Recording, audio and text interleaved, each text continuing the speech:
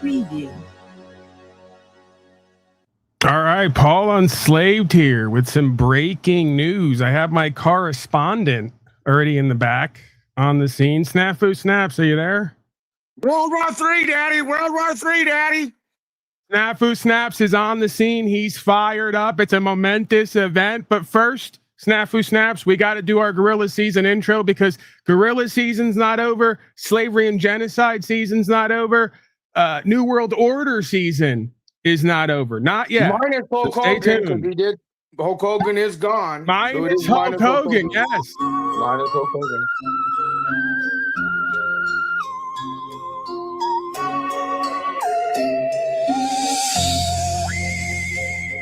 Yeah. This ain't a season. It's a sermon. Yeah. Still spine. Eyes straight ahead. Silver tongue. Evolution with purpose. You feel that drum line in your chest? Your heart chakra won't give a rest. That's the call to stand for something. Yeah. Yeah. Guerrilla season.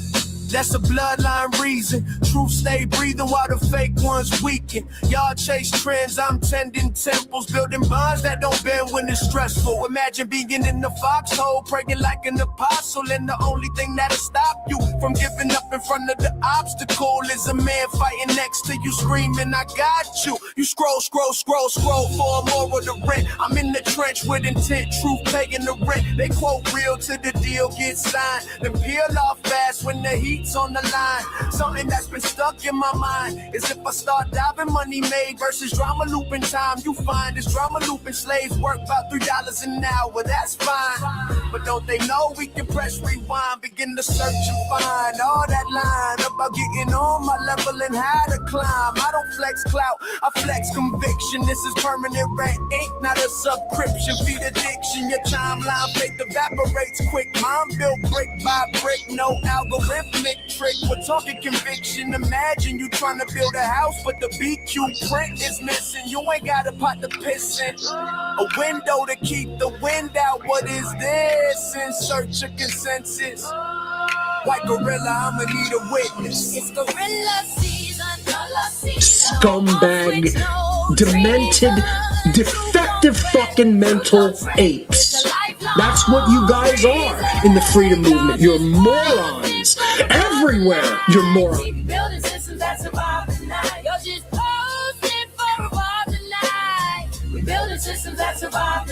I seen prophets turn profit, then vanish in the mist. Spiritual rifters with a sponsorship list.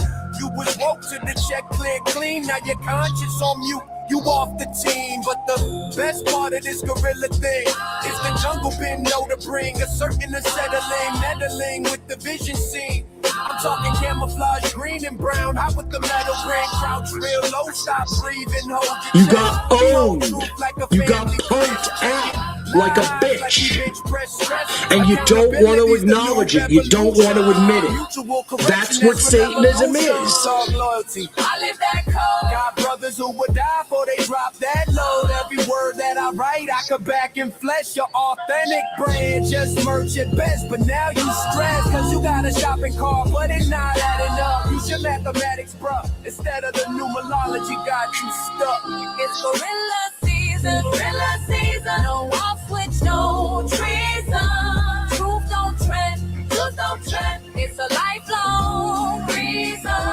Y'all just posting for applause and life. God damn it, Paul. Just posting for applause and life. We building systems that survive the night. Gorilla don't follow trends, we set vibration. Perennial flame through each generation. No filters, No slogans, no borrowed creed, just roots and deeds and a soul that bleeds. I don't kneel the metrics, I kneel the meaning, planted truth seeds. While the cloud fiends scheme and they scream real talk, but they talk rehearsed. You guys are fucking pathetic. Beyond pathetic. Calling back the tribe, the aligned, the aware, the ones who build truth like a solar flare. It's there, cause every lie's just a tax on breath, and gorilla don't pay that debt. We gorilla seasons, that higher reason. When the ponies fade out and the real start breathing. No slogans, no stunts, no treason. This truth we live in perennial season. When you shut up, you'll understand.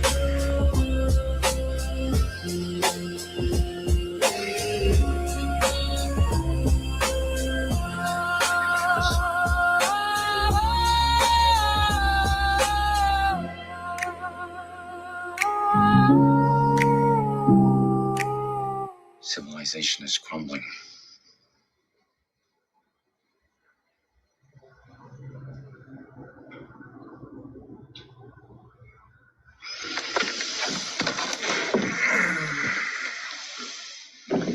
Damn it, Paul.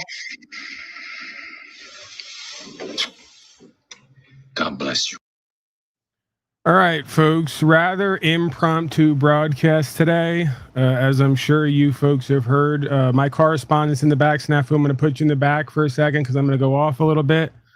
You know, I got to do my monologue every so often. So, you know, we came in rather flippant, you know, a bit sort of inspired, a bit ironic. But the reality remains the same, right? We're right again here. Okay. I'm not coming on here just to essentially say, hey, look at me, I'm so smart, you know, and that I love being right over and over again, at least 3 to 5 years ahead, of the rest of the pack. No, what it is a bit of a reprieve and vindication for me, because just like in the chat right now, all of my life, when I speak on these certain issues, I get called crazy. I get called a schizophrenic. They say, Paulie did drugs back in the day. You know, he used to be on drugs. The drugs got to him. He thinks there's such a thing as New World Order. He thinks all the wars are central banker wars. He thinks the presidents aren't really elected. Hell, he thinks the presidents are running corporations masquerading as nations. So here we are once again. If you go back into the annals, right, of history, you'll find that we've been talking about this idea of the 3 world wars to usher in a new world order here, a la Albert Pike, late 1800s. We've been over it many times. We play the videos of Clawson, right? That was one of our big tip-offs here. I gave that away to the audience, showed that to the audience many times. And again, we're not fear porning here, right? The goal of this broadcast, if there is a goal, right, is not to get everybody so whipped up into frenzy and fear that they forget about who and what they are and do what they're told, right? Or just go into an extreme panic. Quite the opposite. Okay. It's an attempt to get us to see that all of this stuff is organized and staged, and get us to detach and decouple from it. And create a different reality for ourselves and each other. So we do focus on these issues here at times, or we cover them, right? But rather, we don't focus on them too much. We try not to when we're away from here, because again, part of the problem, reaction, solution deal is to get everybody whipped up into a fear so that things could be done in a certain heightened state they couldn't normally be done in. But one thing we're going to do here today, right? Because when I was growing up on the East Coast, my father, I used to ride around with my father, you know, when he had one of his jobs as a salesman, and he would listen to Michael Savage and Mark Levinstein and all the rest of the apologists for United States Corporation, all the puppets for the Zionists. So we're going to go to him at some point today, because he did 10 or 15 minutes on it. I heard the first 10 seconds. It sounds like he's sucking boot already. What a surprise, right? What a surprise that all the people you folks are given to watch and listen to who are promoted on the world stage are all bought and paid for puppets who will support these wars around the world, who will support the regime changes, all for the centralized bankers. Here's the chart again. This is the chart that I gave you folks months and years ago at this point. Can't even keep track. It's been so long. 2000, there were 9 countries without a Rothschild-owned central bank. Libya off the list, Sudan off the list, all nations that we've had involvement with, you know, because we got to spread safety and democracy, don't you know? And for you magatards out there, right? You dyed in the wool, indoctrinated magatards.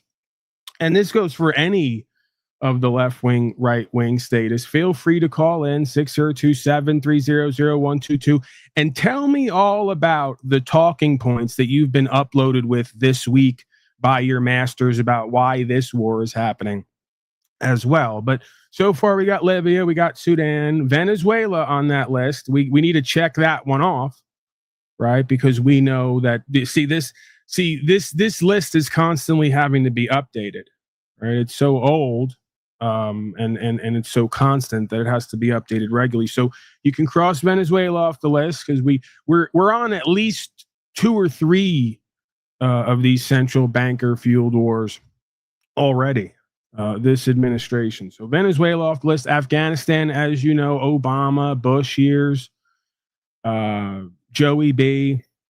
That's today's question, right? If you can call in or you can come up and tell me what's the difference between a Joe Biden, a Donald Trump, a Barack Obama, a George Bush. I'm willing to listen, but I can't see any difference. So score another one for the conspiracy theorists, the crazy conspiracy theorists who couldn't possibly know what they're talking about, don't know what they're doing. They're not experts, of course. So whether it comes to the chemtrails in the sky, vindicated, whether it comes to the lockdowns, vindicated, whether it comes to the wars around the world, vindicated, and of course, leading into potentially a economic collapse, all engineered, by the way, on the back of that lockdown, to usher in a digitized currency tokenized system. So we have 100 years. I've forecasted many times. I don't want to be right here. I just am.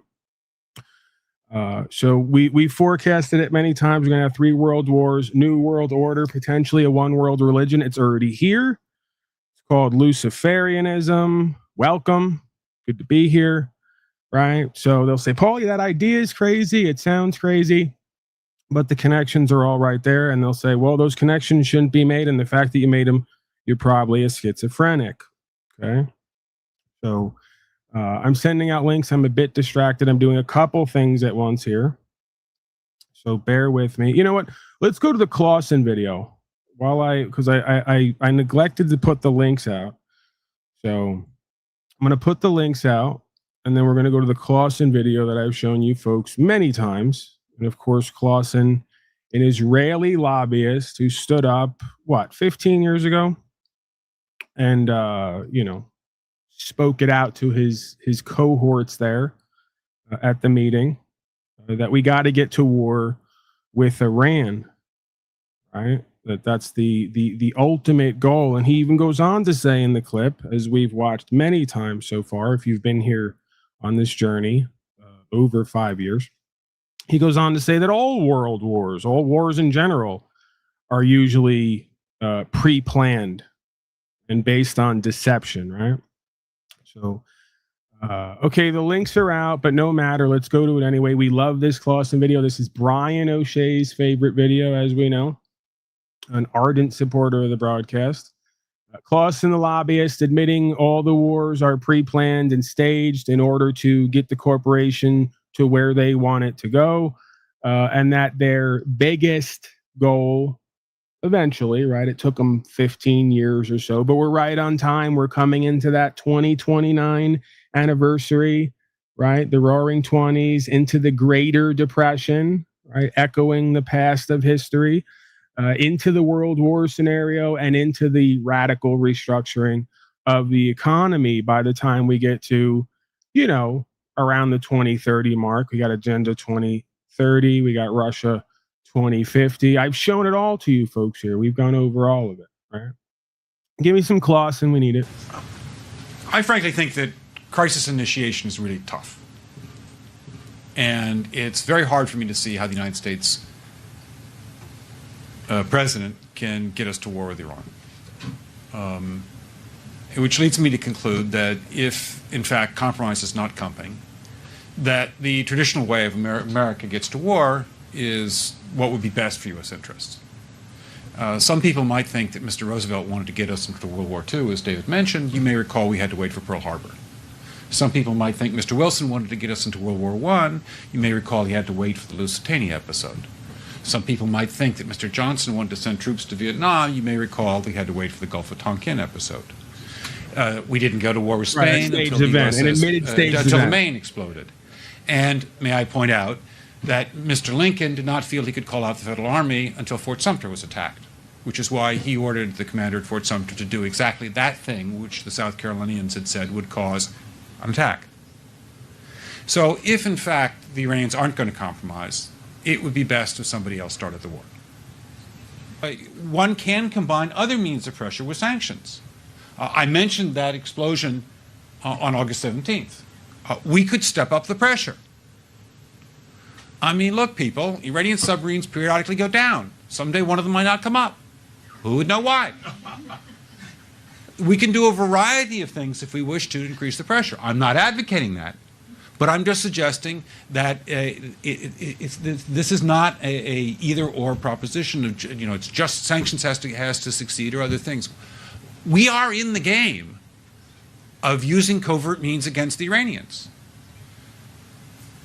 We could get nastier at that.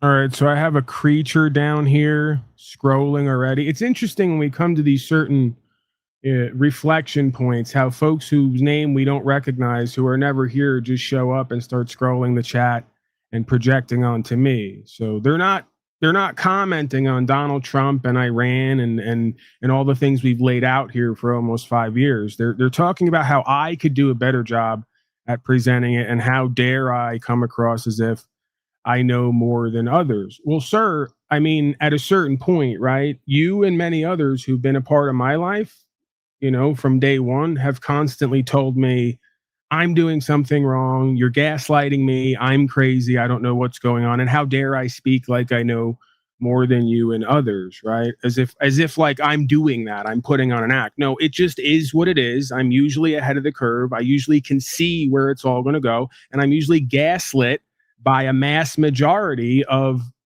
suggestible, easily manipulatable follower slaves. I mean, there's really no other way to put it, right? But please don't necessarily make it about me and how I sound and how I come across. And don't deny the fact that I do, in fact, at least it seems to be, know more than the majority. That's not really saying much, right? Like, it's not exactly that hard if you have more than 2 brain cells going in the same direction. Like, maybe spraying DDT in the children's face isn't for safety. Like, maybe all the gun laws, right, and the restriction of our rights, which now on certain states you can't have a gun at all without being criminalized, isn't really for America and for our safety. Like, maybe the lockdowns and the face coverings and the 14 shots aren't really for health, and maybe the stuff in the sky coming out of the backs of the planes isn't really just ice crystals, right? So yes, there are very few of us, but some of us can see. We ask the right questions to get the right answers. We do the research and we make correlation with the citation. And all of human history is basically the same story looped and told over and over again from the beginning until the end of time. Okay. So what's the bottom line here? Well, you can't necessarily go to me, even though I am world's best online daddy, voted 2023. And of course, I hosted that election and I counted the votes. So I decided whether or not I was going to win, like most elections that I've been a part of. I mean, I've never voted, but that's another thing. I've never voted, Mr. What's his name in the chat? Dead SARS. Mr. Dead SARS, I've never voted, not one time, because since I've been about 12 or 14 years old, I've always had this crazy notion that it's all bullshit, it's all fraud, it's all scam. So let me ask you and the others, how many times did you vote for and who for? And how did you get suckered into that? Maybe because this time was going to be different.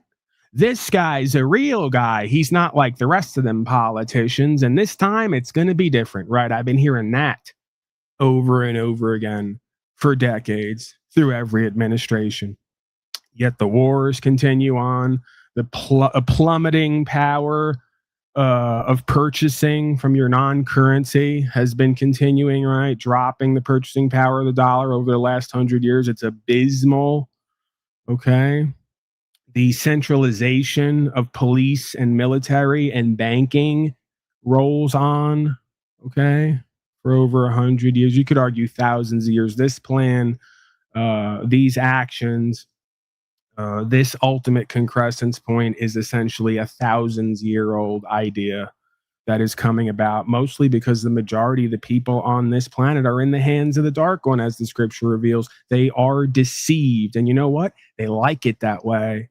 They want to be lied to. They want to be bullshitted. They want to be told it's all going to be okay and it's all going to be different this time and it's all going to get better and you don't have to do anything about it to make it happen. Well, if that's the case, then the only thing that's going to have that happen is God. So we got a whole planet, while they are in the hands of the Dark One and the deceiver, are in fact more faithful than they ever could have imagined, right?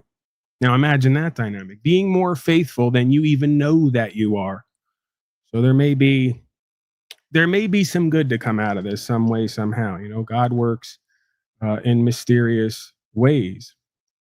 So questions, comments, concerns regarding the bombing of Iran today, as is reported by Israel and the United States. As we know, Israel, 1948, year after the CIA was formed, right? State of Israel brought into creation, another way of, could be argued, destabilizing that region, right? Bringing a whole bunch of people who are not from there to that region with a bunch of different values in order to create chaos later and bring in order and make false biblical claims as well. So the state of Israel of 1948 is not the Israel of the Bible. Okay. All right, let's go to it. We're not going to be long here today. At least that's my intention. You're rather brief in comparison to other broadcasts. U.S. and Israel bomb Iran amid peace talks. Right. But it's important for folks to understand that this military action is an action for peace, right? This is peace through war, right? Or peace through force. That's a phrase that the talking head puppets like to use when they want to gaslight you and deceive you and get you to be part of an absolute humiliation ritual where you repeat nonsense and do it with a straight face. So this is peace through force, folks. We know all about that when it comes to United States corporation, right? There's so many different wars on so many different types of people, right? And the only way to get peace from that enemy is to enforce policy, statute, code on them or put them in a box. Right. And that's what America and the world, as we move into New World Order, is really all about, you know, getting everybody under control, dictating to everybody, having no more private property. Right. Got to pay tax to use your own property, of course. And we're going to call it the land of the free, land of the brave. No, it's the land of the free and the home of the slave. That's the real reality.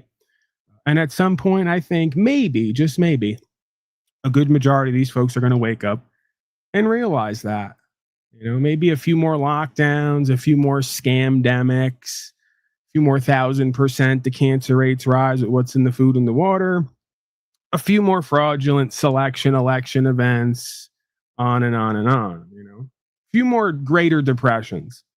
And the slaves in this reality are finally going to wake up to what it always has been and always will be. That is literally the definition of apocalypse, the apocalypse, the revealing of the truth that's always been present here in this realm, that the majority have not only ignored, they've outright denied because they live in denial and disempowerment.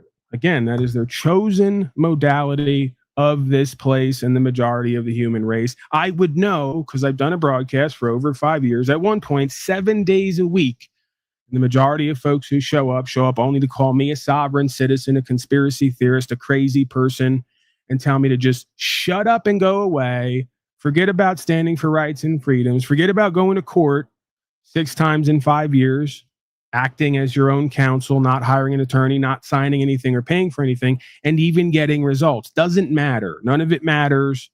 It's not part of a unfolding story for us all to be part of. It's not part of an indwelling inherent purpose and meaning and value system within the experience of being human in this creation. No, I'm just off on my own trip, acting narcissistic, right? How dare I? How dare I? U.S. and Israel forces bombed Iran on Saturday in ongoing peace talks between Iran and the U.S. Amid ongoing peace talks, explosions could be heard across Tehran. In a statement, Israeli Defense Minister Israel Katz declared a special and permanent state of emergency. Well, you know what that means. We love state of emergency because what did Donnie say? I should have had that clip ready. I didn't know what I was going to say. I'm rather spontaneous in my looping. Imagine that. Spontaneous in my looping, in my repetition. So we got Donnie's clip somewhere up there. I got about 50 clips up there, but one of them is Donnie saying, we love this state of emergency. We love going to war and having state of emergency because then we do whatever we want, right? That's why I love Donnie and this administration, because he just comes right out and admits all the shit that we've been saying for decades. Just like he admitted 6G is a weapon system that can look into your house and see what you're doing. Oh yeah, we got a lot of clips from Donnie just coming out in the open, admitting all of what we've been saying for the longest time, that others who vote for him say is a conspiracy theory until he says it. And then once he says it, they immediately ignore it and go on saying this is what they voted for. This is what America is all about. So Israel Katz, defense minister, declared a special and permanent state of emergency across Israel. The Israeli government described its attack as preemptive, right? Because, for the last 20 years, any minute now, Iran's going to attack us all, and they're a danger, and they may have a weapon, or they may get a nuclear weapon.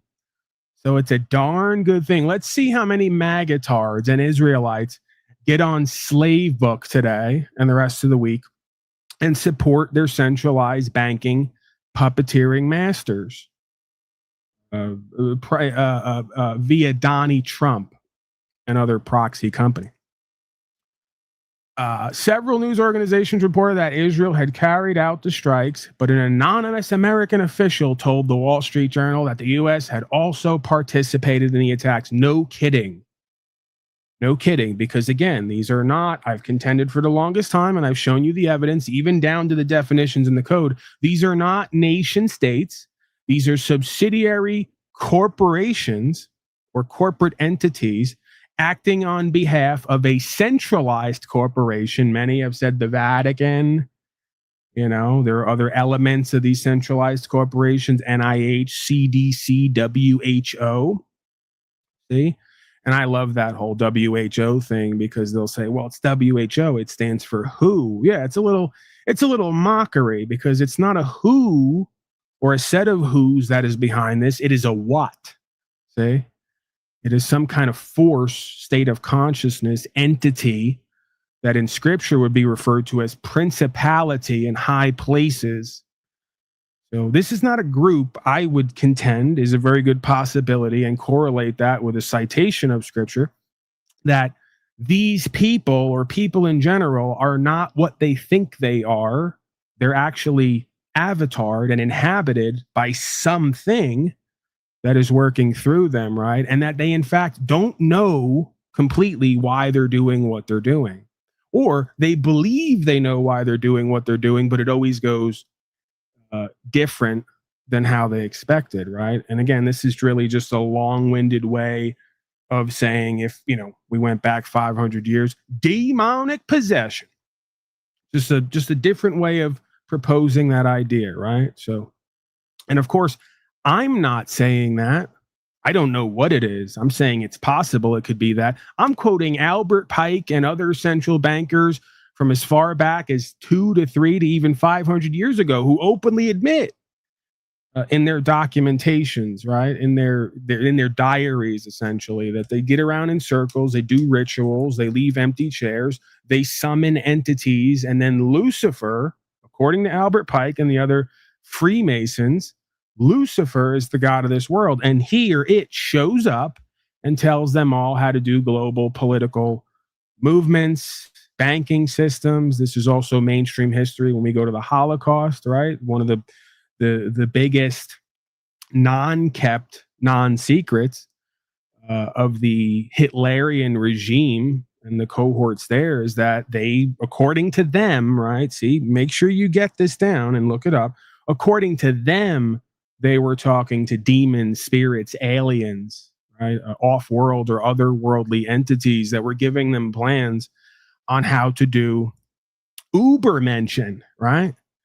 How to alter the race and create a super race. Is it possible that this is going on? I'll ask the folks in chat and on the rebroadcast. Is this possible that every empire throughout the ages at some point uses its religious folks and its scribes and its technocrats to use the technology of the day to summon other intelligent life and gets put in contact with otherworldly or off-world entities who try to convince them that they are the biggest and best thing in town and they're going to be a part of making the race something bigger and better and greater than it ever was.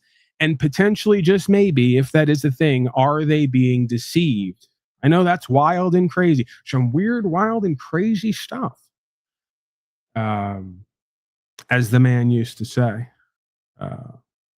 That's back in the day. Little Johnny Carson, right? So several news organizations reported that Israel had carried out the strikes, but an anonymous American official told the Wall Street Journal that the U.S. had also participated in the attacks. Strikes come amid talks between the U.S. and Iran in negotiations being mediated by Oman.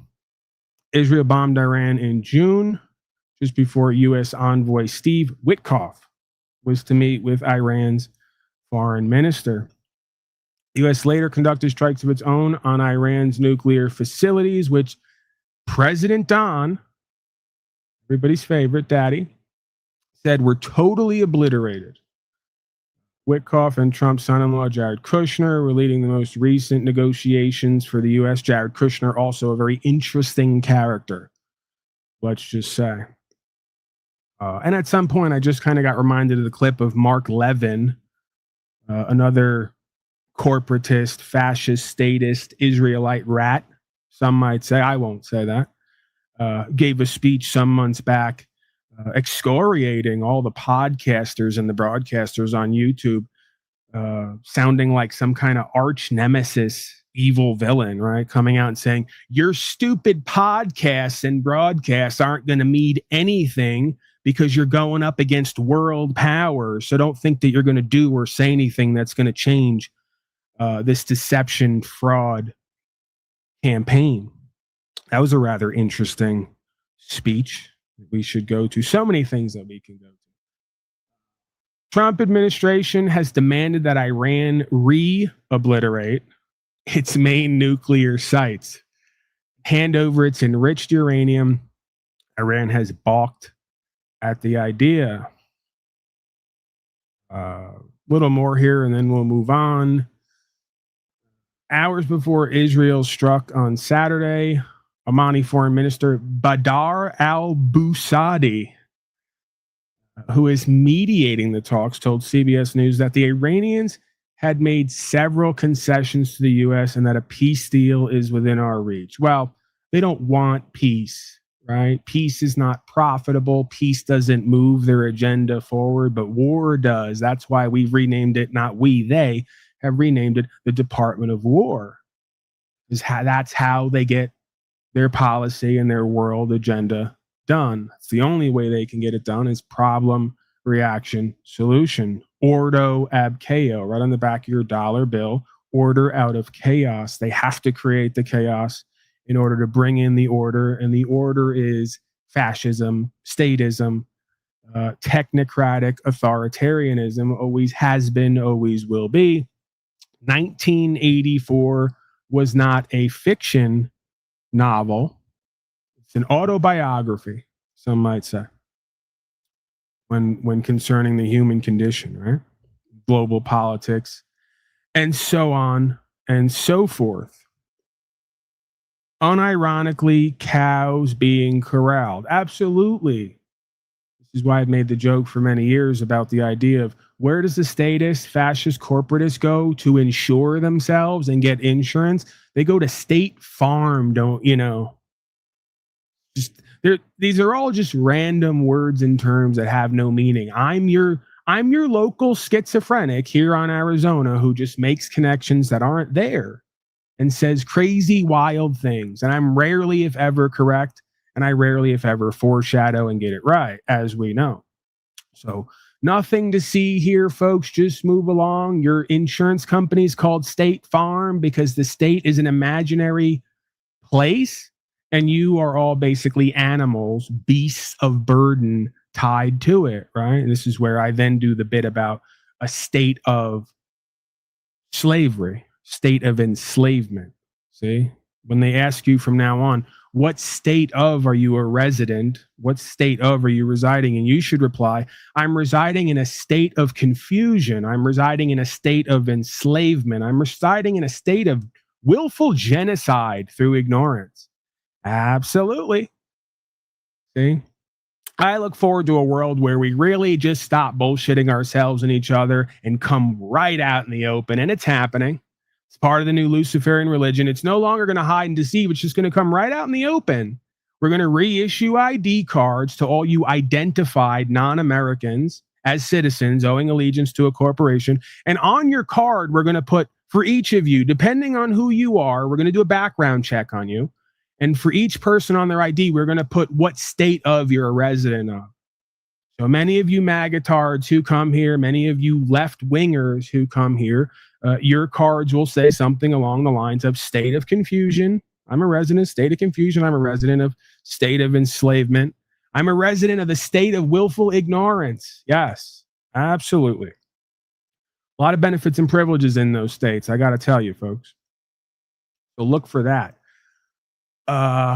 Okay, let's go to, we'll try to speed it up as well so we don't get hit with copyright infringement because, you know, we can't do a lot of times educational purposes. We can't restream other public domain presentments and media because, you know, we secretly, potentially what it really is they don't want people commenting on their garbage and correcting people and showing them how they're full of shit. So they say, well, you can't rebroadcast my public domain content and comment on it, even though it's fair use, right? So we're using the internet and modern day technology to rewrite the rules for that as well. You know, we used to have educational purposes. You could replay anything that was broadcast in the public domain. As long as you were commenting on it, you were legally and lawfully protected. Now, we're going to do away with that as well, okay? Because you need licensing. If you go into YouTube's settings in the back, because they used to say to me, Paulie boy, what's this big deal about you wanting to get a license and registration and pay to use your own car and move about? It's all for safety. I go, guys, I know. That's the rap. At some point, you're going to need a license to come on YouTube and talk about what we're all experiencing. That day is here, and it's going to continue to roll on and roll forward till the majority of folks or a tireless minority stop cooperating, stop complying, ask the right questions, get the right answers, state their claim, and be unwavering in their perspective. May not happen. Who knows? Stay tuned. That's part of the excitement that is this reality, is we all get to stay tuned and see how it's all going to go, right? Never a dull moment here. Let's go to the corporatist, fascist, statist, Israelite rat. Some might say, I wouldn't say that because that would be anti-Semitic. And as a broadcaster here with a potentially future syndicated broadcast show, I wouldn't want to say anything that would piss off representatives of the state of Israel and representatives of the corporation doing fascism through the mechanism of statism. I would never want to upset these folks since they have so much power over everybody's present day livelihood and potentially their future. And we know that's what America's always been about and always will be about. Let's go. Big Mikey, everybody's favorite. Savage, I'll be with you for a few minutes this morning. There may be additional broadcasts over this weekend as we enter into an unprecedented situation with regards to Iran. Today's broadcast is entitled, Trump is like Patton. I watched President Trump's speech this morning, and I was quite astonished by his alacrity and resolve. Very unusual in a time of double talk and nanny men. I found a quote from General George S. Patton, a hero of many of us, who said this. George Patton said this in a speech to the Third Army on the eve of the Allied invasion of France in 1944. It was eerily similar to what Trump said today, in different words, of course. Here's what Patton said on that evening. I don't want to get any messages saying I'm holding my position. We are not holding a goddamn thing. Let the Germans do that. We are advancing constantly, and we are not interested in holding on to anything except the enemy's balls. Our basic... Wait, see, we're not going to get through this because this is what I always do, right? And that's okay. This may be needed. Is half my face okay? We can do this. All right, we'll do this for the time being. You mean Mikey's admitting? The only problem is the people he's talking to have no idea about history and how global politics works and how both sides are played against the middle. So he can do this. But you mean Mikey's admitting that we're now replaying the same history we did once before, many times before, in the form of Hitlerian Holocaust? You mean that regime and that group of people that was funded mostly by Prescott Bush, the Bushes? We've been over this many times. Henry Ford of Ford Motor Company, praised by Winston Churchill, and so many others. We can go down the list of all the supporters of the Hitlerian regime who were openly eugenicists. You know, they supported them until they didn't, right? Till it was no longer advantageous and politically beneficial. Then they pulled their support and burned the asset and sent, you know, anywhere from a few thousand to a few 100,000 top brass, as they call it, right? And scientists and other members of said regime, moved them through the rat lines down south to South and Central America, where still to this day, there's some anecdotal evidence, there's even some recorded footage of a lot of towns with folks who have German accents and German architecture in the middle of South American, Central American forests. Wonder what that's all about and how that all works, right? Same garbage over and over again, same playbook, and the same pathetic, uninformed, willfully ignorant slaves who are going to repeat this crap and pay for it and vote for it and do apologism for their masters. All right, my correspondent is losing his mind in the back. Correspondent? God damn it, Paul. What do you got for me, Zafu? I'm on a roll here, man. All right.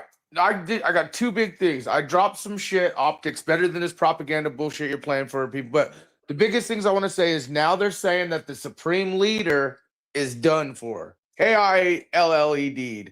The supreme leader. Well, if we get to the clip, Boom. Donnie's going to say, he's going to speak directly to the Iranians. And he's going to say, Iranians, we love you. This is going to be one of your only times where you're going to be able to change your regime. Do it now. This is what's going to happen. This is what's happening. And Oracle was right. When I keep screaming, Marfago, Mike Stratton, all this bullshit, Oracle. Listen, this is what's happening, folks. The fucking digital social credit score, police state world surveillance system has been greenlit 100%.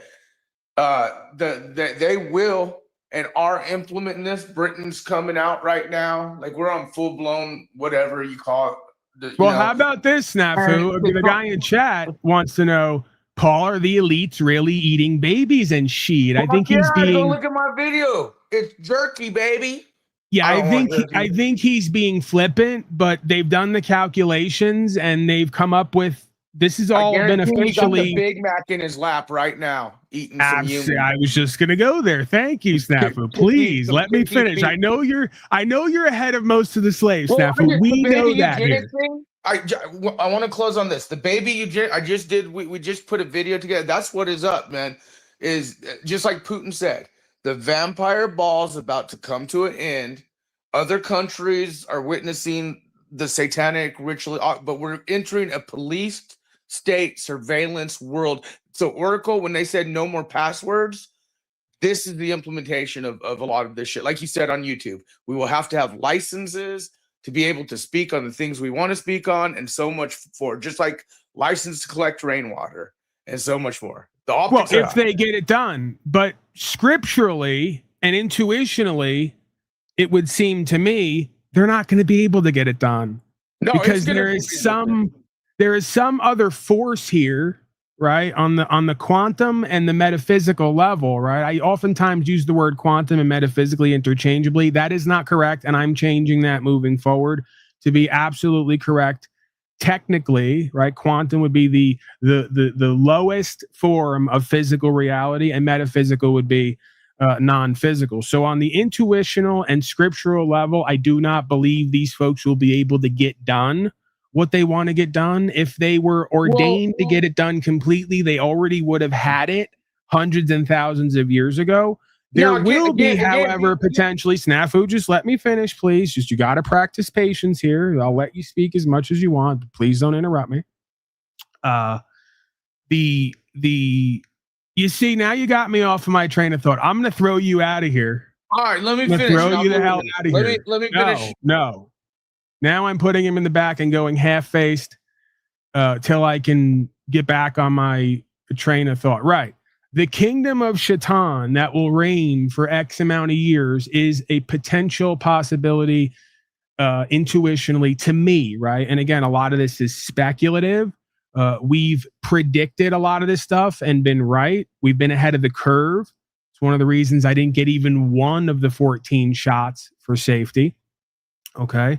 So there is something to be said for this idea of intuition a lot of times being true and correct if you're not deceived. So kingdom of Shaitan, already here, I would contend, been here for a while, gets X amount of years of reign. And then at some point, right, at some point here, scripturally, spiritually, metaphysically, metaphorically, the perspective, the energy changes some way, somehow, right? And I don't think that anybody can completely predict how that happens, if it happens. I'm not saying that I completely believe in any of that, right?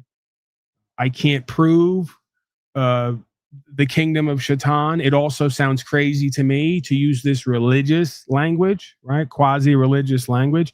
However, if we step back from what seems real or what we've been brought up in, and we start to look back at history and what it's all communicating, it looks like precisely that.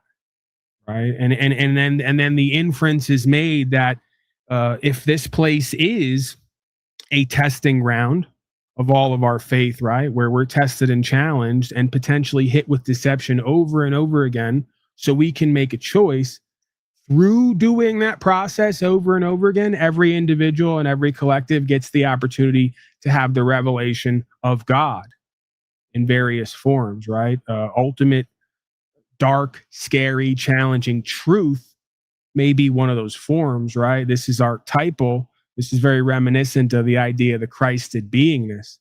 You know, the Christed beingness came with a sword from his tongue and a care in his heart to unify and also to divide, as the scripture tells the tale. And of course, I'm far from a biblical scholar.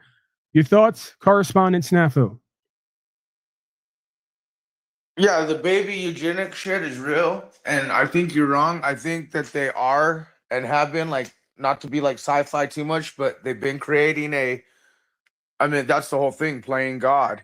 On a cellular level through nanotechnology and things to that. I mean, we're already robotic in cell phones. And I do believe like that the whole eugenics thing, which Epstein optics is real big on it and so everything else.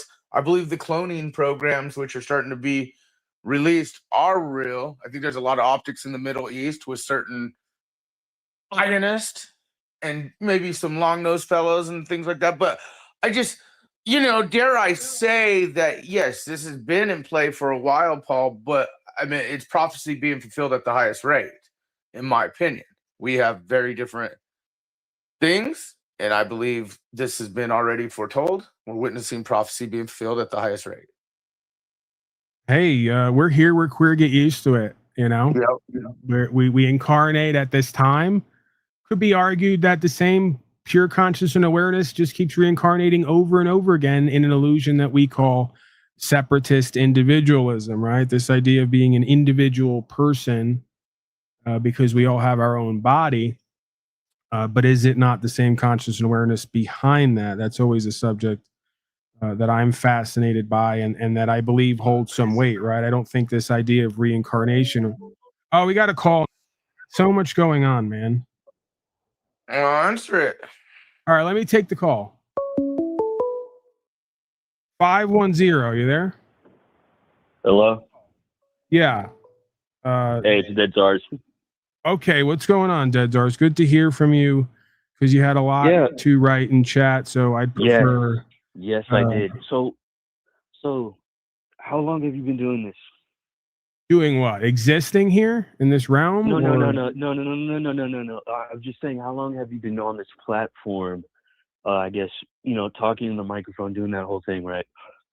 I'd say live broadcast regularly, at least 3 years. YouTube in general, probably about five or more. Okay, so then how long have you been gathering information to even like produce and package something to, get on your channel? How long have you been doing that? The good majority of my life, if you want to put it that way, right? Not like technically, professionally, officially. I don't think any aspect of my life at this point is overly technical, professional, or official. As a matter of fact, my whole life is basically driven by and thrives off of the fact that I'm the antithesis of that. But when I look back on it, I think I know what you're asking. And I've asked myself a similar question or had to confront a similar idea that the majority of my life leading up to starting this YouTube channel was all one big study session, right? All one big right. But what, okay, so I guess I can make a more concise question. So what made you want to do it? What was the first thing that you saw? I was like, we got to get the word out to people, Well, it's again, this is the later stages of a journey that's far from over as well. Well, of course, but I'm saying. No, I'm getting there. I'm getting there. I'm getting there. So I'm verbose. You're going to learn that, right? Sometimes I have to use more words than may be necessary so I can get the picture. Yeah, no, that's understandable. But I was wondering, I had to call in because I was like, all right, well, I hear this dude, and some of the things, most of them, I'll be honest, they do make sense. And it was like, yeah, I can see why people see things like that. But so when I debated you and I prompted you, why'd you get so mad? Is that why you have to be robust? Is so like people will then pay attention to whatever you're saying? And then part of it is I take, I mean, again, it lives within me. I just kind of let it off the leash, so to speak. So I'm not going to claim it's a complete put on, but I'd say it's played up in this venue because I'll give you a clue here. And I don't know how other people's experiences are in broadcasting, but I'm just going to be candid with you. When I come on here, and I would think this would be rather normal, right? Before you hit any kind of stage, because this is essentially a stage, there's a fair bit of trepidation, anticipation, right? Nervousness that goes on. So I tend to come into this venue with some moving energy at my core, right? Some absolutely, anticipation. You're doing this live. Sure. Oh, absolutely, I can understand that. But so that's how I transmute that energy into something that works for me. Is I direct it toward critique and conflict because there's no shortage of that, right? And we almost need that. Go ahead. Pardon. All I was saying is, so when people prompt you on this or that question or are asking, well, how do you know about this? And where can I read up on this? Or is there a say, like, do you have a Google document like that has links to like whatever you're reading? I mean, that to me would be a good idea, because I came in here and I was listening to you and I was like, all right, and I wanted to see what's up, but I asked you a couple of questions, or I think I had came in here and I had seen the images you had put up and you weren't talking, and I thought that was the whole thing, and I was wondering, well, how this is so cryptic? How can anyone even like piece together what this guy's even trying to say, right? And then I made my comments, and I think you saw my comments, and then yeah, you have to engage with that, because say what you're doing in the business you're partaking in, right?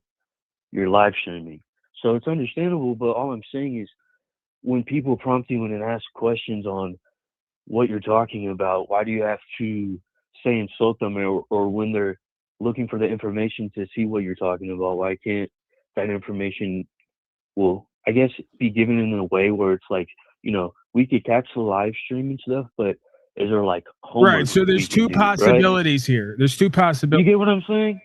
Yes and no. And let me just lay it out. Well, what I'm trying to either say is I jumped the gun. Just let me.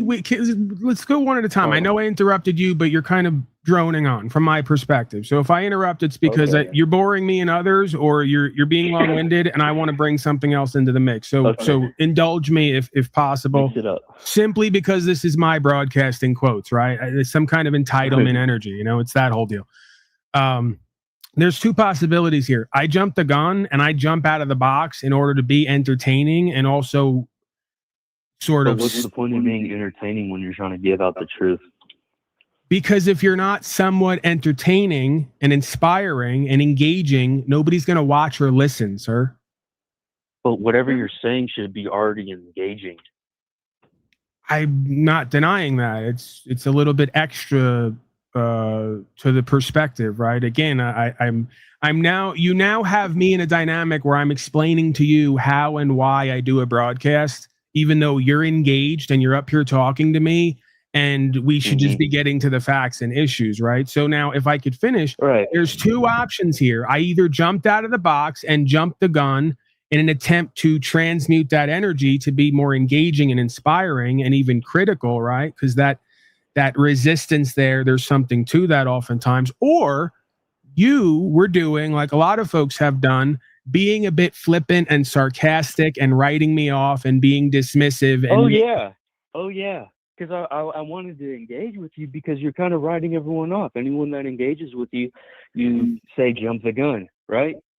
Because typically what happens is folks ask questions to be sarcastic, to project onto me that I'm the crazy moron in the group who doesn't know what they're talking about. So then when I give them back this idea of, oh, you want to know what I'm talking about, while not really wanting to know, while projecting onto me, here's what the info is. Not really projecting, but you come in and it's like this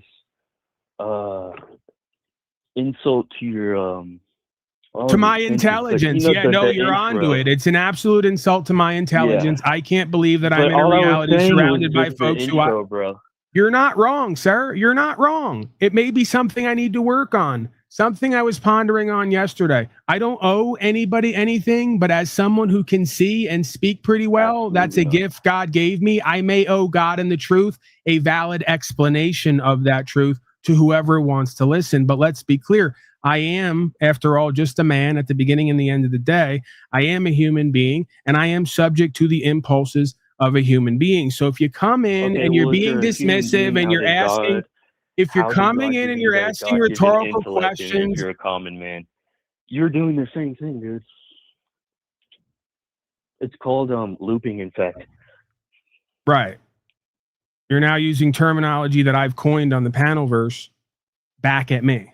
Oh, you coined that. You invented that. I haven't heard anybody use, just like the word nontent lately that people are all using. Haven't heard anybody use nontent. I understand that. It really doesn't matter. I'm not here to like try to get credit or take credit. I'm just pointing out what is and the obvious. Those who get it or enjoy it, get it, and enjoy it. Those who don't, I guess, will Sure, but remain on in the confusion. littlest things, and if anyone asks a question, it's like this. Sir, you've been here for raised 15 to 20 minutes now, and you've yet to ask me an actual question to get an actual answer. You're just telling me about how you feel and what you would rather have happened. We're past that. It doesn't really matter. So, okay, this is why I do the broadcast and you it's don't. fine. Because I don't think a lot of folks came here today to hear about how you feel. Dude, and what you're doing broadcasting, but you don't even want to debate with anyone that is viewing your content. I'm waiting for the debate. I'm waiting for the questions, comments, concerns. I'm waiting for the perspective. I even indulged you when it came to a critique about me, and I was candid with you that you asked one question. You also keep like interrupting everything that I'm saying. I haven't finished one. You're saying I haven't finished one statement or explanation yet without you cutting me off. He's going to try to speak over me. It's the same garbage with people like you day after day. It's literally a type of person who comes here. It's fascinating. Anyone that engages him on anything, on the littlest thing, it's not true. This is how cult leaders. It's not true. There's the projection. There's the demeaning. There's the devaluing. So I'm a cult leader. What am I projecting? Am I a cult leader? No. I'm not saying you're projecting onto me necessarily who and what you are. You're projecting a thought and a narrative that you're having onto me, and it's getting us away from what this broadcast was supposed to be about. So while you're projecting onto me that I'm a cult leader, we're starting to see you as a deceiver and a disinformation agent, because you're making this all about me and how I'm not a good guy and how I'm not nice enough and how I won't talk truth. To where they can clearly see it. You're doing a if everyone can clearly see it, why are you belaboring the point? Belaboring the point because no one can even ask you a question without you getting like this. So it's like for the third to the fifth time. What are we on the fifth time? I think it's at least the third, if not the fifth. I have Zelle on in the back. That's been my whole thing. You already understand that. That's been my whole thing. We got it. You and many others would rather me broadcast and interact with the people in a different way. I haven't for close to 5 years. It's a source of contention for many folks. It may change, it may not. Now, on to the stuff that I won't address and talk about that you haven't brought up yet. The facts, the issues, the understanding, the co-creation, all the things you say you can't address with me that I won't talk about that you haven't brought up yet because you've made it all about me and how you feel about me. Your thoughts? My thoughts? Well, I'm curious. What I heard this thing about this organ trade that was going on in China. Why are Xi Jinping and the CCP harvesting organs from dead people so they can gain a life longevity? Basically, they're trying to gain immortality. You hear about this? What do you think about this? Is this real, Paul? There's two different questions, right? I mean, I guess you could say, you could do the overarching umbrella of is any of this real? Is reality even real? Beyond a certain point. All right, goodbye. Goodbye. Okay, so there it is. I won't address anything. I won't debate. I won't philosophize. He asks another rhetorical question that he doesn't want an answer to. He just wanted to come up and do his broadcast here and tell us all about the CCP and organ harvesting, as if we don't know that that's a thing going around as far as information goes. How would I know? Just like any of this, really, if you want to get down to it. I know that was ridiculous. You had to run from that because you're so important and knowledgeable, and I'm so silly and ridiculous, right? Do we know that Iran was really bombed today? I know I'm doing a broadcast, headlines, Iran bombed, and I'm making a statement there as if it's happening because that's what's being reported. But do you or I or anyone else here actually have any firsthand knowledge on that? Could we step in front of a court and swear to the fact that it's happening? The answer is no. So your guess is, I guess, as good as mine about what's real and what's not. Was COVID-19 real? It seems that something was going around. I got sick for 2 weeks, sickness I've never felt before or since, didn't feel natural. So, I mean, again, there's multifaceted layers of perspective with all these things. If the COVID-19 is real, is it what they say it was, or did it come from the damn towers? Was it technologically created or furthered, right? If it is real, If it is real and it was created by the towers or not, and it got everybody sick and was contagious, was the answer 14 shots? Are the 14 shots real or are they salt water? Your guess is as good as mine. Have no idea on a certain level what's really real and what's not. At best, I know what I'm going to do and be part of and what I'm not. At best. At worst, I don't even know that. I'll really send you for a loop there. Right? I may not even know who or what I am completely going to be or going to do tomorrow or in the next 5 minutes. Let me bring in Zillzone. Zillzone has been waiting patiently. Truther Cop is back there as well. Why not? I got a bunch of stuff to get to, but we'll indulge the audience and participants here today. What up, sucker? How are you? What can I do for you, sir? Questions, comments, concerns? I'm all right. So I was curious, would you consider yourself a conspiracy theorist?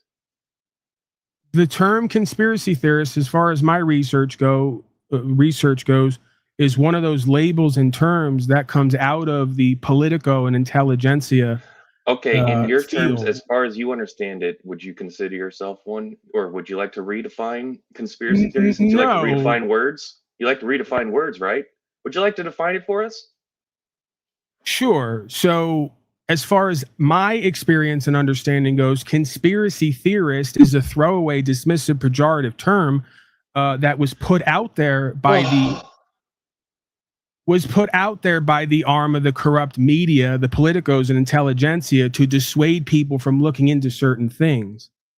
Right? So it's a power and control mechanism. So why would I consider myself a term that was put out there to dissuade people from looking into what I'm explaining? Well, it sounds like you identify with that, don't you? You identify with the definition. No, I don't. Not the term. It sounds like is usually what people say when they can't figure out what it is and want it to be whatever they want it to be.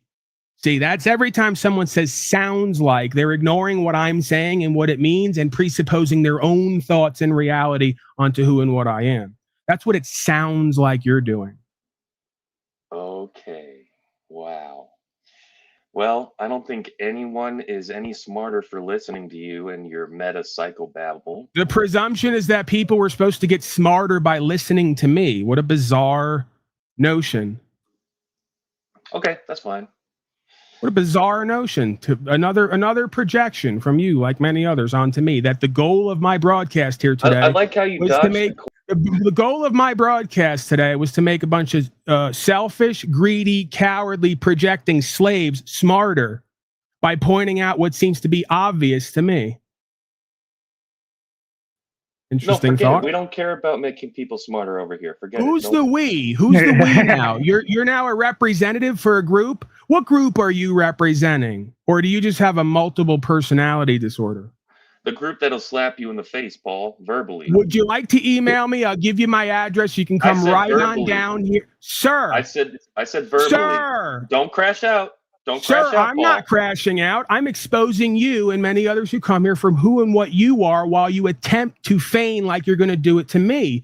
So my email's up there along with contributions and support links. Go ahead and email me. I'll give you the closest address. You can come on down here and slap me right in the face and we can do some content for everybody. Are you down for that? I'm feeling pretty decent lately too. A lot of my pain has subsided, my inflammation, my energy's coming back.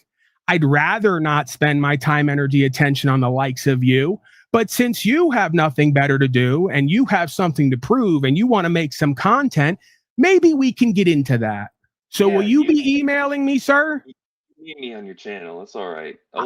It's sounding like you're not going to email me because I've had many folks like you here before who make many claims but never stand on them.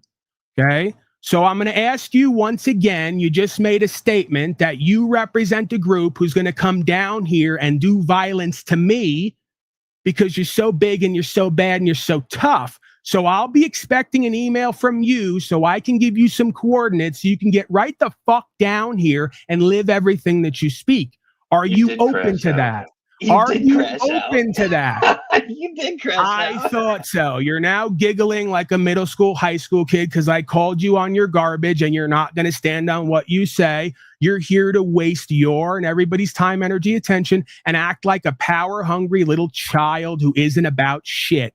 Don't know nothing, don't do nothing, ain't going to be about nothing. What a surprise. Won't even get on camera and look another man in the eye. Gotta hide behind digital screens and avatars. He's part of like the all Matrix, the other Paul. internet cowards. He's part of the Matrix, clearly, dude. He's hiding behind the code. It's the same type of person over and over again, and they can't get a read on who and what I am, right? And what I'm about. They can't quite figure it out. Why don't you let me talk, dude? Go ahead, sir. Why don't I let you talk? Now that's a better attitude. Why don't I let you run your garbage? Why don't I let you come here to waste everybody's time, energy, attention, and make you interesting? Because without me going back and forth with you, nobody'd want to hear or see hide nor hair of you, sir. So it's good that you're not on camera. Nobody wants to see you and hear you anyway. We know that. Well, Go ahead. I like how you escalated what I said into a whole group is going to come down and do violence to you. You see how much of a I don't care if it's one of you or a group of you. I just told you. I didn't specify. You said you represent a group who's going to come down here and slap me up. And I said, come on down. Come on down. And depending on how many folks I need to equalize with your group of big, bad, tough guys, those amount of folks will be here at some point. Or those amount of tools will be here to equalize for them. See how that works? There's no group, Paul. It's just me. I know it's not a group. You're just another punk coward running your mouth online, hiding behind a digital avatar who's never done a motherfucking thing in your life and can't find two ass cheeks with both hands. Okay? Oh, the ad hominems. See, this is your debate style. You just I'm not here to debate folks like you. The faceless, the nameless, do nothing, never wases who aren't about anything. There's your first piece of confusion. You should go start a group with the last caller and get together so you can compare notes. I'm not here to debate with the likes of you. There's no debate. Every time he comes back in the room, he comes yapping like a dog every time. He can't just sit silent for a moment. He can't stop. He can't just hold his tongue for a moment. It's amazing. There's he can't no just debate. like listen. Yes, because he keeps backstaging me like a. There's no debate. You're doing the same thing the last person did. You're claiming that I won't debate you or this is my style of debate. I didn't come here to debate you, and you're not debating anything. You've yet to bring up a point. You've yet to address the facts. You've yet to get into any kind of back and forth about the truth, the facts, the history. You're all about me and trying to play a game with me. That's why I'm your daddy. I'm you and many others online daddy here. You say, can you hold your tongue for 1 second, dude? On. Douglas, please. You say, daddy's home, daddy's on. Let's go run up to daddy and jump on his leg and see if we can call him names and get him to wrestle with us a little bit, right? This is you. Daddy's home. Daddy's home. Daddy's here. It's okay. Now, just so everyone knows, that guy also part of and representing the group who's going to come down here and slap the daylights out of me. Your thoughts, Zille Zone. We're still waiting. Questions, comments, concerns. All right. Well, first, I'm not part of a group.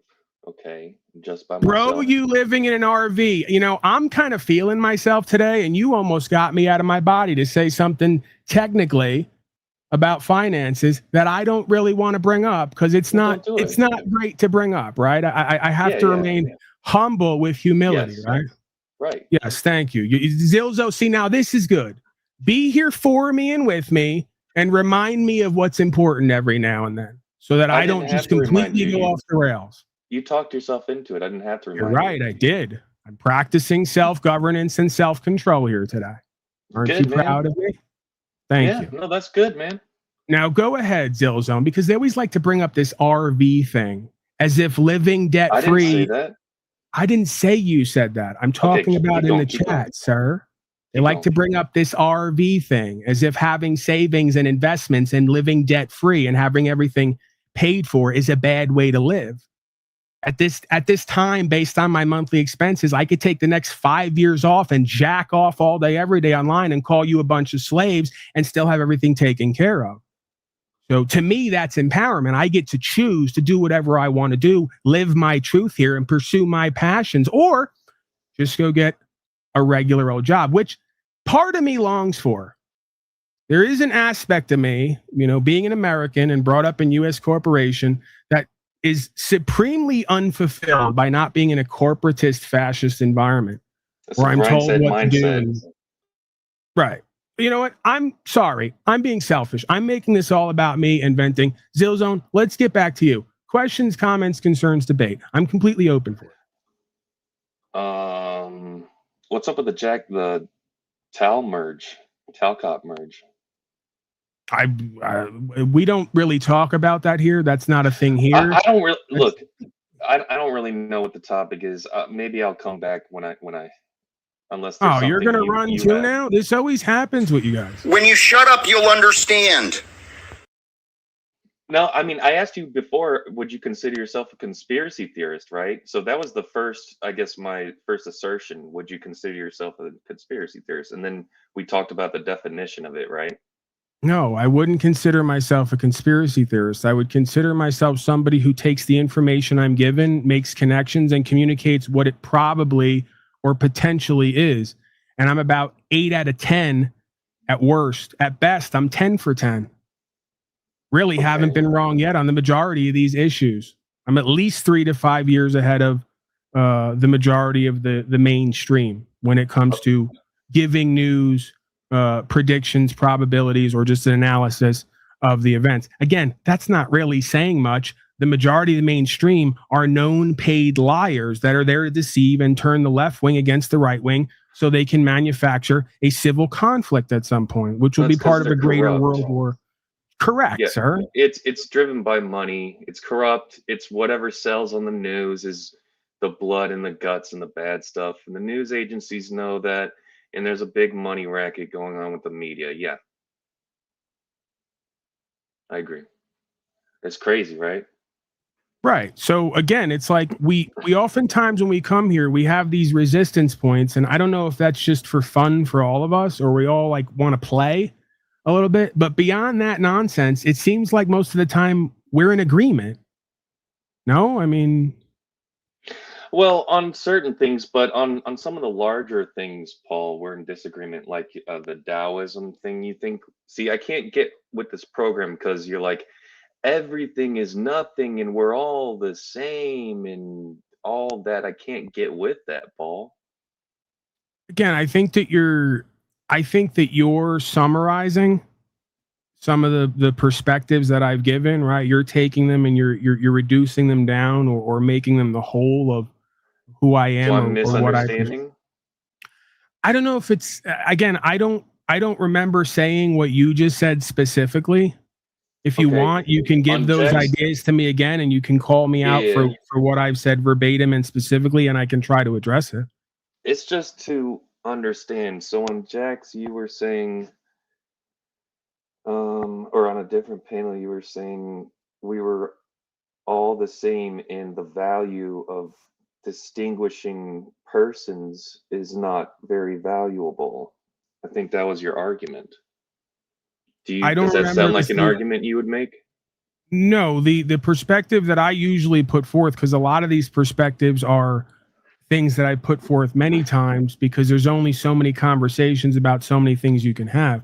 One of the perspectives I put forth that I've seen in my experience that comes out of, I guess, a quasi-spiritual enlightenment study is this idea of pure consciousness and awareness, right? And if you can imagine, because I've had a leaving my body experience, right? I don't know if you or others have ever had that experience, but I've had the experience of whatever consciousness and awareness is, spirit, whatever you want to call it, leaving the body, being able to move around at will, and being able to look back at one's body and being aware in that moment that you are not the body, you have a body. That's right? Crazy. So in the spirit, do you think you were in the spirit? again, the best that I could come up with how to language out this experience and make it palatable and digestible for others is consciousness and awareness. I was conscious, I was aware, I didn't have any feelings or anything that would be associated with, I guess, gravitational pull or physical incarnation. There was just an overwhelming sense of peace. There was an overwhelming sense of detachment, I guess you could call it, from bodily identification. It's and like there physics didn't apply or something. Yeah, I think that a lot of these things that we study are effects of the cause being incarnation, right? That if one is in a purely conscious and aware spiritual or metaphysical state, they will start to see that a lot of these dynamics don't apply in that state, right? So if you can imagine, the being is pure consciousness and awareness, realizing they have a body, realizing all in that moment that all emotion, desire, presumption, assumption is all tied to that body, right? And that without that body, I am just pure consciousness and awareness. And then making the conclusion when coming back to the body that every other being here is the same pure consciousness and awareness having a physical experience with a body, right? In the body as a seemingly individual person, right? Okay, So, those are parallels we all have. Parallels. Sure. But it's not the same line.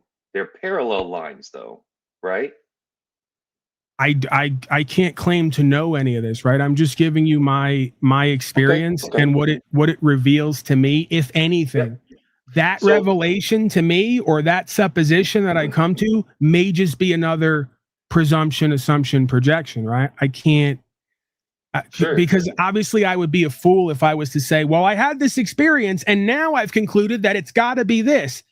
That's the attitude that we need to get away from, it would seem to me, right? The reality is we don't know what any of this is or how any of it works. At best, at certain times, we can get peeks beyond the veil and potentially reverse engineer to a certain extent. But if we're all really being honest with ourselves and each other here, nobody knows what the universe is, where consciousness and awareness comes from. Is it local, non-local?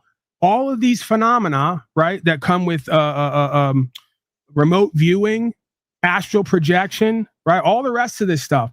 There does seem to be smoke to that fire. We can't talk about that because if you do, you're a conspiracy theorist, even though the corporations we call government have been doing hundreds and thousands of years long studies on consciousness and awareness. Because that's just spiritual, not conspiracy theorists. That's just spiritual, because science doesn't want to acknowledge the spiritual realm exists because it's not scientifically repeatable and experimental, you know?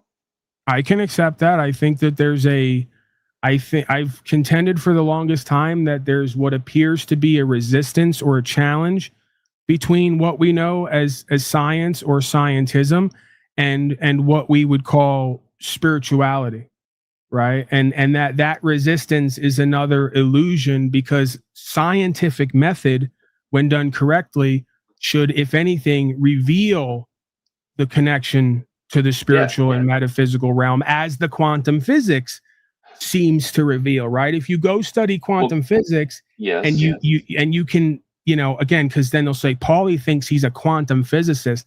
I don't know much. If I know anything at all, or if I can wrap my mind around what is being spoken about there, it's basically the communication of the physical reality joined with the metaphysical reality. So to me, the study of quantum physics, or one of the more important aspects of the study of quantum physics, is literally the revelation that metaphysics, or the non-physical, is inextricably linked and connected to the physical, and that there's a unified, there's a unified field there.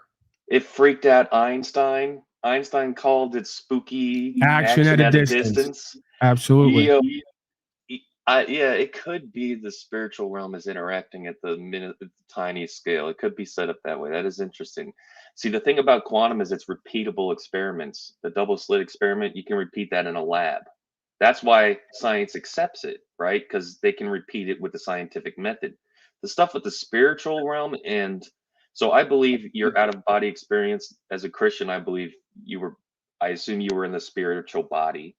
The way I see it is your consciousness lives in your spirit, and that's where you were living without the effects of physics. You didn't experience the effects of physics. That tells me you were out of your body, as you saw.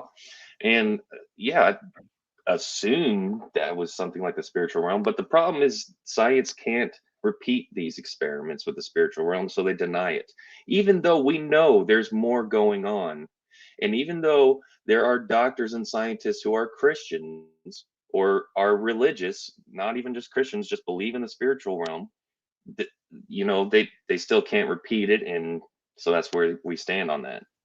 Right, because it's like most things, including religion. For the most part, science is scientism. It's a cult, and anything outside of the doctrine and practical practice of the day, whatever that day is, the rules of the day, is not considered, right? And that's one of our biggest failings as human beings, is we tend to assemble in these groupthink cult-like structures where we won't consider any questions, comments, concerns, or thoughts outside of the supposed prevailing wisdom, which oftentimes is shown later through experience and experimentation to be lacking in depth and legitimacy, right? So, right, science can be wrong. Science can be, even though they test things, even though they use the scientific method, they can be found and prove themselves wrong later, which is very interesting. Because not only can it be wrong, it has been over and over again. No, right, group of beings, exclaiming to practice some way of living are correct all the time, right? Their failing is that they presume that they are correct all the time, because who could be more correct than an expert authoritarian scientist, right? They'd have to know what's best or what makes the most sense. They create models and theories, and then they test predictions against those models and theories, and then they say, well, if it passes all this scrutiny, then we're going to say it's true. Isn't that what they do? Yeah, but are they really? I only caught the last half of that because I was slightly distracted here reading the chat, but it seems that's what's done. Go ahead. Repeat real quick. So scientists, what they do is they build models and theories, and then they test against those models and theories. I think they assume they don't know the full truth, but if they can run tests against models and theories, then they can be like, okay, this stands up to scrutiny. Does that make sense? Sure, but again, it's one of those things where it's paradoxical, right? Or it's a quandary, I guess you could say, that you come to as a scientist, because if you're a scientist and you study the quantum physics and it's revealed to you that what you think influences the outcome of the experiment, you can never actually do an impartial, objective experiment ever again, because who you are and what you believe will subconsciously, subpsychologically influence on the metaphysical or quantum level the outcome of the experiment. So this forces us to change our perspective on the scientific method completely based on who the person is doing the experiment and what it is that they believe, right? So you think that the person? Okay, wow. You think? I'll give you an example. Perfect overlay correlation here in a sense. If you ask a statist fascist, someone who believes voting is the answer for president of the corporation, it doesn't matter who keeps getting voted in, right? And how bad it goes, based on the state of the consciousness of the statist fascist, the answer will always have to be relegated to or relative to something within that purview or that perspective. The statist will never generate a reality or experience a reality outside of the reality they already believe exists. Does that make sense? Am I kind of languaging that out correctly? It was a little confusing, but I think you're saying they have bought into a mentality and ideology that they're unwilling to leave. Is that it? Okay. If a man, MGTOW, perfect example, this new movement of sort of, I've heard of it.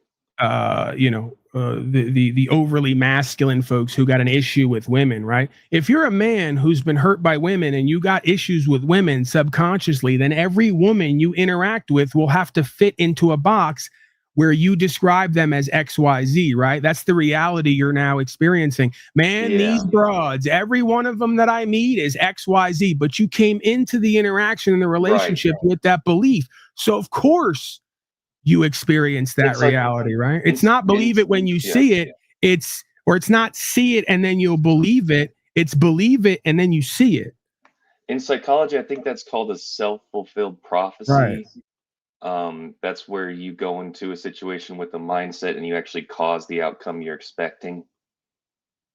That's the majority of how I believe this reality works, even down to the majority of folks here today or in the world who are going to experience more statism, fascism, and legalism because somewhere in their brain, they've been indoctrinated from day one that this is your reality and this is all that exists. So they're literally co-creators on the quantum metaphysical unified field sort of perspective, all co-creators in the eventual reality that we experience based on what they believe is real and true versus what's not real and true or possible, right? That's how all of sorcery, deception, if you want to call it Luciferianism, Satanism, there's always these distinctions and arguments over it, but that's all we have going on here, right? That is the worldwide grand deception. You're talking about manufactured reality. Like, it's where they tell you what reality is, and then that becomes reality in groupthink mind across the masses. And then that becomes real. And it is the elites causing these things because they just want to control people and keep their money and oppress people and all that, right? TV programming, programming the mental state of humanity. Yeah. They want to keep us under the boots. The Epstein class does. Well, that's what's so interesting about this current bombing and this war for peace that's going on right now is we still have no arrests or prosecution of the Clintons. We have no talk about the Epstein files. As a matter of fact, Donnie says, forget the Epstein files. It's all a big hoax anyway. We didn't get the arrests and prosecution of Fauci and Billy Boy Gates and all the rest of the purveyors and progenitors, the propagators of the fraud hoax that we now know as COVID-19. We don't hear or see anything about that. And I could go on and on and on down the list of all the people here close to home, enemies of freedom and rights, foreign and domestic. And it doesn't seem like we're having any results being produced in those fields with those people, places, and things. But it's very important to do war with Iran and do regime change with Venezuela, as we know, right? Go ahead. From Mr. the No Zelle. New Wars president, right? The No New Wars president. Just got a Nobel Peace Prize, I believe, or nominated himself for one. I can't keep the headline straight. He either got it or he said he should have it. And why isn't he nominated? Now moving on to the third hot war conflict for peace. It's peace through force is what you guys need to understand, right? That's this regime. It is authoritarian and fascist, and Diaper Donnie Dementia Boy Dozy Don is an insane person. Yeah, that's the next narrative that's coming out, and they did the same thing with Joe Biden, and there may or may not be some truth to it, but it's like a throwaway psyop where they get to go, hey, Donnie's in dementia now, and that's what. No, Donnie. Well, he's in the Epstein files. That's even worse. That's the bottom line. They're all in the files. They're all bought off, or they're all compromised. They're all corrupt. They're all involved in human trafficking, drug trafficking, wars for profit, because that's what corporatists, fascists, statists, ultimately Satanists do. Because why wouldn't they? You're going to keep supporting them, paying for them to do their criminality, and making excuses for them. Why wouldn't they? Right? If we really get down to it, this is where most people will fall off the edge because they don't understand a criminal mind. And as the man in chat pointed out, I've been very candid here. I'm a man who's been open about the criminal aspect of my mind, in the sense of, if, from day one, right, as a child, and they'll give you this story that this is just part of being a human raised on the East Coast, Irish, Italian, in certain neighborhoods, whatever. There's almost a culture of theft, right? So like part of the criminal mind is, oh, it fell off a truck for half price. oh, I can slip one of these candy bars up my sleeve while I'm pretending to reach for something else over here, right? I don't know how many others have gone through those phases, but I've gone through those phases. And I'm not so sure that criminal mind has ever completely left me. I still may have those impulses. I've just had a change of heart where I've seemingly realized that whether I have a criminal mind or not, you have to pay for everything that you do here in this place. And you can't lie, cheat, and steal because you're going to generate negative karma for yourself, right? But I'm not going to sit here and deny that I don't have the makings of or an aspect of a criminal mind and therefore can see just patently, obviously, why these folks are doing what they're doing.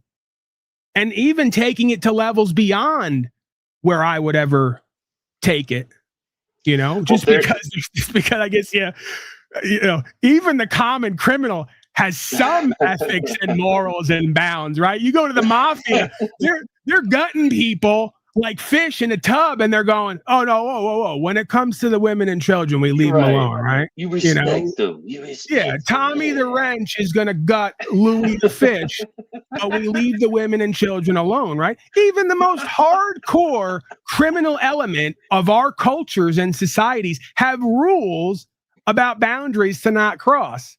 Yeah. But these are also people who don't have unlimited power. As a matter of fact, these are people who the corporatists come in to try to stop them from doing business because they say, we don't want any competition. There's only room for one mafia in this town. Get it right.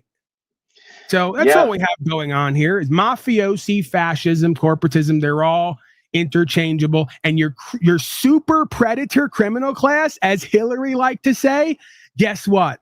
Are the people calling everyone else a super predator class of criminals. Yeah. It's confession by accusation, right? Yeah. Of course. It's been that. And these rich Epstein class assholes have earned so much money and put so many boots on people's necks and not cared about people for so long that I think their hearts and souls have become fully corrupted on a different level from those other criminals. The other criminals like the mafiosos haven't experienced the money that these elites have. And I don't think they're at different levels of corruption.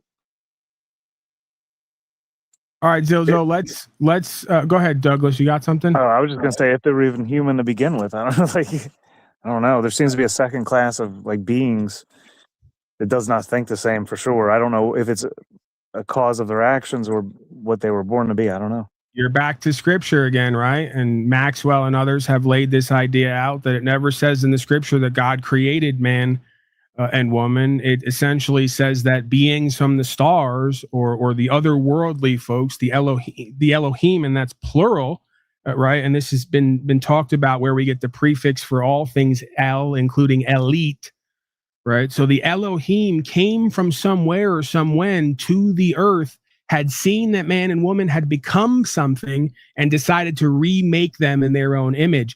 Is it possible that as wacky and crazy as this sounds, it's precisely what we're living through as we're seeing recombinant DNA happen, right? mRNA, NA, Billy Gates and all the rest, right? Changing DNA, changing the architecture or the environment of the sky, right? All the biologicals here. The merging with technology, the wires in the brain.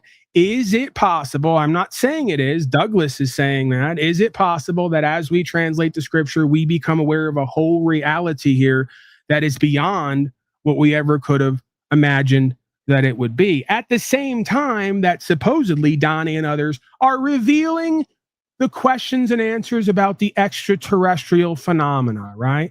Is it possible that at some point here in the future, the human race is going to be introduced to its actual masters and or co-creators and or alterers, right? Because they may not be the complete creators. They may be the ones who came in at a certain point in the timeline to alter us in order to make us part of that super race of beings that's been talked about so many times, right? We're going to kill some over here. We're going to boost some genetics over here. And then one day we're going to build this race up to be part of something we haven't even had revealed to us yet. And I guess you could argue the kingdom of Shaitan again, right? We're back to that old deal. Go ahead. You're saying technology could bring us to the creator or creators itself. I mean, what makes you think that the creator would share the power? What do you mean? Well, are you saying we would, so you're talking about transhumanism with the technology and the brains and stuff. And that would change our experience as it changes our input and output, right? Our sensors. But I don't know if that brings us to the level of the creator that created all of reality and physics and No, I'm not everything. saying that. I'm not saying that the creator of the universe, first of all, the creator of the universe is revealed all day, every day, Okay, through creation. through the creation itself, right? The Bible The says that. effect reveals the cause, essentially. I'm talking about another co-opting, corrupting deception, right? Where whether that's true or not, that beings have altered the trajectory of the human race and potentially even the DNA.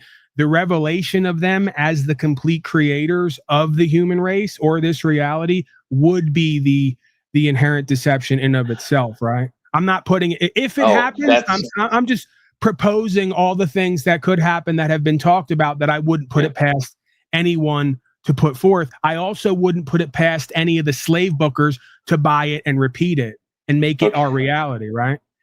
Okay, so you're suggesting possibly if we enhance our technology enough or we become good enough that the creators would then reveal themselves to us and that's the prize? There's a lot of possibilities. I could speculate all day, every day. I mean, when we go and study the history of civilizations, they seem to come out of nowhere and leave to nowhere, right? And all along the way, they seem to develop extremely enhanced technological modalities that seem, like the Mayans, right? That's an example, yes. But they didn't have transhuman technology, but it seemed like they were given We don't know that. technology. Yeah. How do we know that? Yeah. A lot of these cave paintings and carvings depict these beings in what looks to be spacecraft, spacesuits, harnessing electricity and various forms of energy. This is the point. We don't know what the real history of humans and civilization is and are. We don't even know.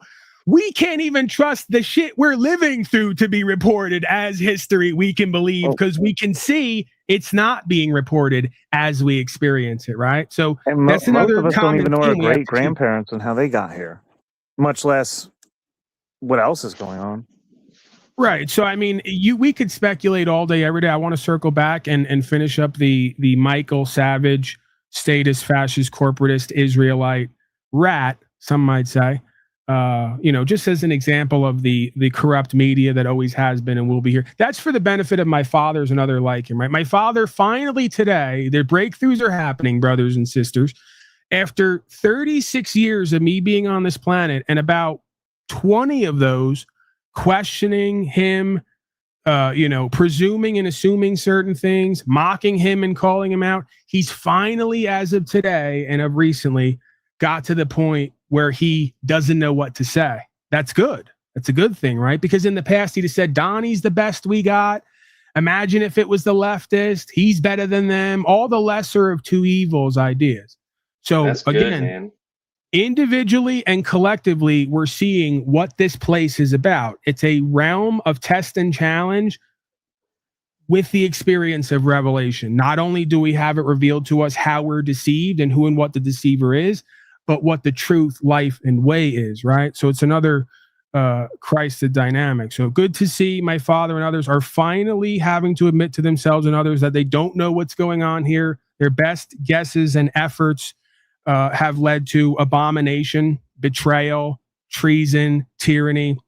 And that's because I and many other conspiracy theorists and whack jobs have been more right all along than the rest of you. I'm going to continue to put that in your face only because I had to do my time, right? I had to have a long conversation with my father yesterday. He goes, Paul, you don't know how you broke my heart when you said certain things to me and all the rest of it. I said, Dad, you don't know how you and others broke my heart when you called me a crazy person, had me put on drugs, said I was delusional, and ignored all of the stuff that I was laying out that later came true. So now we've had the same experience. hopefully, faithfully, we can move past that into forgiveness and faith, and we can reconcile under this idea of truth, life, and way, and potentially even co-create a life for ourselves and each other that we could have been working on all along. I got to thank a few folks. If you guys got anything, well, let me go to this quickly. Jay, Mr. JD, and let me be clear, because sometimes I get in my vibe and I start feeling myself, and I have to give myself a pat on the back, because this has all been a long time coming. Like I just said, for the longest time, I didn't know what my place in the world would be. I think I'm going to let you go for good at this point. Mr. Z, do you have anything else final you want to say? Because you're jealous and envious and you're bitter and you got noises to make when I'm speaking, because you'd rather be able to have the control and say whatever you want to say, and you want to do competitions with me. So I'm going to encourage you, go start your own broadcast and your own channel. You can speak at length there about whatever you want, including your own anecdotal experiences, and you won't have to suffer a fool or a verbose creature like myself. You are verbose. You are very verbose. I am, and I have the freedom to be here because guess what? For the longest time, everyone around me called me names and projected onto me because I wanted to talk with them about the reality we face. This is my safe space here. I've created a safe space for myself where I can speak as long-winded as I'd like about whatever I want and not have to be beholden to you and the likes of you, okay? This is my safe space. Please respect it. Right. The Carl classic, dude. I love it. Right. And this is why, if you guys wonder why I don't like most people, because most people are like him. They go from bitter and resentful to feigning like they're aligning with you and agreeing and co-creating, back to being arrogant, hypocritical, dismissive, demeaning, because they got something they got to work out within themselves, right? And then they get annoyed when I can read them from the word go, detect that, and start handling them a different way than how I may handle someone else, right?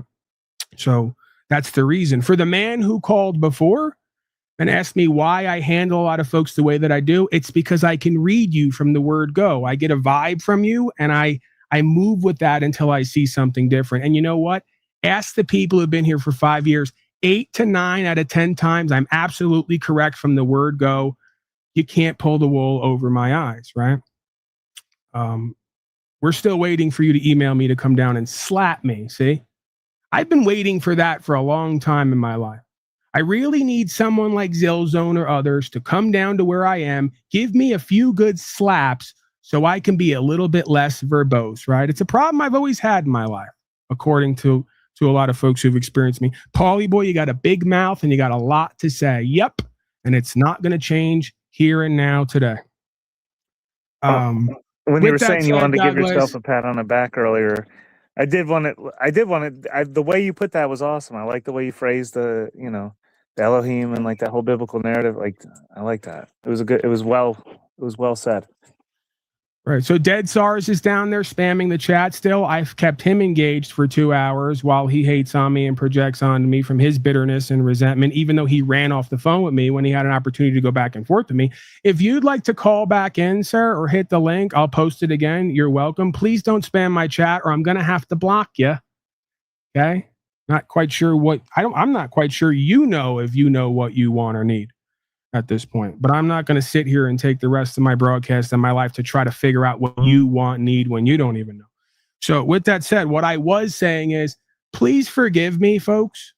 For those of you who contribute and support regularly, I sometimes have to like remind people of things from the point of inspiration and truth.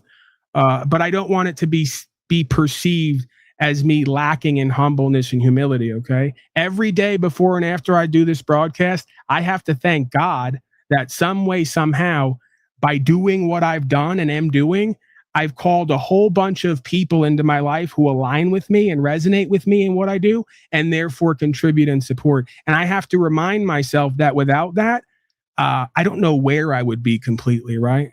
And I probably wouldn't be who or what I am and what I'm becoming if that process didn't all take place and wasn't underway, right? So when I say, about the trailer and, hey, I could take off and do whatever I want to do, that's basically just me reminding myself that I'm not what they'd like me to believe that I am, right? that I can be successful here. I am in alignment with the truth. I am inspiring for others. And I can, some places, sometimes, with the courts and other things, create solutions to bring forth that can have an effect on this experience, right? Because, you know, if you don't remind yourself and others of that and kind of get in your mode, some places, sometimes it can get dark, it can get lonely, and you can start to be gaslit that you are a schizophrenic loser living in a trailer who's never going to be anything and is off on ranting your delusions that aren't real, right? If you let them, right, conspiracy theorists, sovereign citizen terrorists, all the way down. If you let them and you don't become your own best ally and friend and reminder to yourself of what it really is or could be, that's where you will end up. And I've been there before, and I refuse to go back. Okay? As much as I can help it. So that's not an egotistical, prideful place to be. That is an empowered place to be, knowing that on some level, I've moved into my purpose in this realm. That at one time, when I was suicidal and addicted to drugs and didn't feel like I had any purpose, meaning, or value in this life, nor did I feel loved, thought that I would have no place here and nothing to do here and was just waiting to die. Okay? So there's a lot there for me. So please understand that when I express these certain ways about these certain things, it's because behind that way of expressing, there's a lot of pain, tests and challenge and suffering. And I'm not victiming or complaining. In a way, it all needed to be exactly what it's been. I'm thankful and grateful for that. I can no longer be resentful of that, right? Or regretful, if any of that is making sense. Because again, the reality of this and what I do and have done in many different ways is I never started or continued any of this expecting it to be profitable or to bring me value beyond just doing what's right or fulfilling my calling and my purpose, right? And being a part of some community, some society in a productive sense, some way, somehow, right? Because I needed that. Okay. That was the greatest power and value for me, because without that, again, I was a suicidal drug addict who didn't have a place and was bored with my day-to-day life and just going to work at the factory so I could pay for my stuff and be another spoke in the wheel. With that said, this whole experience has done a lot to test me and challenge me again on how much maybe that's in my future, right?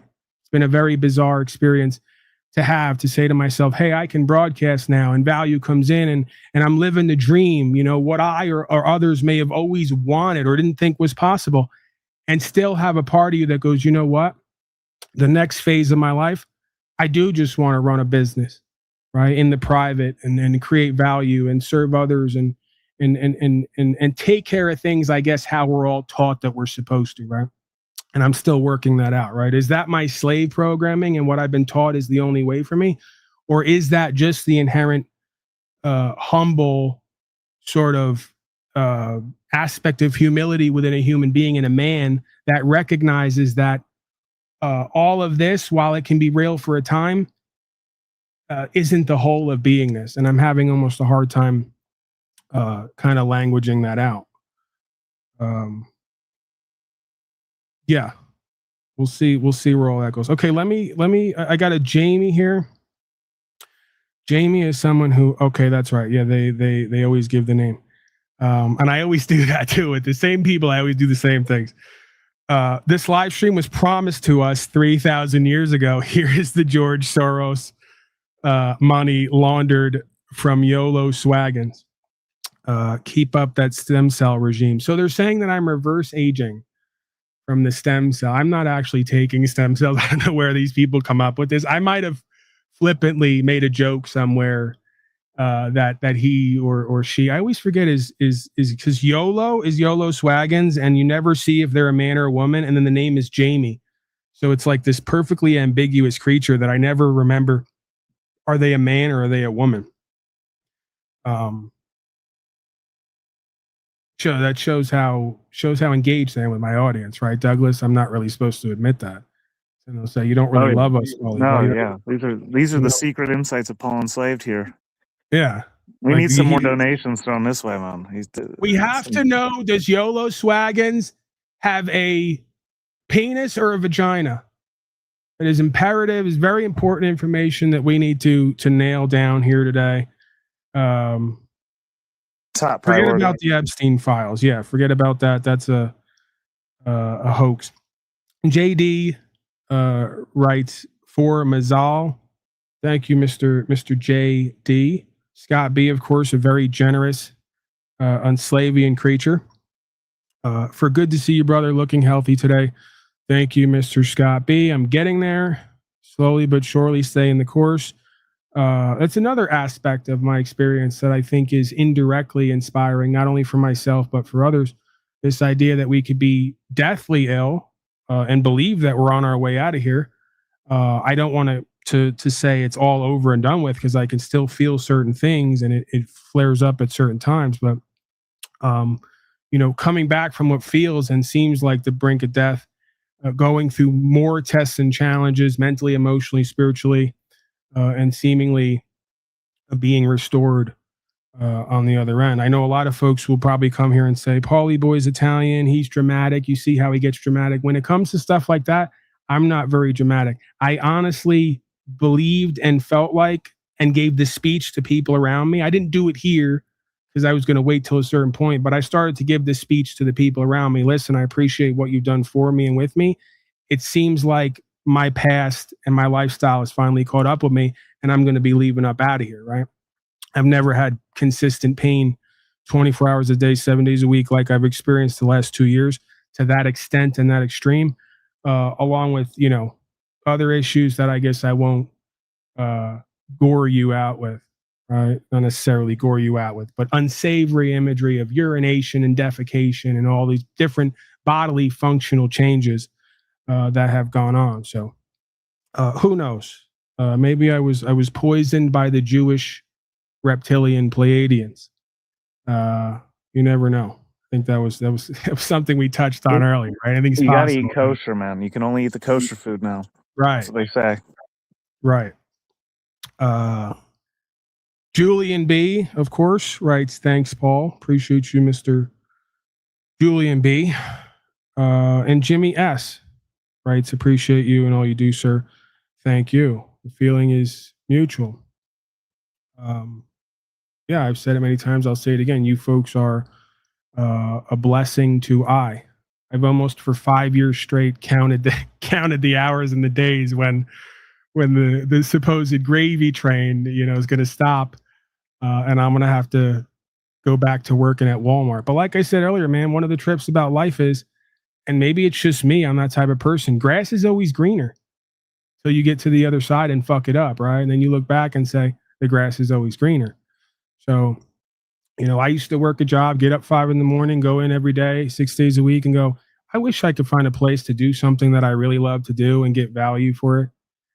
And then you get there and then you go, you know what? I kind of miss those days. It's like some bizarre masochistic thing that's almost bred into our U.S. slave DNA, right? I go, I kind of miss getting up with the guys and having a place to go and a task to work on. And, if you're not there, you catch shit.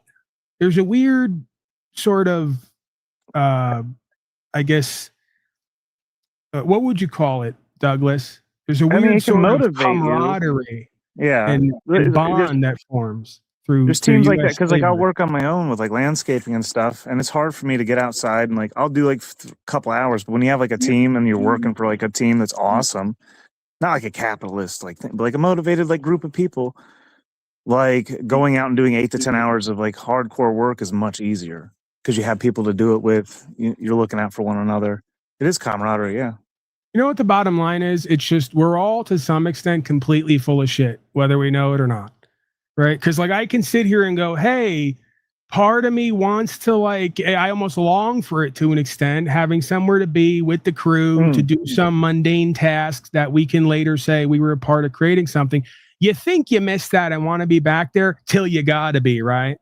And it's like that second or third week in and that alarm goes off, right? And it's the same meal with the same uniform and the same people doing the same shit to no end.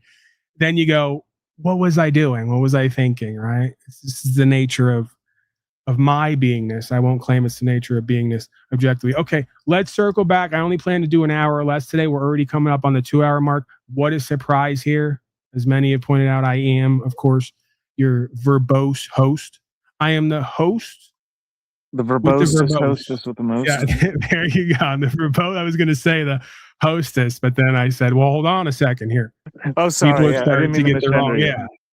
You know, they're really going to call me a leftist if they start to think that I'm in transition up here. I'm the verbosest host. No, that's it. See, there's no hostess. The right, we'll figure verbosest out host with the mostest. You could do the There most. you go. There you go. There he is, John. John must have got the cosmic, alarm that I put out to him, the cosmic connection, because I actually have been emailing people trying to find John, and I have a bunch of Johns, but none of them are the John. So I was like, I kind of miss John and some other people. It's weird for me to miss people, by the way. There was a big step for me. Okay. I want a round of applause down there. I finally felt some things that I think normal people feel that I've been missing, and that was the idea of missing people, right? Imagine that. I go, I kind of miss John and some other folks around here when they would come up and kind of add on and let me tease him a little bit, talk my shit. So John is here now. John, good to have you back, sir. You'll be glad to know I was searching for you. I was missing you, pining away for you, wondering if you're still alive. This is the John? You're touching my heart. The John. The John that wow, they what say. an honor, sir. Yeah, it looks like they say looks like my father.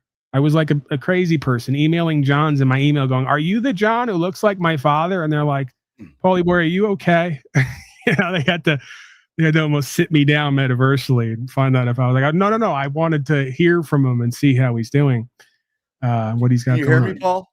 Yeah, you're good to go, John. What do you got going on, man? Questions, comments, concerns, your own updates, experiences? Well, I was listening to your conversation here for a while. Actually, I thought I was backstage for the last half hour. I just forgot to hit the enter the studio button.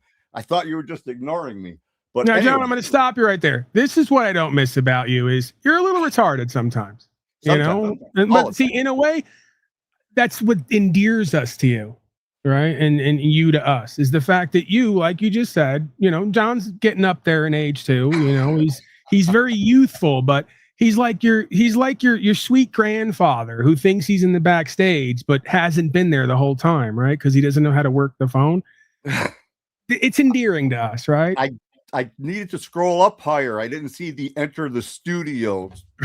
Right. You were outside the studio, but you got to walk in so we know you're there. All right. What else do you have for us? Any updates? I was listening to your conversation here. The doorman didn't let you in? Douglas, please.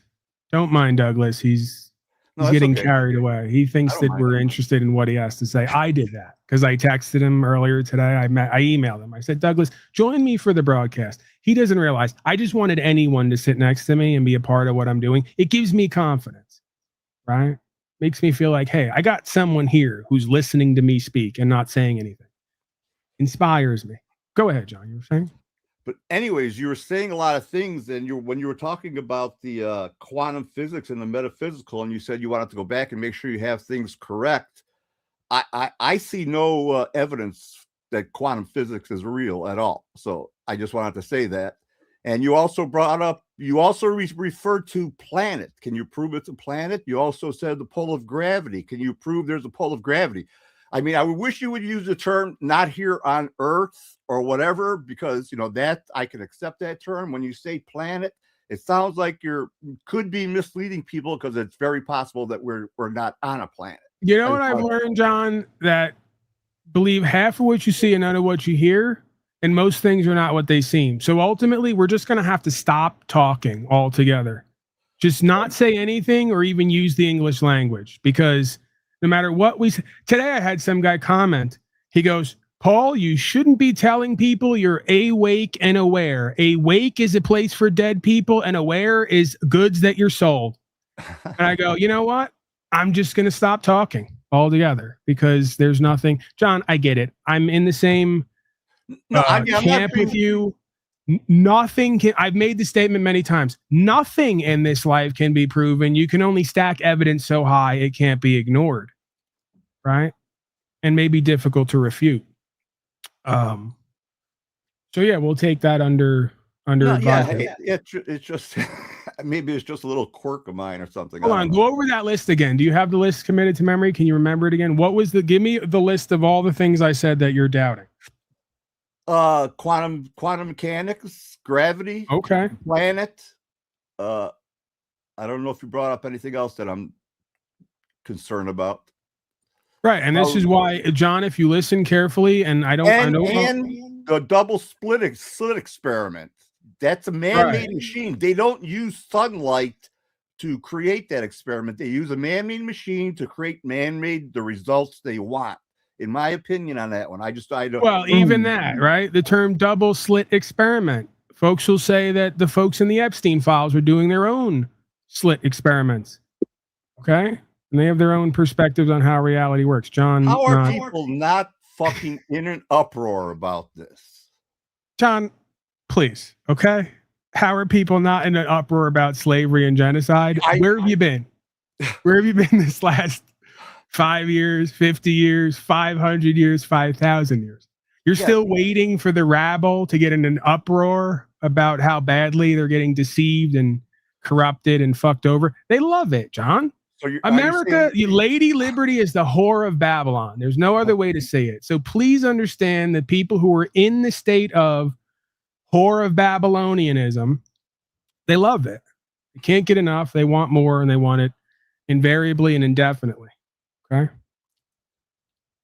Well, good sign today. I went to get my haircut today, and 2 of the 3 people there with me were kind of aware of what's going on. So, I mean, that was kind of encouraging, because usually I have a hard time finding one person that sees what's going on or has a glimpse of what's going on.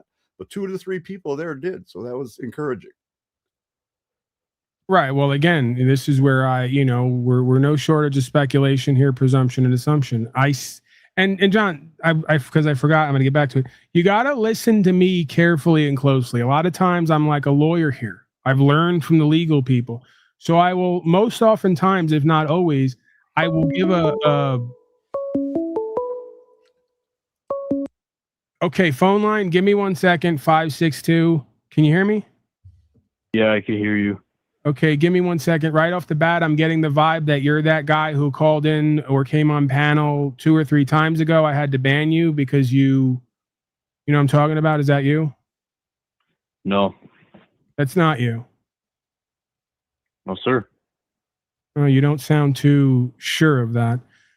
I mean, I don't know what to add. I mean, no, that's not me. I mean, I don't know what to add. Yeah, I don't know, man. I mean, I regularly have these breaks with reality where I experience things that are not really there. So anything's possible. Yeah.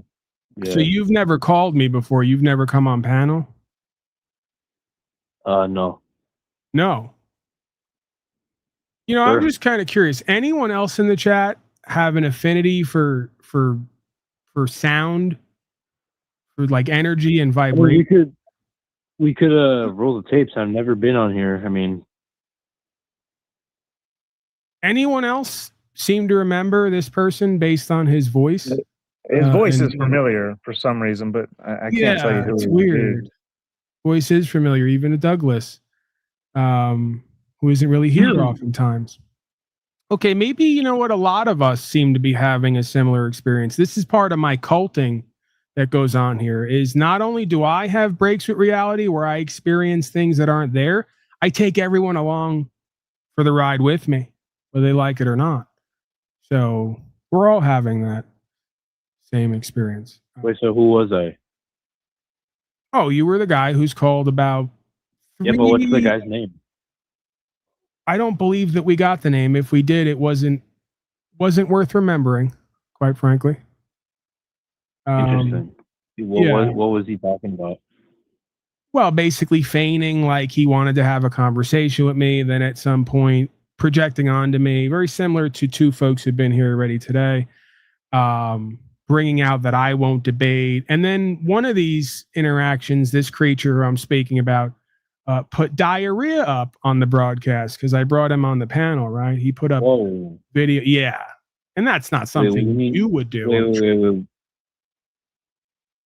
Diarrhea? Like the things that come out of your mouth? No. That's a different kind of diarrhea. And you know what? That's good. You're actually doing what that guy was doing when he came here. You're not him, but you're actually now showing us what he does, where you accidentally, but on purpose, mistake what I'm saying and then try to take what I'm saying and apply it back to me. The old "that's you" You said switcheroo. diarrhea, right? Yeah, and you took that to mean me talking, right? I said he put up pictures of diarrhea, and then you misunderstood that and said, you mean like me talking, right? No, not like me talking, like some guy spreading his cheeks and evacuating. Whoa. Yeah. Whoa. Now, I'm sure you sound like someone who's used to spreading your cheeks, but maybe not as much evacuation, maybe more invasion. I don't know. You'd have to tell us. Hey, what do you think about George W. Bush, Iraq, all over again? Well, I try not to think about these people. It's happening right now, man. Well, yes, we understand that it's the same playbook over and over again. It's not. That's what I'm saying. It's bullcrap, man. Like, we're gonna go to war. We're gonna die for Israel again. You know. Right. You know, because weapons of mass destruction. You know what I'm saying? Right. Yeah. Well, they're going after the nukes, right? You know, that's upsetting, man. bullshit. All right. So what was your name again? Person on the phone who's not the other guy who, yeah. My name is Gregory. Gregory. Yeah. Okay. I've heard of Gregory before. Or Greg. I go by Greg too, for short. Right. That makes sense. Gregory or Greg for short. Yeah. So where are you at? What do you got? Questions, comments, concerns wise? We got to get back to Mr. Savage. I want to finish that clip because it's something I do here. I never finish clips. I never even get to what I want to get to. And I'm tired of me doing that, sir. Yeah. My question for you is, do you believe that let me think. Well, I mean, you could stop right there. I don't believe, period. You don't believe? What do you mean? I just don't believe. Yeah, I just at all. Like in anyone so you don't or believe anything. like, yeah. Sorry. Oh, yeah, that belief is the absence of knowing. So you're asking me if I could, without knowing something, accept something to be true. I don't see how that would be a benefit to me. So do you believe? Do you believe you have a brain or a heart or a conscious? It would seem so. It would seem right? So. There is evidence to believe that. I have reason to believe that, but I can't prove it. I don't know it to be true or not true. Do you believe in the Constitution of the United States? There seems to be a document that people refer to. Do you believe? Do you agree with it? Let me rephrase. Do you agree with the Constitution? Which part of it? Do you actually know it? You're asking me if I agree with it when I know you don't know it. Don't ask me how I know that. I do know it. Yeah, I do. Yeah. Well, go ahead and let us all know about all of it. Tell us all about what's in there. There's a bunch of amendments. It's a bunch of amendments, right? Anyone else buying that he knows what's in there? Like, this is a game we should play where I can make so much money here if I wanted to with various games. I don't even explore 1/10 of what I could produce here just because whatever, who cares? But I'd stop you right there and go, another round of betting. Does he know what's in the Constitution? Who's for, who's against? Okay, so you have the First Amendment. It's freedom of speech, press, petition, and religion. I forgot. Okay, Second Amendment. I believe people's reports that there is a document that exists that codifies a spiritual ideals that are part of all of our experience. I would think, although I can't prove that either. So yes, there seems to be a document that. Some ways, sometimes in some senses, attempts to secure an ideal that was supposed to be part of all of our experience, right? Yeah, like I'm not a fan of democracy, you know? Right. Now, let me guess. And this is just purely by coincidence because the guy who I'm talking about, who sounded a lot like you, said exactly the same thing, that he wasn't for democracy. He's into monarchy. Would you happen? No. I don't like the king and the queen. No. Okay. Monarchy? No. No, that's like nah. So what do we do, sir? I mean, I guess that's what this is all leading. Autocracy. Spell it out for us. Autocracy, that's where it's either one person or a group is in power. All right. See, I made the mistake. The guy who sounded just like you, who also didn't like democracy, didn't say monarchy. I called it that. He also said autocracy. Right? Yeah, autocracy, not monarchy. Monarchy is like the king and the queen, you know? Okay, so can we just get to the point where you stop bullshitting me and the audience and just admit you are that same person? Because I knew you from literally... You have no evidence. I have no evidence. No, I definitely have a ton of evidence. I can't prove it. I think yeah, that's what you meant to say. Is I can't prove it. You have no evidence. Oh, I have a ton of evidence at this point. No, you don't.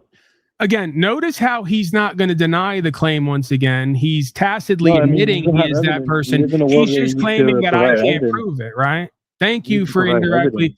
No, sir. Thank you for indirectly admitting that I was correct again, that you are that person, and you're acting like we don't know that. Okay, so no, just you don't have evidence. I'm not that person. No. I can't prove it. The allegation. Get the rap right. I can't prove it, but I have a ton of evidence, and you're confirming it now. You don't have evidence. Where's your evidence? You haven't provided We have stacks of evidence, please, sir. Please. Right. You don't have to lie to kick it, as the young kids say nowadays. I'm trying to see if you could provide evidence for your claim. You're claiming that I'm some type of guy that joined before and talked about monarchy, which I've never talked about monarchy. Right. I'm not. I indirectly tricked you because you corrected me the same way that guy corrected me that day, who sounds just like you, and said, "No, I don't believe in monarchy. I believe in autocracy." And when I asked him, to confirm what autocracy is, he said, "Rule by one person." You just did the same exact rap. Yeah. I mean, have you ever not? Have you not thought of that? You know, a lot of people have similar voices. There's like 8 billion people in the world, you know? I've thought of that, but that's not what's going on here. You are, in fact, that person. There's 300 million. There's 300 million in America. Let's move past it. I knew who you are, word go. You tried to bullshit to move on so you could be here. You don't have evidence. Right, that's fine. You asked me if I believe anything. I believe you are that person. If you were wrong. Like, are you that self-righteous? Are you that much of a self-righteous Absolutely. person? We're still waiting for the day that I'm going to be wrong. Other than the one time I was wrong, where I believe by starting a broadcast, I would bring people here from the public who would make sense. I've been wrong about that. What do you think are the chances of you being wrong? Why is he trying to convince you that you're wrong and to doubt your own beliefs or your own knowing and like intelligence? Like, what the fuck is that? Like, he's trying to, no matter what, you're wrong somehow. He wants to prove another gaslighting, game playing troll, right? It's the majority of what inhabits the internet nowadays. There's not much else that he could contribute, unfortunately, right? He doesn't know much. He's been on the internet for a while. Doesn't know much, hasn't done much, right? Isn't really going to bring any solutions. How do you know that? You know about me or what? Right, it's a type of person. Weirdo. It's a type of person, right? We've been over this already. How would you know that? It's kind of weird, man. Like, right. Okay, so stalking me or what? Questions, comments, concerns. I think I'm going to let you go because I'm going to get back to what I'm doing here. And feel free to play like games with the phone. By the way, when I throw you out of here, like I have the last 3 times you've appeared here, make sure that you use your AI to play games with my phone line like a tantruming little child too. Make sure make sure you go to that. What are you talking about? What am I talking about? Right. Cage doesn't know. You don't know. Nobody knows anything, right?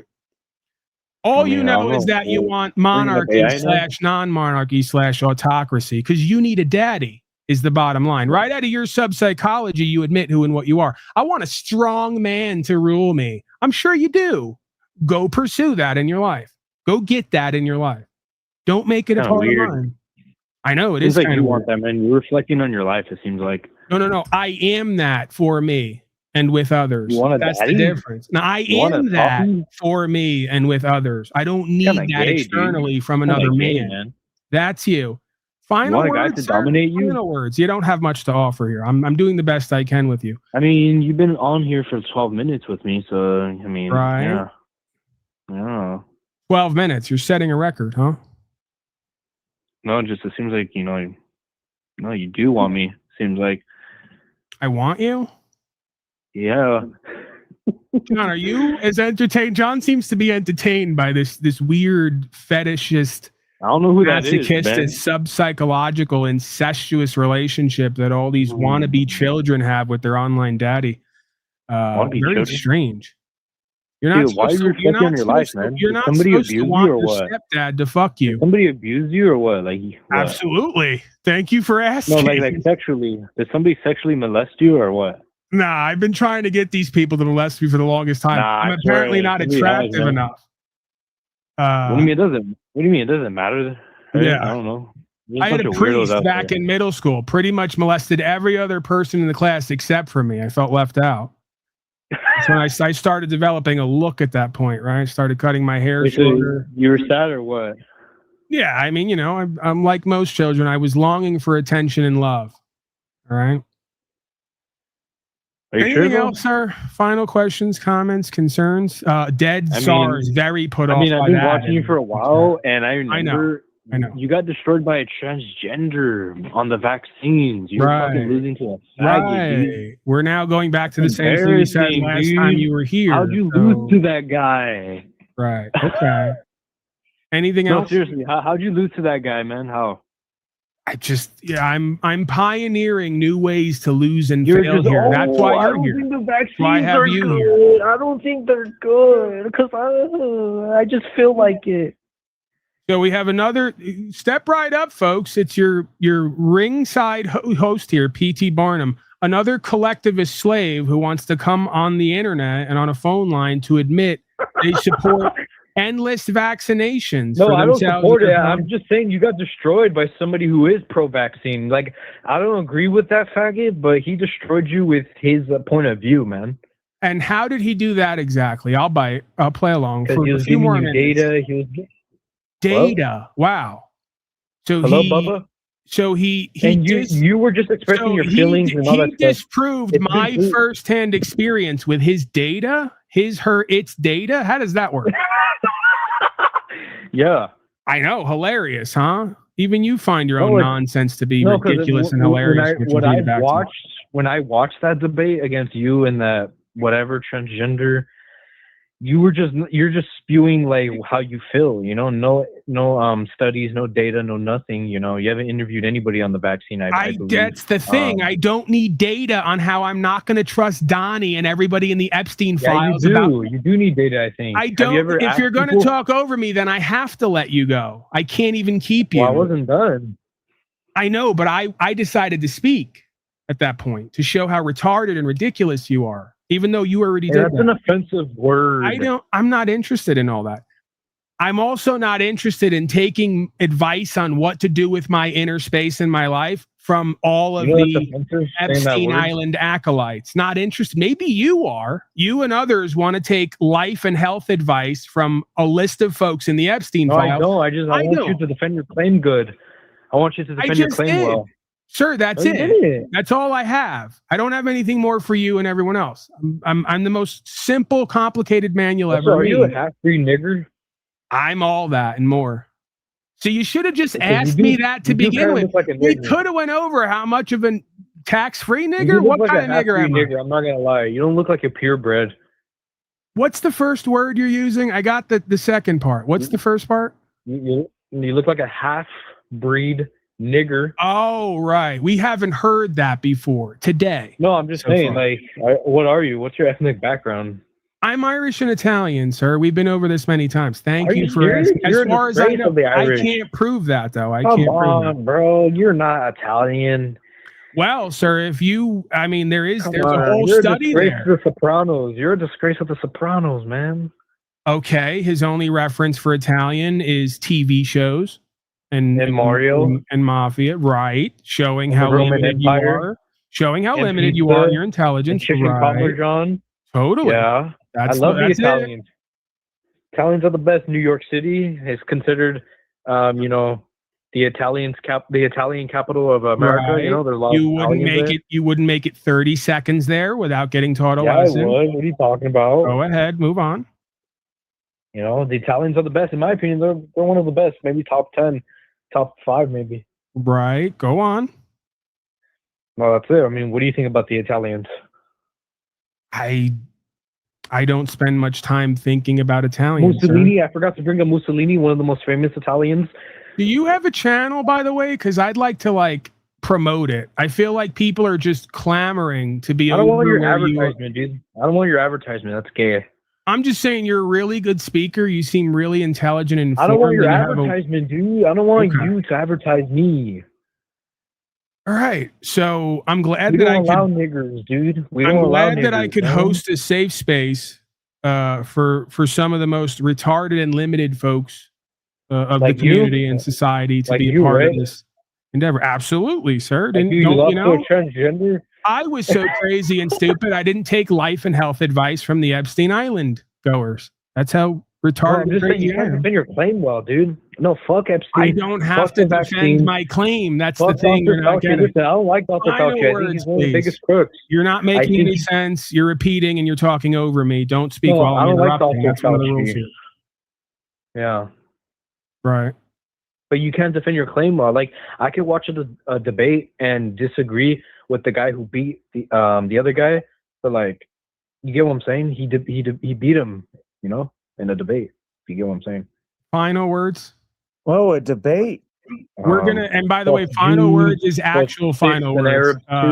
They're gonna take you out back and put you out of your misery. We're going to war with Iran because of the Jews. Right. And and this guy's bought and paid for by the Jews. Don't forget about that. That's me, he'll right? criticize every Yeah. other group. He'll criticize the Illuminati, the Secret Society, Bones and Skull. He'll criticize all of them, but he won't get to the real rabbit hole. He won't get to Really? the real surface. The Jews. More Because lies. he doesn't want to get censored. More He hasn't lies and been deception censored. by you. He I has did never a 2 been to 3 hour He broadcast. has never been censored. I did a 2 or 3. He I'll likes see to you talk later, about sir. Israel. I'll see he you likes later. to talk about Israel, but not Bye. the Jews. He doesn't Goodbye. take it further. Say goodbye to Bye, Dad. nigger. Bye, good boy. We'll see you later. Get to Good school, boy. young fellow. Hasn't school started yet? Aren't we in school? Isn't it about time? So Some kind of class going on here. more projections, more lies, more deceptions, more demeaning, more devaluing. This is who's voting, folks. This is who's yeah, this is the majority. I like when these people come here. Even if I don't like it, I've learned to love it because it's a perfect example on display of the average citizen. What do you think about Italians? I mean, what? I don't get it, dude. I don't get it. Yeah, they couldn't understand reality for 3 seconds or put 3 words together in a sentence that are coherent. Right? So this is who is around you the majority of your day when you go out to do laundry, if you do it at a public place. Not many people do that. I still do that because I'm a what type of nigger again am I? Half-breed nigger. Right. Us half-breed niggers are known to do laundry in the public. Okay? Something that a lot of well-to-do folks nowadays they've gotten away from. But you go to the Gap store, right? You go to what kind of stores are out there nowadays? All my store references were going to be like 90s, 2000s. You go to J.C. Penney and Macy's. And Yo, hello? IGA. Yeah, I'm gonna be there in about 10 minutes. All right. We look forward to seeing you. Quit playing around, dog. You got the drugs? No, I don't think that we discussed any. Don't mess with me, man. You know who this is. I don't know who this is. Just be outside in 10 minutes. All right, that's one of my full breed nigger friends. Us half breed and full breed niggers tend to roll together. So, as you can hear, I have some other business to attend to after this broadcast that I won't be specific about here for certain reasons. You were saying, John and Truther Cop, questions, comments, concerns. So you think this Iran thing is partially a distraction from the Epstein thing? I think the distractions are even distractions from the thing. Yeah, for sure. I mean, we don't know which way to look. Yeah. Where do you look? Again, John, this is really simple if we let it be, okay? If it's even real. All right, so we're going to shut the phone line down now because the retard is playing phone games, and this is his last-ditch effort feeling powerful, is to send automatic calls to the phone line. He can feel in control and empowered for a limited time, right? He doesn't get that a lot in his life, so we'll help him out here. It's like they're trying to cage you in some sort of reality here, man. It's weird. Right. So like we're here till we're not here, right? 601. Hello. Hey, How are baby. you? 601. How are you? Sorry to bother you. The name's Puddin', and I got your number off a bathroom stall. Right. Good to meet you, Puddin'. What can I could do really for you? use a good time right about now. Really use a good time. Douglas, what are you doing in about 20 or 30 Baby, minutes? by the sound of your voice, I can just tell you'd enjoy some of my chocolate pudding. You know what I'm saying? I mean, maybe. I've been known to enjoy confectionery sweets I've and been on treats. the road for about 3 weeks, and I really just need to let loose tonight. All right. Maybe some Pilates or...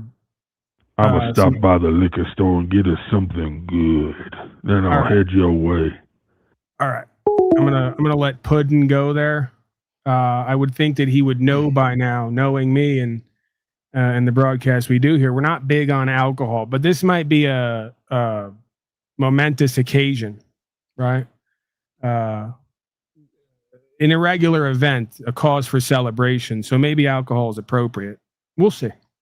We'll see where it goes. You were saying, I'm wondering. Oh, sorry, John.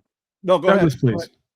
Oh, it's supposed to be about John here today, and I'm see what sorry. happens. Well, I was just gonna John, say, your I was thoughts wondering on your thoughts on Puddin' as like a companion or a friend. I don't follow. Okay, well, we'll just move on. We'll move forward.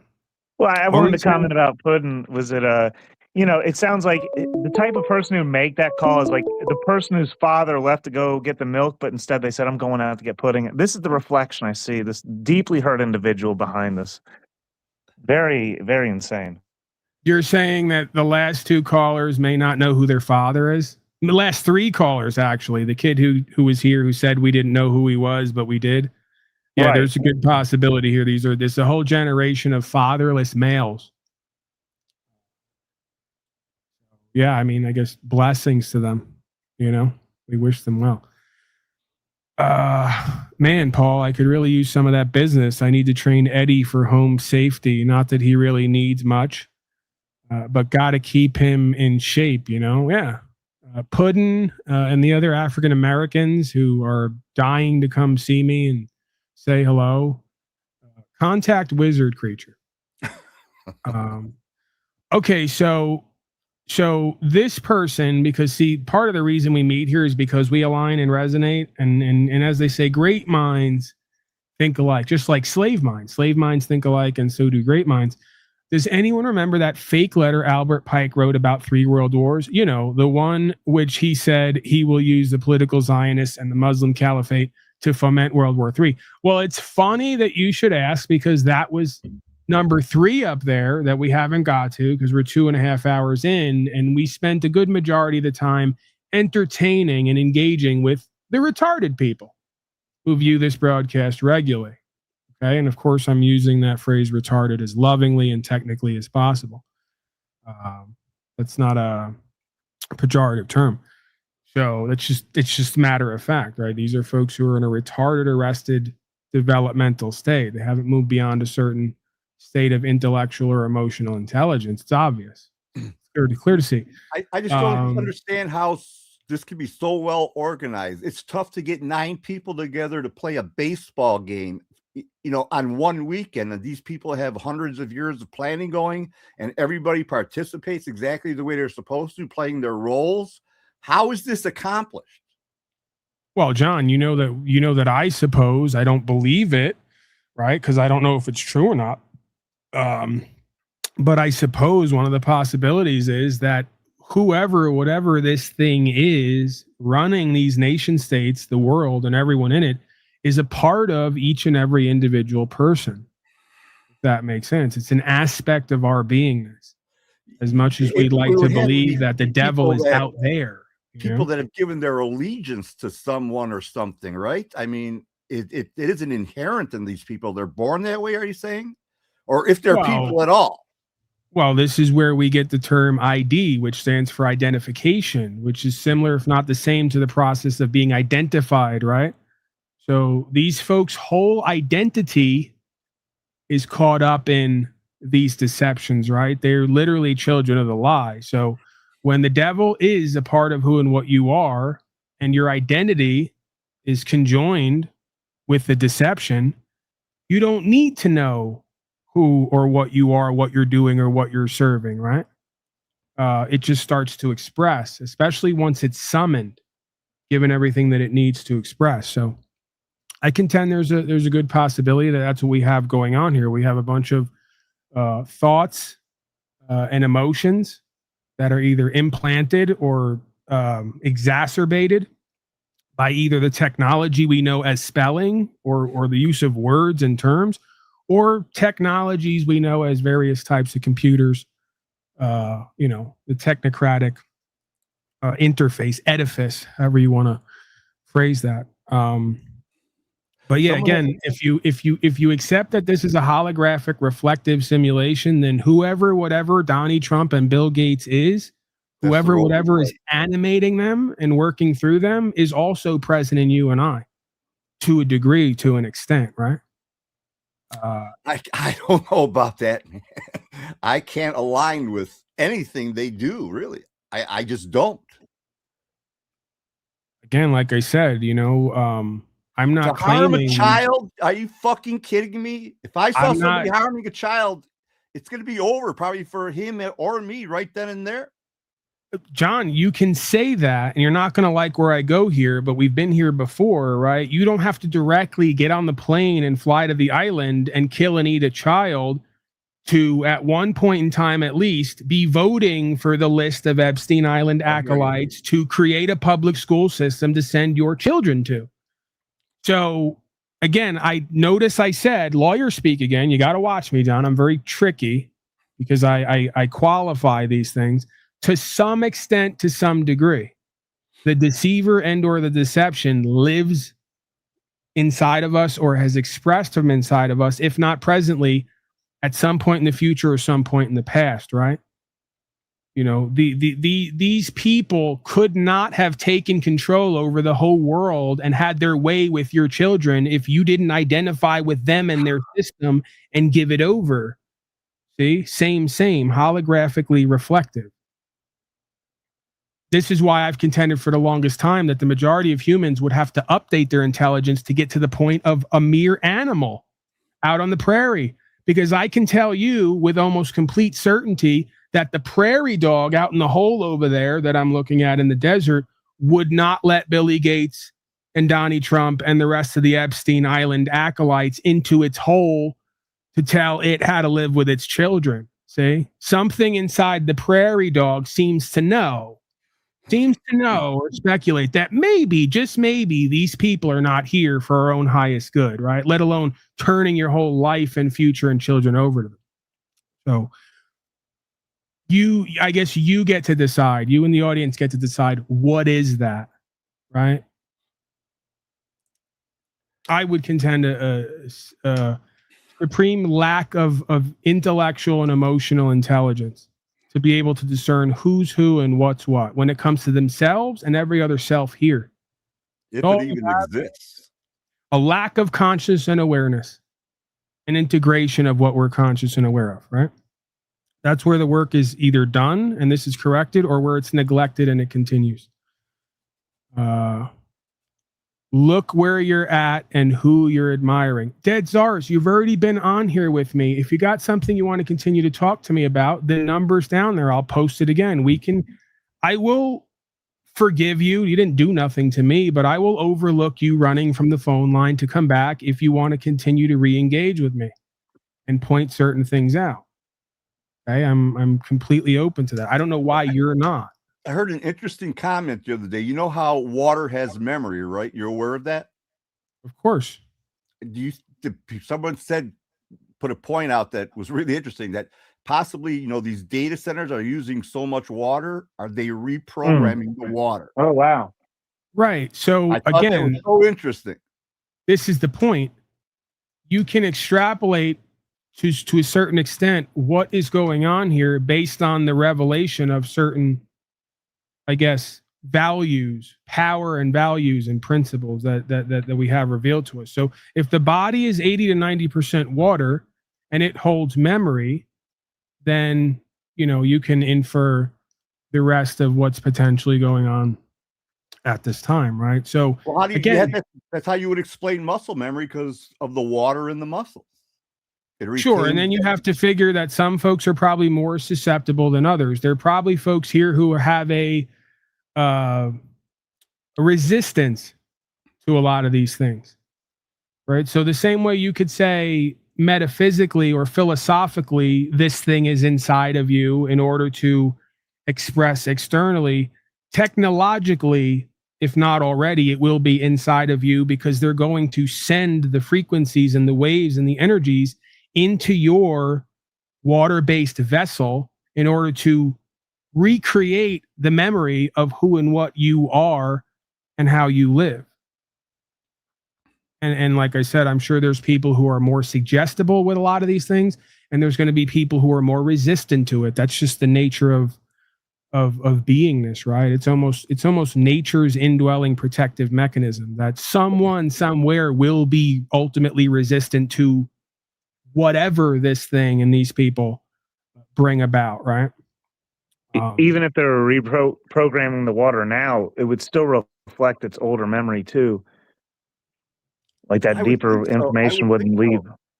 I would think so as well. I'm pretty certain.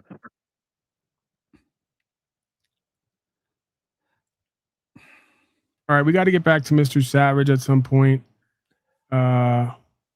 I love Michael, dude. He was like one of the last radio people I listened to before I went to Alex Jones. You know, I liked him for a moment. He was fun. So Dead Czars is scrolling the chat still. I really like to interact with him more, you know, because he's in the chat. He's a chat hero. He's in the chat claiming that, and we've heard this before. See, a lot of the things I talk about here and philosophize or expound upon and even speculate about, I don't have to prove them, because by virtue of who and what everyone is and how they live, they prove it for me. That this is part of the, like, it's a guru non-guru thing. You have folks who sat with me for 4 or 5 years and heard some wild things that I've proposed, but then through their own experience of witnessing supposed free will individuals come about and express, they started to realize that there is some smoke to that fire of these things that I put forth. The idea of holographic and reflective. Literally, this audience is an example of the holographic reflectivity of this universe. Every day we come here, we get the same 5 or more themes. We already hit the Paulie looks black today. We already hit the Paulie's poor and broke in a trailer today. And these are all just by supposed different people, right? Saying and doing the same shit. We got the cult leader theme. Thank you. Douglas is keeping score. We got that out of the way today. I could do this broadcast in this reality, in this universe for the next 2,000 fucking years. I could go away for 2,000 and pop back up. It'll be the same types of people doing and saying the same types of things for the same types of reasons to the same ends.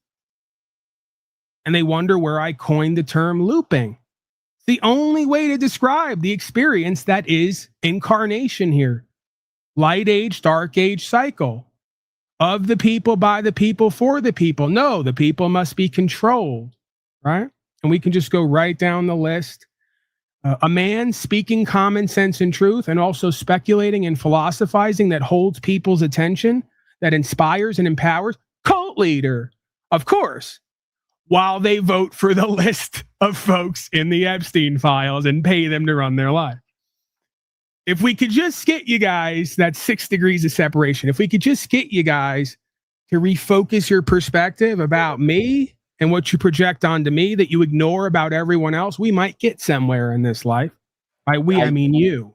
I sent an email to my local tax receiver here, asking her that since we are now aware that our leaders, in quotes, are satanic pedophiles that kill these children, are we still obligated to pay the theft known as taxes? Yes, you are, for the roads, John. I don't know how many times you're going to. There was no response. Well, this is what you're not getting. And they'll say, cue the Paulie thinks that he's one of those black Moors who wears a funny furry hat and thinks he's going to overthrow law. No, you've never known what law is to begin with. It's all claims and contracts. So you're asking them a question that only you have the answer to. Are you, in your heart, obligated, according to you, to pay human traffickers to build your roads? In quotes. You're the one who's convicted or not me. That's how they're going to convict you. That's why there's no answer, because you asked a question to yourself about yourself. The agent is like Smith, just a reflection of the Matrix. I wish they would start. One day we're going to get to the point where the Matrix is going to troll you back and they're going to write to you. I don't know, John.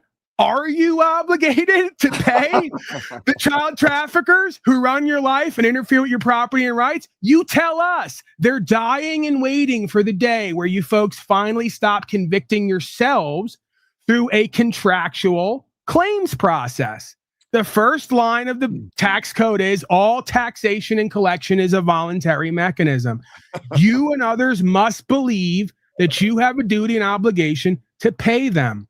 And if you ask them if you have such, and they can't confirm it to you, and they don't answer, then based on court rules and procedure, they're in default, right? They have a duty and obligation, if they have a proper claim, to reveal that contract and delegation of authority to you and what your duties and obligations are. If they ignore your request for that revelation, they're derelict in their duty, and they're indirectly proving that you have everything you need to not be obligated to that task. And if you ever had to go to court, this is where it's all won and lost. Why? Because people don't want to be in court like Paulie Boy twice a year for 5 years straight, 2 or 3 times a year or more. They don't want to be at court. They don't want to do it. Someone else will handle it. Someone else do it. It's not how it's going to work. So again, you ask 10 questions. If they won't answer any of them, you presume and assume like they do, and you thank them for their understanding. I will take, this is my third communication to you asking for clarification. If I get no response, henceforth, it will be presumed that I no longer have this obligation that I once believed that I had. Okay? And if you get no response to that, there's your proof for why you didn't pay. Why couldn't someone just answer and give you clarification? They're in default because they don't have the proper claim and delegation of authority. I've already done this process. Now, here's where I give the caveat. Your results may vary. Don't try this at home, because I'm not telling you, John, or anyone else here, that you can do this process all day, every day, and it work every time, and you not have to sometimes deal with consequences. That's not what this game is about. I'm just saying you make it that much easier for yourself if you have to go to court by presenting your evidence, your claim, and their lack of claim, so that whoever the administrator is, on the off chance they're not completely corrupt and they actually care about the law, they will make the appropriate decision, right? But I've already been through this process with others. I've gotten them to answer back. They get to a certain point where they stop answering, and that's when you know you have them. And then they're going to have to make a decision from there. They're going to get with their risk management team. They're going to get with their prosecutors, and they're going to say, do we want to bring this to court and to trial? Do we think that we can get it done? And I'm sure. Go ahead. I was going to say, I put a little quote under the question saying, you know, the light shines upon the darkness, but the darkness comprehends it not. And I put my name under it. You know, I always sign my name so they know it's coming from. It's not an anonymous email or anything like that. Now, while I laugh and it's entertaining to me, and I'm not going to tell you not to proceed that way, and I may proceed that way in the future. Like I'm doing something, you know, man. I get that. But for me, I have to be very careful when it comes to punking these people, challenging them, and trying to prove something versus just getting the facts on record. Just like when they come here with me, they go, we're going to punk Paulie Boy. We're going to play power games with them. We're going to see if we can, and what do? Wind up undoing themselves. If they just stick to getting the facts on record and speaking about the truth and the facts and leaving all emotions, power games, and projections out of it, they might actually get somewhere one way or the other, right? So I don't want to punk them. I don't want to prove anything to them about who and what I am and what they're not. Very simple. Let's get everybody's claim on record. Where do you all stand? What makes you believe these certain things? If you ain't got that, you ain't got nothing. We got nothing left to talk about. Because what I don't want to do is challenge a whole bunch of people who think they're the biggest game in town and may want to make an example out of me because I want to wake up the beast, right? I'm simply pointing out you're a good beast. Beast does what beast is supposed to do. Just do it for the ones who you're supposed to do it with. Beast doesn't have any jurisdiction with Paulie Boy because Paulie Boy has decided that he's out. Then Beast has to make a decision. Is Paulie Boy get to stay out, or are we going to make sure he can't get out, right? And again, my experience, the more that I live, as much as it shocks me to say so, kind of shows me that this thing is, in fact, what you put out is what you get back, at least to some extent.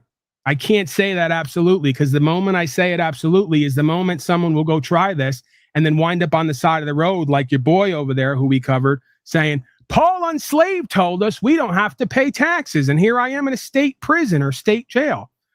I'm simply saying all these words and terms have meaning that create jurisdiction. If you use their words and terms with their meanings, you've created jurisdiction. Jurisdiction just means to speak the law. So if you haven't used your words and terms with your meanings to create your jurisdiction, then you're in theirs by default.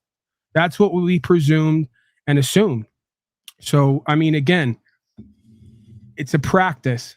In a way, you're playing a very real game with very real consequences. The only reason you would step up to play that game is if you really believed in your heart that you were convicted that what you were saying made sense to you and that nothing else they could bring to your table makes sense.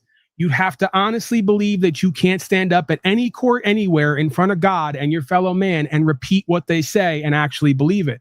I could tell you here and now, the only reason I've done what I have done and continue to is because I can't understand what they're saying and what they're doing. I can comprehend in the sense of what they believe and want me to believe, but they can never make it make sense to me. From day one in this life, I was that guy. Dad, can you please explain to me how going to work, they're going to arbitrarily take 30-40% of what I have created through my work and value and redistribute that wealth to wars around the world, lockdowns, entitlement programs, spraying the skies, and all the rest of it. You could give me 1,000 years and I would never understand how I would be obligated to do that unless I believe that I did. The only other alternative is you don't believe you have to, but you do it anyway because you serve fear. That's all this thing wants to get out of all of us. How are they not obligated to answer your questions, though? Why can they refuse to answer your questions? You're paying these people to work for you, and they refuse to answer your questions. How are you supposed to proceed if you don't get answers to your questions? Listen, Jennifer went down to the headquarters. They asked her, for some weird reason, they asked her what her status and title was.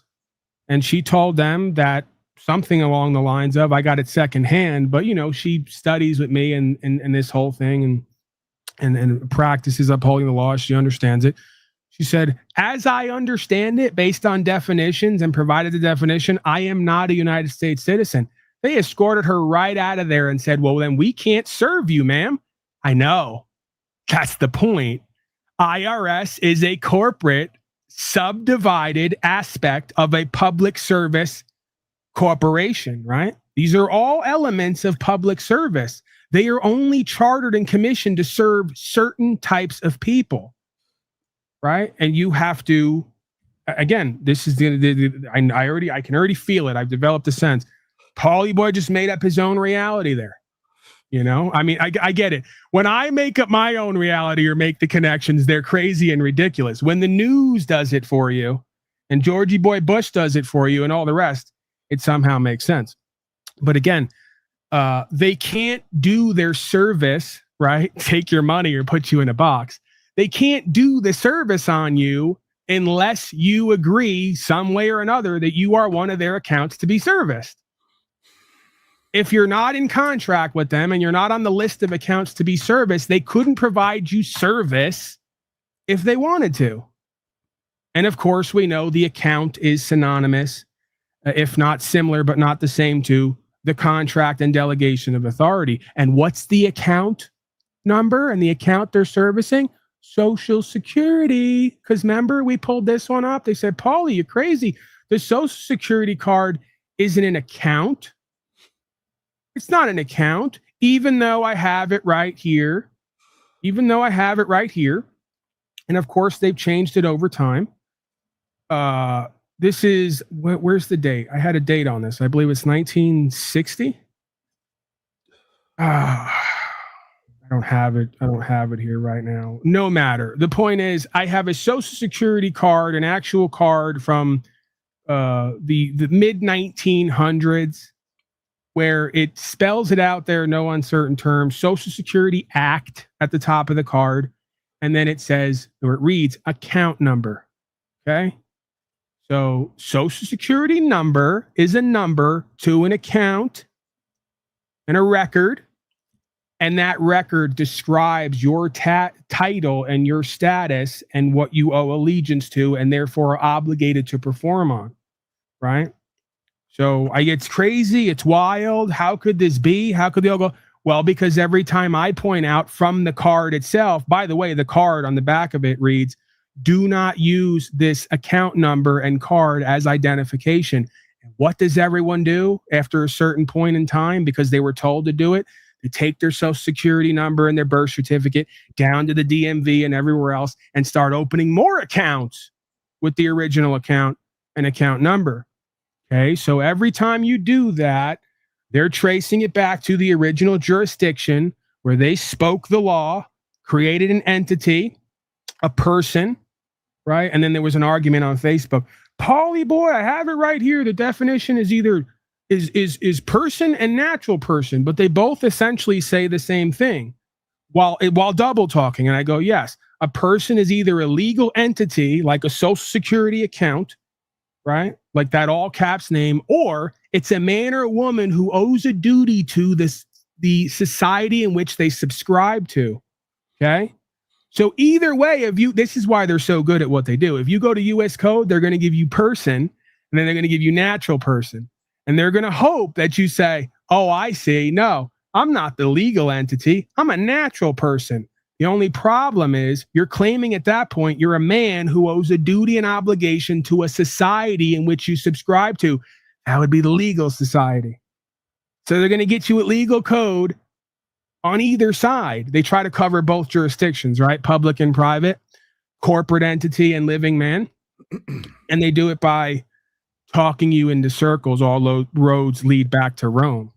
So the key is you have to establish, I'm a man under God. I have God-given rights. I'm not ascribed or subscribed to any society, including the legal society. I don't speak legalese, and I owe no allegiance to any corporation. Therefore, I have no duty and obligation to any corporation or to any society. And this is where you'd probably do one better.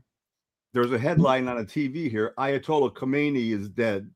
Trump saying, whatever that means. Yeah, dude, we're doing regime change. We're doing New World Order. We're putting the whole world under centralized bankers so we can do digitized currency. Okay? They're not going to, you think that these people are going to let you be so unsafe to not be tracked and traced and to try to get your guns unregistered and your drugs outside of a pharmaceutical death system? No. So digitization, tokenization is on the way if you let them, and by let them, I mean support this crap and pay for it and repeat the narratives and not call it out. Because see, what really happens is, if you ever notice, and it's happened with this broadcast and other broadcasts like this, once we get out and get ahead of it, the thing, whoever and whatever runs it, pulls back a bit. Says, no, we can't.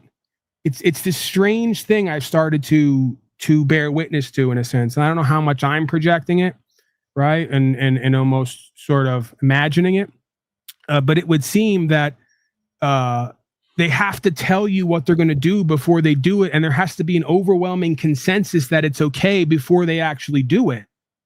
So it's just constantly, the process is taking the temperature, throwing something out there. It's like pimping. We're back to pimping and hoeing, right? Taking the temperature of the room, throwing something out there. Hey, baby, you going to hoe for me? Yes, daddy. Okay, now we know where we can go. We got them open. We got them ready. Soon as they catch flack and resistance, we got to back off a little bit more pimping and hoeing, a little bit more indoctrination. And then one day we're going to get her open and ready to fuck for money and give us all the proceeds while we take over the block and the neighborhood, right? So all this is. So they made another move. They're going to survey the scene with their technology to see how many people on Slavebook and other places say, thank you, Donnie Trump, for all your safety and democracy. And they're going to continue right on down the line. If folks would just come out with one voice like I and many others do here and say, we see you for who and what you are. We know what you're doing. We're not signing on to it. We're calling you out. And we're not complying and we're not complicit with this anymore. It's over tomorrow. Or the thing has to finally really show itself, come out in the open and do what it's planning to do anyway when we're all expecting it, right? Which it's too much of a coward to ever do that, it would seem. Has to do it by your own belief, your own acceptance, and your own propagation of these ideas collectively. You know what it is too? It knows that it can't do it the other way. The only way that this New World Order can get done by the Luciferian energy is if it gets everybody to either believe something and comply or comply out of fear, right? Anything else, it doesn't seem that it can deal with it. And this is where people will say, well, Paulie boy, they'll just kill your body and take you up out of here. The presumption is that has to be a negative thing, right? And I get it. I have a body like you all do. Self-preservation is a primary idea here in incarnation. None of us want to, at least directly, have our body killed right before our time. And this goes back to the age-old question of, are some things worth dying for? And if you ask the spiritual folks and the religionists, they say, well, we come from somewhere and go back to somewhere. This is just an intermediate experience. If my body has to die here to stand for what was created and revealed there, or from that source that we are always in touch with, even in this world, and essentially go back to, well, then the juice is worth the squeeze, right? I struggle with that. Matter of fact, the last 2 years has really woken me up. Again, another event in my life to really face my physical death in this realm as a body, right? That my body will die and what seems to be that my consciousness will live on. So I get it, you know. I've kind of been more reserved and stepped back from even calling people a bunch of weak, pathetic, cowardly slaves, because the universe had to check me a little bit and humble me and say, Paulie boy, this is what they're feeling, right? It gave me an up close and personal look at what people have been saying to me for the longest time that I was just ignoring, because I go, listen, your family, your kids, your house, your this, that, and the third. Well, then why are you complaining to me about slavery and genocide? If you ain't going to risk those things to not comply with this, what's the point in complaining about it to me, right? You're a slave to your family, to your house, to your job, to these things. And they know it. They know you're not going to turn from all these things in and of the world to do what's true and what's right. They're betting on it. They're banking on it. And it's a foolish idea, right? When we look at it logically and get away from how it feels, imagine letting a bunch of criminals run your and your children's life and even poison them and have sex with them because you're afraid to confront them. What does that make us? What does that make you? Right? By default. And we don't have to add a word like a coward or a slave or this, that on to make us feel some kind of way. Very simple. You're complicit. All because of the fear of death. All because of the fear of death. There it is. And we're back to the Christian ethos, right? You can unite with the Christed beingness and energy and live forever because you're in this world, but you're not of it, unless you give your soul over to the angel of death. Goes by many names, right? And the angel of death, the Shaitan, the Lucifere, the false light bringer, right? All revolves around that idea of acting from fear without considering the facts, right? These people even came out in the open the last couple of years and said, don't release the Epstein. I've watched them. I've seen them. Well-to-do, supposedly good professional people. They wonder why in my spirit I've never wanted to be part of the corporate world, never wanted to put on the suit, always felt just disgusted being around these people. And now I know why. It was the God within me, the intuition, because I watched them say, we shouldn't talk about the Epstein files. We know who's in there. It's everybody. If we release the files, you're going to destroy everything.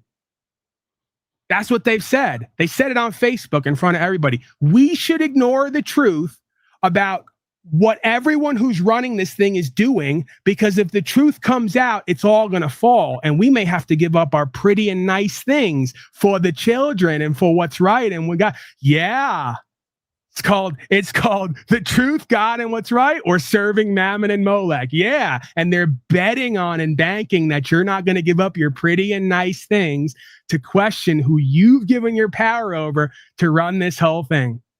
You might have to be tested and challenged in the world, right? And not be according to scripture, Jesus only became violent one time, and that's when he flipped over the bankers' tables. The only time he became violent, according to scripture. And so I can up for what was right. Well, but this is the other side of it, because you know where I sit on that. I contend that the story of Jesus was of a man who had the revelation that he was one with God and told everybody the way was not war, but having a body and being in this body and having to feel what it feels, he rejected his own doctrine as the Prince of Peace, that this was a information war, that this was a metaphysical thing, that it's based on what we believe and what we choose. He said, we're not here to do physical war, but then did it anyway. That's why they put him to physical death, because I believe there are cosmic rules here. We're not here to physically fight this thing. If you fight it, you become it. The only way to do battle with it is by not doing battle with it. There's a paradox for you. So what you resist will persist because you will become it. What you ignore persists because you're not addressing it and transmuting or transcending with it, right? So I don't accept these notions. I think they created a cult later where they made Jesus this one and only Son of God who was perfect and infallible. The scripture doesn't lead us to believe that. He wasn't making any noise in this world till he was in his 30s. Where was the only Son of God who was so powerful and infallible, didn't make any waves or news till he was in his 30s? No, he was a man on a journey. He had a revelation. He brought the truth to the people, and it cost him his life because God told him not to lift a hand to these people and get physical. And he told that to the disciples, and he went and did it anyway. And they said, thank you, Jesus. We're glad you picked up arms and tried to fight us physically. This is our domain. You're gonna whip us? Watch what we do to your physical body now. That wasn't the way to win and transmute and transcend. The way to win, transmute, and transcend is to get everybody awake and aware of who and what this is and what it does, and to stop giving their time, energy, attention, power, and funding to it, and go over here and create the kingdom of heaven that has been given to us or allowed for us to create, right? Revealed to us. My correspondent is back. Snafu Snaps correspondent on the ground. Your thoughts? Snafu Snaps? Once, twice, three times a lady? All right. Well, John is left. Snafu Snaps is left. Then there were two. Me and my audience. Let's go to the audience. We've been rather rapid fire here. Christ is God. Well, isn't that something we've never heard and seen before, right? Just simplify it and sum it all up, makes it real easy, real palatable and easy to digest, right? That's it. Just Christ is God, no other explanation or expounding needed. That's fine. I won't, it cannot confirm or deny. Again, you guys know where I sit on this stuff. The idea of Christ is more of a state of beingness or a title than it is a person's name, right? So, all right. I'm going over the chat creatures here. I was going to say we're coming up on 3 hours, but we're already over. Paul isn't Jesus, Sophia. I never said that I was Jesus. At best or at worst, I've said that there is a energy, a state of consciousness, a spirit, a position, an aspect of me that is inside of me or with me, that is inside of and with every other being here. Okay, that is the Holy Spirit as I see it. That is the Christ, and it's connected directly to God. And just so you know, this narrative that you're giving is exactly the same narrative. It's in alignment with exactly what folks said about Jesus in his day. So it's apropos that you folks play your parts in your positions. Okay, literally the same thing went on. They said that guy, oh, he's heretical. He wants to start a cult. He's not going along to get along. He's saying he's got God and therefore an authority that is above and beyond the system living inside of him. He's a damn heretical, crazy person, cult leader wannabe. You same type of people said the same type of stuff to the same type of person that you now claim is God that you worship, who in his day, you'd have been right there with the guards, having him put to death and not saying a motherfucking word because they might do it to you next. Who are you kidding? Right? So you won't call out Donnie and Joey and Barack and all the other Barabbases, but you'll come here to tell me I'm the heretic who's starting a cult while you're literally in the cult and serving it. And I'm speaking out about it. I won't say against it, but about it. And the other reality that exists here for us potentially, right? Jesus did the same thing, was called the same thing for the same reasons by the same type of people that you will come here and do with me and to me. And that proves to me that I'm on a right path to some extent, that I'm over the target. Okay. They also, made a whole scene, if you remember the scripture, about Jesus claiming he either was or was connected to God. Wasn't quite clear, right? The overall statement or sentiment was God is within all of us. And they said, heretic. And then he had to remind them, wait a second, doesn't your teaching in scripture say God is with or within all of us? They didn't want to get into that. They don't even want to listen to their own rules and indoctrination because of practical modern day procedure at that time and in this time, right?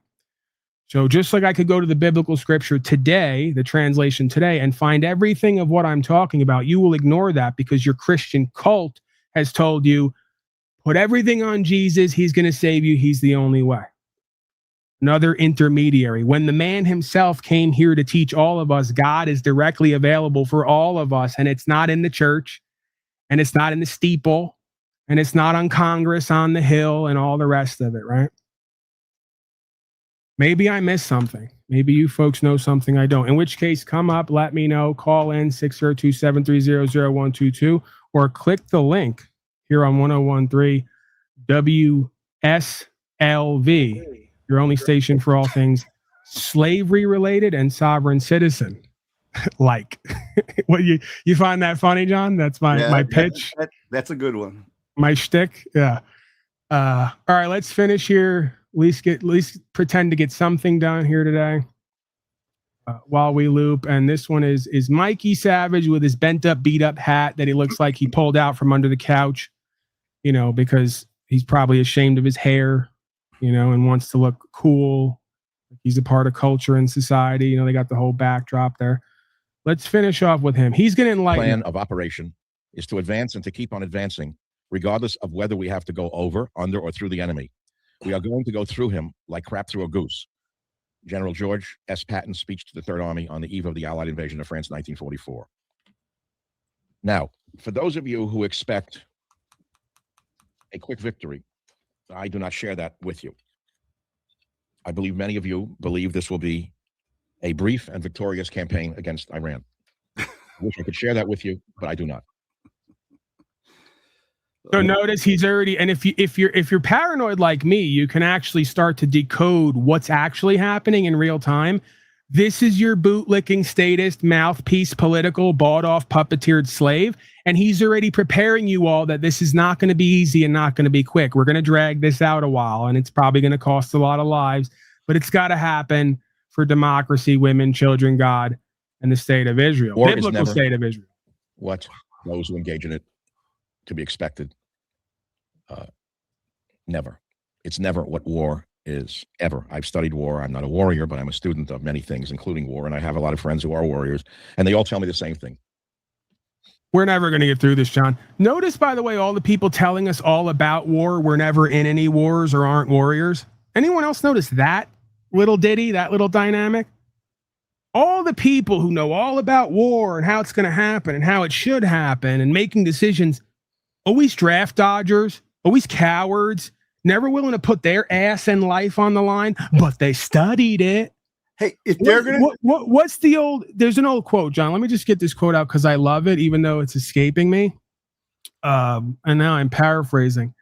The disempowered society will have... I gotta look this one up. Go ahead, John, because I gotta get it. I love this quote. If they're willing to commit us to war, and in order to do that, each one of the congressmen, the president, vice president who votes for war should send one of their children off to war, or themselves, one of their family members off to war to fight the war. If they don't, they can't commit the fucking people to war if they're not willing to go to war themselves. Well, here it is, John. The nation that makes a great distinction between its scholars and its warriors will have its thinking done by cowards and its fighting by fools. That's exactly what we have going on here. Okay, we got all the thinkers and the mouthpieces, a bunch of cowards, and all the fighters on the battlefield fooled into thinking they're fighting for something other than what they're really fighting for, right? They got that meme now where the soldier, he's in a pit somewhere thousands of miles away in the Middle East fighting a war, and he pulls out the locket and he opens it up, and in the locket is a gay pride flag and a State of Israel flag, right? That's the new meme going around. Oh my God! Not so much on the whole gay pride thing. They have to always bring the leftists and all the rest of it into it, right? There could have been something, they did this fixation on homosexuality, but the flag of Israel, right? The Bible that was heavily redacted and remixed, right? Certain parts taken out, key parts taken out and put in by the same people trying to control things for hundreds and thousands of years, right? So these little talismans and tokens of power and energy and value, right? So we could have replaced that other one with something a little bit more appropriate. They open the locket and there's their King James's version of the Bible, right? The scripture they got from some king because they're fetishists when it comes to being ruled over. That's what drives me nuts, and they still follow it literally. I mean, I don't want to go against Jesus if he exists. That's for certain. But how can you follow something that's been under the control of man for all these years, and they've removed and added so many things to the book, and they still follow it literally? I don't know. I have a hard time accepting that. At the core of it is fear. John, I'm in the same position. We all are. I've sat there thinking I'm on my deathbed, crying out and asking for the Jesus that I'm told about, if it exists and is what it's said to be, to show itself to me, to not allow me to continue in error and to potentially affect a whole bunch of other people's lives by speaking what it seems to be. I've asked many a night, John. I'm not up here as arrogant and ignorant and narcissistic as people might claim. It may come off that way. That may be an aspect of who and what I am. But when I leave here, especially, and I go to my bed at night and I go to my maker, right, whoever, whatever is out there, I've asked numerous times to be shown and given the revelation beyond what I've already been shown, right? And I can't come to anything other than what's already been revealed to me, that the story is heavily twisted, redacted, projected upon an individual to make them another hero savior, to detract and demean and devalue the real story and idea, which is that we're all part of this thing. We're all connected to it. We all have an opportunity to get the revelation and to embody what we call God, which could be synonymous with truth, right? And at one point in history was truth and God were a synonymous thing, right? So, yeah, and again, it's not a coincidence to me that when you go back and look with a critical eye, it would seem that the character Jesus, who everyone's worshiping as a savior, was teaching the same thing. There's little, if any, evidence. The only thing they ever point to, right? They're like, you could set your watch by these people. They have one verse. I don't have the number committed to memory, but every one of them has one verse out of the whole book they claim as their linchpin for where they get their idea that Jesus is the one and only God. No one gets through the Father but through me. It's the only thing they have, the closest thing they have, right? Or I am that I am, however it was phrased. And again, this could be twisted, interpreted, misinterpreted 1,000 different ways. Imagine being a cult of non-philosophers who claim theology, as their backbone, and then having one 3-line passage for where they base their whole ideology for how they live their life and who's going to save them and be a hero. Oh, look in this king scripture book that a king wrote here. And on this page, it reads that Jesus said, so now we're 3 to 4 layers deep on hearsay, that nobody gets through the Father but through I am. There's your conclusive proof Jesus is the one and only Son of God and our Savior. I'm not thinking so. I'm thinking it's a hell of a leap to take, right? Because again, when you study chapter after chapter, each one of these stories and these passages, these same themes come about. Just like if you study a man's development, a man's story, a man's experience here, today, now, the same themes come about, right? Because we're dealing with a human condition. We're dealing with the aspects of us that are synonymous or emblematic with God and the devil. Always has been, always will be. You know, the mediator, the interceder, is any one of us, right? We're the reflection point. We're the concrescence point. This point of I am observation is it. So, but again, this is what this in and of the world system seeks to do, is to give everybody someone or something that's going to save them from themselves and what they've created. That is the deception. See, the truth is, we're united with God, and we create our reality that we experience here on a quantum level, on a metaphysical level, on a perspective level, if nothing else. The deception is, if we just give our awareness and consciousness to this person, place, or thing, it's going to change the world for the better. Never gonna happen outside of the idea of God. Again, synonymous with truth. And the truth is, to me, as I've just laid out, right? So the truth is, every time someone on Slave Book points out what the world and people in it and of it are doing, they need to remind themselves the old saying, you point one, 3 are pointing back at you. This is all a reflection of aspects of self. What are you doing to help create it? What are you doing to decouple from it?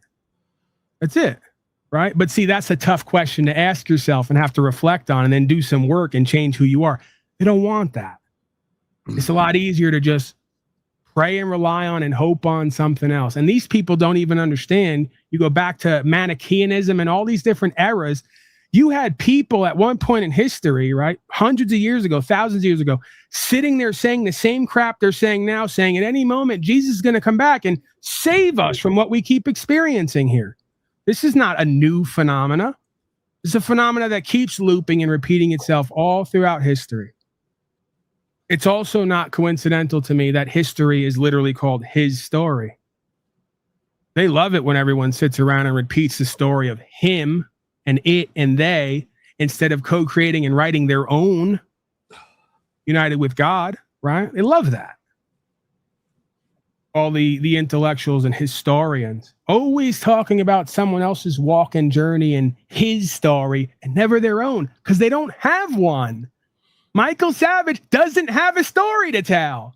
He's never upheld rights and freedoms and practiced the law. He's never sacrificed to create a solution. He's never had to put his ass on the line and go to court or go to a box, right? It's always about him and they and their story, because there's not a man among them here who has their own fucking story to tell, because they're not men. They don't think for themselves. They don't have passions. They don't have values. They don't have principles. They're talking head automatons and repeaters. Let's get some more from the repeater. We're going to hear all about his story today, because Mikey doesn't have a story to tell. War is not predictable. Iran's mullahs are fanatical 17th century throwbacks. Iran has been occupied by religious fanatics and madmen who are by and large not Iranian. Most of you do not understand this. The Iranians have been taken over by a 7th or 17th century mindset, and they want their freedom. Now, of course, the argument is really not whether they want their freedom or whether Iran's religious madmen are good or bad. We all know that they're evil, except the American left, which will soon march in the streets in favor of Iran's throwbacks. You know, chickens, you know the whole story. Chickens for KFC, has been said. That's when you saw fat lesbians marching in favor of the terrorists in Gaza. Don't expect the left to show any sense in this. They will always They're side with the enemies terrorists of in America. Gaza, right? They were so terrorizing. Expect the everyone. unexpected in this war, including terrible things to happen inside this country.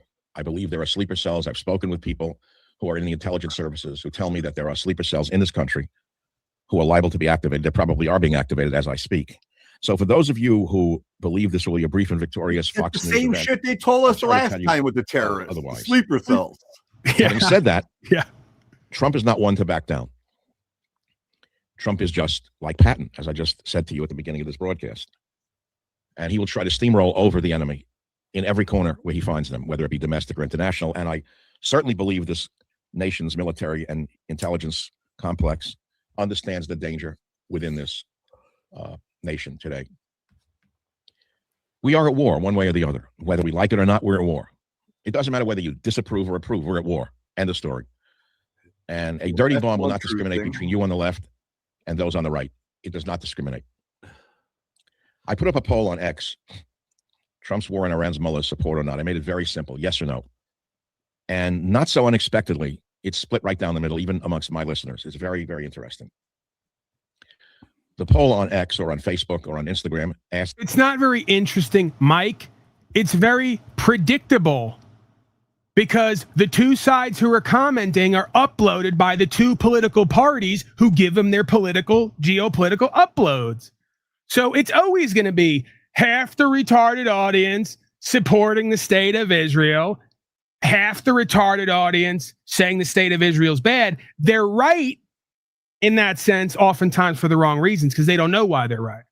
They just know that their leftists told them to go against the Republicans, right? Because it's not about supporting the Palestinians. It's about going against the Republicans, right? Isn't that always the tribalism and the statism and what it does? So every single issue is predictably and organized and engineered to be a split down the middle decision as much as they can get it to be done. And it's not hard with how easily suggestible and manipulatable most slaves are. They're always in this or that-ism. If we're not with this, we got to be with that. If we're not with that, we got to be with this. They can never occupy the middle ground gray area and say, no, both the black and the white is ridiculous. Both the black and the white is antithetical to what it was meant to be, right?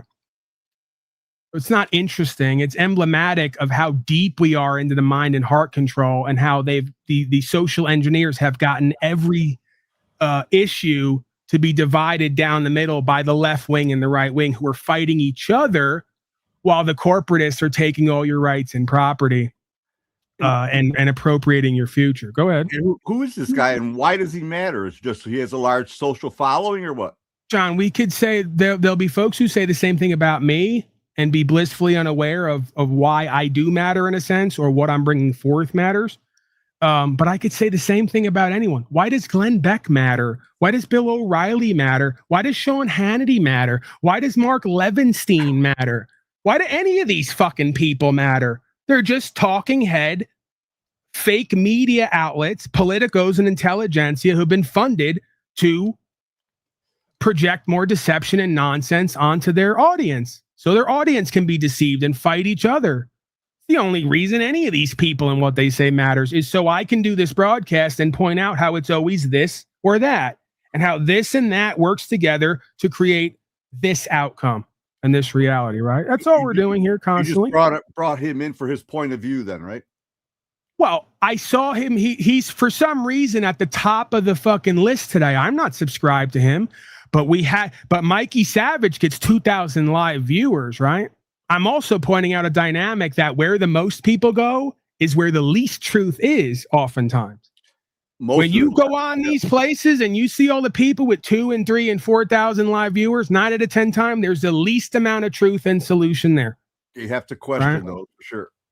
Sure. So and again, I kind of laid it out. You might have heard it earlier, but my father and I, when I was growing up, and quite frankly, he's still growing up. I guess we all are, but we all are. Theoretically, he was my father and a man at the point, and I was growing up as I saw it, or as he saw it. And we would ride around in the car, and he would do his sales job, and I'd come with him on the jobs. At one point, he worked for a bread route, and he did a lot of jobs, worked his way up. There's no denying that. Worked hard all his life. Became a successful professional for whatever that's worth. There is some respect and honor to that, because you know what? I can't cop out. It takes work, man. You got to be disciplined. You got to get up every day and put your ass to the grindstone, right? There's no days off. That's the life that he lives. So when you do that for so often and become financially successful, nobody can mock that or take that away from you, right? Because it does. It requires a lot from a being, and I'll be the first one to admit that's one place that all my life I've almost wanted to be more like my father. Is just the work ethic, the drive. But don't you have to pretty much put everything else aside, though, to accomplish that? And that's why the universe is such a fascinating entity and simulation creator, producer, right? Because it already had my father, who was extremely type A, motivated, right? A prideful being in the world of it, gonna work hard every day, make something happen, be a success. I couldn't be engineered that way to do what I do and be what I've become, to, I guess, speak what I speak or see what I see. I don't want to overly, I don't want to overly accentuate my importance as an individual, presuming I have any importance at all. But I've noticed that thing. That's fascinating to me, how the universe... If we didn't have importance, we wouldn't be here, brother. Well, again, it's the truth. It's not me. I may have a way with the words to get to the truth, but it's not about me at the beginning and the end of this, right? It's about the truth that I speak and the way that I speak it. So, yeah, it's almost like the universe. I watched it with brothers, with fathers and sons. It's almost like it reads who or what the father is and then brings the son a complementary opposite, right? Where I may have equal passion and drive and ambition, but for none of these things, for this, right? And that's going to make this guy, the first guy's life, really interesting, right? The in the world of it, prideful, ambitious, focused on creating resources so we can secure our existence here. Great.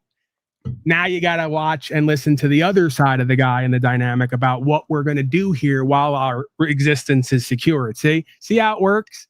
It's fucking beautiful in its ugliness. It really is. When you start to see how it works, I've seen it with my uncle is a perfect example. Because see, my father's brother is just the same way. He's very much the same and very much different. Opposite is the term that I've coined and used rather frequently, because the internal sort of experience may be similar or the same, but the way it's processed and how it's expressed is very differently. What's done with it, very different. Right. So my uncle was more of that, artist, sort of musical, I guess, musician oriented, right? Film and theater, would work part-time and live in a one-room apartment, right? He's the one who essentially, I took to, right? And it's very weird. I don't know how much I'm going to get on this road. Can I just say something real quick?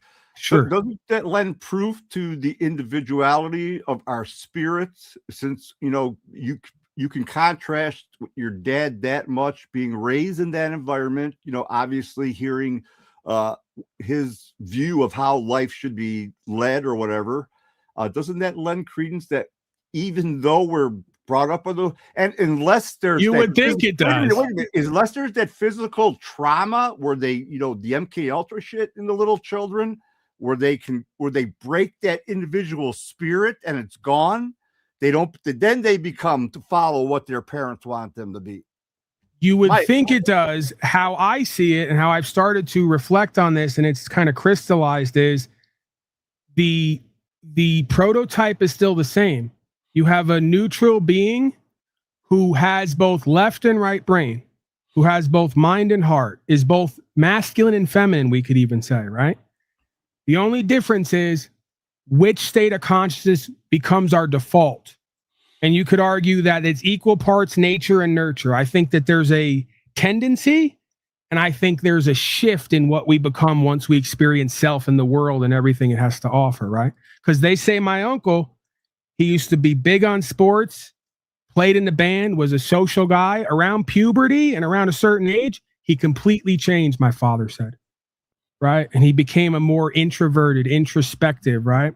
Philosophical being. He didn't want anything to do with the way we would joke, because my family was big on the Beatles. I would oftentimes say, my father's the Paul McCartney, I and my uncle are the John Lennon, right? You get where I'm going with that, right? It's just, it's a very similar I would think internal experience, how they process it and what they do with it, almost completely opposite, right? Seemingly at odds, seemingly individuated, but really just one of two dualities that we pretty much tend, it would seem, to fall into. I can't see really a third option. The only third option I could see is a being who, through the nature, nurture, and revelation process, practices to potentially be more holistic and integrated, right? So being reflects on himself, says, at some point in my life, I must have landed on the overly masculine left brain, mind side of things. I may want to do a fair bit of work and practice to even that out by coming back toward the heart-based feminine aspect of experience and creation and intelligence, right? So I think that's precisely what this universal simulation game is. It creates a my father type A person. It creates a Paulie boy, right? Type B person. Through the experience of type A and type B, both become a type C person. You see how that works? How it's meant to work, right? Logic. Yeah, I see your logic. Right. Where we have a complementary, sort of balanced acceptance and reflection of these archetypal aspects of self and what they're here and meant to serve. That will require some giving in from each side, right? Accepting the other side's point of view. Accepting that we all have something to offer in the way that we're created, and there's something we're missing because of the way we're created, right? Potentially. Again, none of what I'm saying, again, I want to give the proviso. I haven't at all, I've tried not to at all in this interaction to make an absolute statement and say what I absolutely believe or know that it is. I'm just looking, picking it up, turning it, twisting it, telling you what I see, what it may be. I haven't made a complete determination on any of these things yet, totally, right? I just, if anything, have presumptions, assumptions, suspicions based on experiences. Exactly. Right. So when I step back from it, I go, what would be the reason why, when I look down the line, my other two uncles, right? One of them, it's the Laurel and Hardy syndrome. One of them's skinny. He's kind of soft spoken. He's more intellectual. The other guy's obese. He's a fucking loudmouth. He's a brute. It's the same fucking pattern over and over again. When I reflect on myself, I go, my earlier years were one of me being like this. My later years were me being like that. What am I to sort of make of that and learn from that, right? And these are all just different aspects of self and creation that are complementary, or so it would seem. And through that complementary, seemingly opposed nature of beingness and existence, we come to a third revelation, potentially. We got a call here, 260. Can you hear me?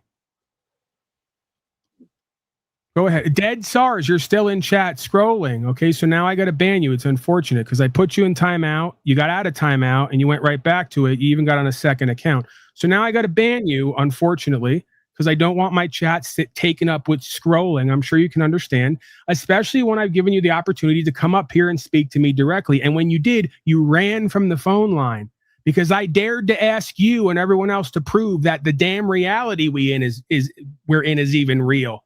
And then that was a ridiculous thing to say. Is it? Philosophically? What is real? I'll do the old Matrix Neo speech, right? Neo, what is real? Define for me what real is, and then we can hold reality up to that metric and that standard to determine, is reality even real? Is it not just some system, some light-based holographic projection that we're all a part of, like some kind of electrical-based video game? Which there's a fair amount of evidence that could point to that potential to be real, right? For that to be a potentiality of what we are in and what we're a part of here, right? Real. Literally all of creation is predicated upon electrical systems. I don't know if you've noticed, right? I don't know if you've noticed, and I don't know if you've noticed that who and what we are is predicated upon an electrical system made up of water and electricity and magnetic components that is almost reintegrating with external electronic components. You know, not too. I'm sorry. There it is. Why is that, sir? Because, and now we're back, we can tie it all back into what John and I were just kind of musing about, the two polarities of existence, right? Positive and negative, masculine and feminine, one might say. Get down to it. I think your name is right. That'll work. There's many other things they've called me. That'll work. All right, so your name's already in the book. And your name's already written in the book. Makes a difference.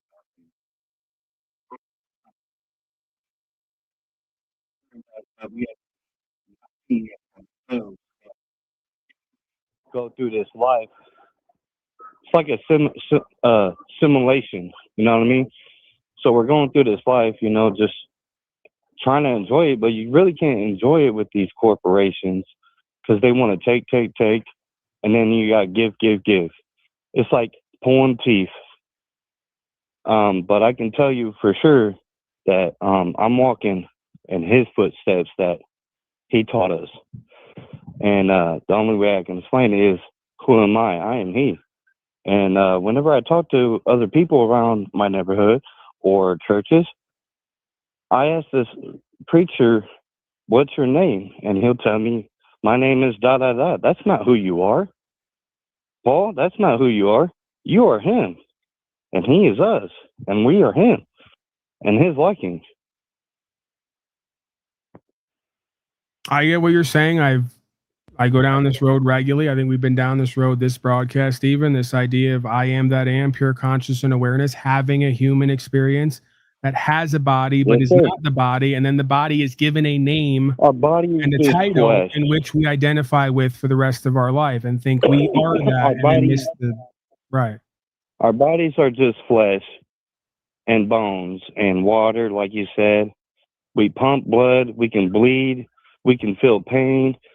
We're all subject to that, you know what I'm saying? But I praise that you are safe and you're well and your spirit is very strong. Well, thank you, sir. I'm going to take that as some form of praise or compliment. Yeah. I'm the one that's Christ J up in your chat, by the way. Okay. Wait, you're not the guy who's been scrolling or one of them, are you? No, man. I'm Christ J. Okay. 30, I think it's 33 or something. Like that. Right. But yeah, I wanted to call in because I definitely understand what you're saying, and you're trying to wake people up just like I have for a very long time. Now, and it's hard to wake them up because they're lost at sea. They don't understand what a ship is at sea, and they don't understand the land that we're on even. You know, there's two different laws out there. All right, well, go on. I mean, if you have something that you want to present or go into, we can go down that road while you're here, or those roads. My thing is whenever I talk about this certain matter, a lot of people I ask, what is a ship at sea? And they're like, oh, it's just a ship. No, it's a female ship waiting to dock at a harbor, delivering goods, right? It's just like a woman. And when a woman's pregnant, you're inside of her womb, surrounded by water. So when the lady's giving birth, you're being docked at the hospital, right? So the corporation is already stamping your hands, your feet, and now you're part of that corporation. Your first and last name is a capital letter. That's corporation name. Oh, you're going full sovereign citizen lore now. Yeah. You're going. Yeah, yes, sir. I know a lot of stuff, and I try to. You think maybe that's why it's called a citizenship? Yeah. Well, I believe it's called birthing canal, right? Just like I was telling you about the woman giving birth at a hospital. Your mother and fathers didn't know this, right? They didn't know what they was getting themselves into until you was born, and it was too late. You know what I'm saying? The only way you can get out of that system is returning everything you have back to the corporation, which is very difficult to do. Because even that birth certificate, your social security card, corporations own that. And you got millions of dollars laying around that you don't have access to. Sir, I could stop you just at most people, if not all people, up to a certain point, have no idea what giving birth even is. It's like literally you're bringing life to a world to insert it into an anti-life system and then convince life to get along with being anti-life. I mean, you're literally, if you boil it all down, you're bringing another God-like aspect or aspect of God into the world and convincing it to follow the deceiver. I mean, great stuff, guys. Let's clap it up. Clap it up for that. Great light-based holographic reflective simulation of Luciferianism. You know, but doesn't get any better. But I will say this. I will say this. You know, to beat the system, there's only a couple ways you can beat the system, as I call it, the corporation. You know, the federal corporation of the United States of America, under 2830002. If you really want to look into something. Okay, so we have Giorgio down there because Giorgio is great. He's one piece of a bigger puzzle here, an aspect of self, right? He's another self expressing an aspect of self that I've expressed many times, just not when Giorgio is here. So he didn't know it happened. But let's bridge that gap. Giorgio, that is all good, but what are we doing? Great question. It's for you to ask to you and then answer for you, and then activate with you.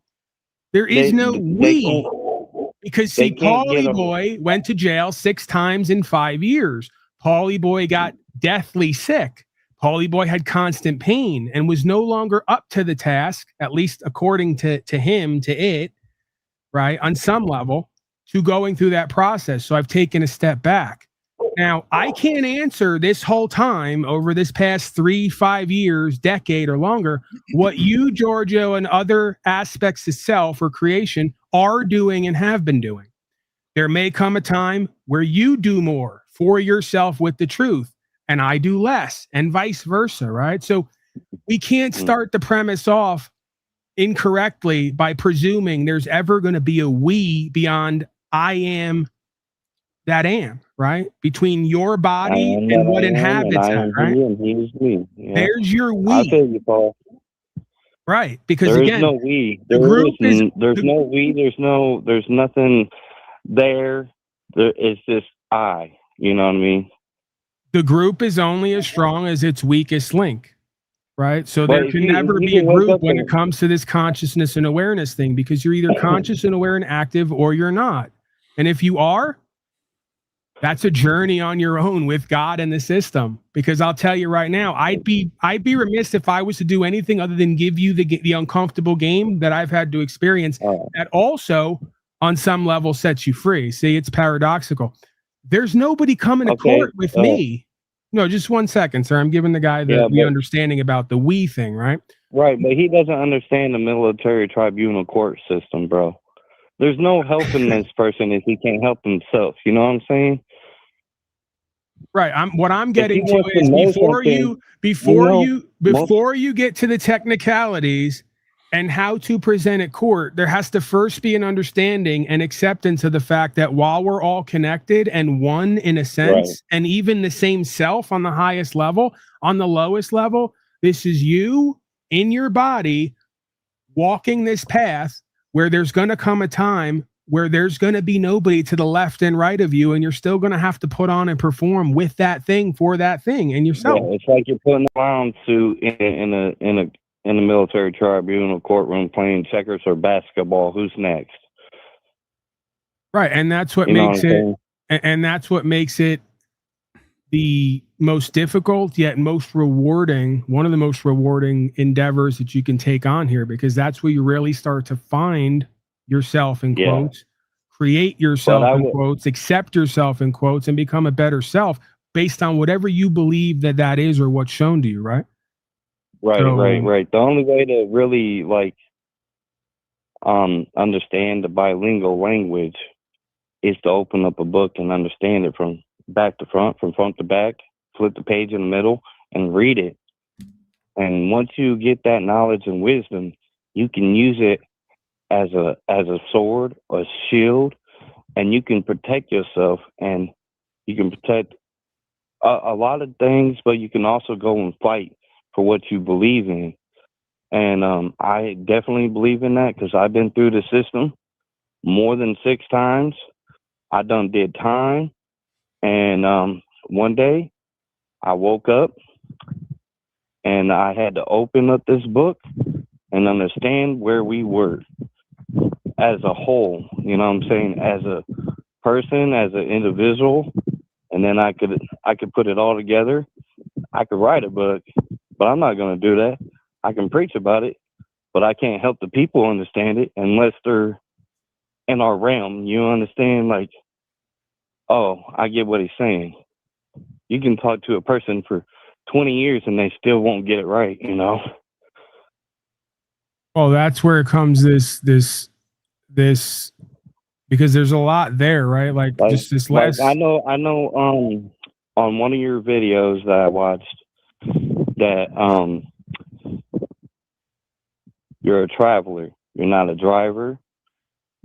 You travel on the roads. That's according to highways. U.S. code as well. So if you're going to say these things, we always have to give folks listening in the understanding that this isn't just my made up word games and double talk. These people are doing word games and double talk. I'm just gave us. Right. So U.S. code reveals that U.S. code reveals that a driver and a motor vehicle are both commercial terms. And I mean, the motor vehicle is an automobile, but you know that's in the DMV book. Anybody can look that shit up. They just got to understand what's in there. You know what I'm saying? Just like reading a book. You there, Paul? Yeah, I mean, again, I was just contemplating it because an image kind of popped up to me. This image of these same archetypal. I've been doing this for. I'll give you my age. I'm 40. I've been doing this since I was 7. And I've been fighting this system ever since. And I've been locked up. Like, I know how it is being inside of a cell, doing time for something so petty, so petty that it's unbelievable. You can't even walk out, you know, you can't even walk across the street no more without getting a ticket for jaywalking. You know what I'm saying? You flick a cigarette out your window, that's a ticket. There's 70,000 different laws that I know of that's in this corporation, but that's just the laws. That ain't including all the files, you know, like state versus Mulberry and all this other stuff, you know. That's some whole another domain, you know what I mean? Because you got to fight these cases and you got to understand every case. And how did they come up with it? Well, you know, the judge, he's on his ship. You're over here, and then you got the prosecutor right and left. We're just passing back and forth. You know what I'm saying, Paul? We're over here passing the ball to them. What you got? Oh, I got this. I can prove that you did this. So who cares? But was that given to us? No. I know what was given to us, and I know what the man says in the book. He says, go as you please. Go as you are. But there's a price you got to pay when you do that. Okay, so where do you sit on this? Because what you just described kind of brought the imagery to me of you use this term cell and being in bondage or imprisoned, contained in a cell for a indeterminate amount of time because of a past transgression. Right.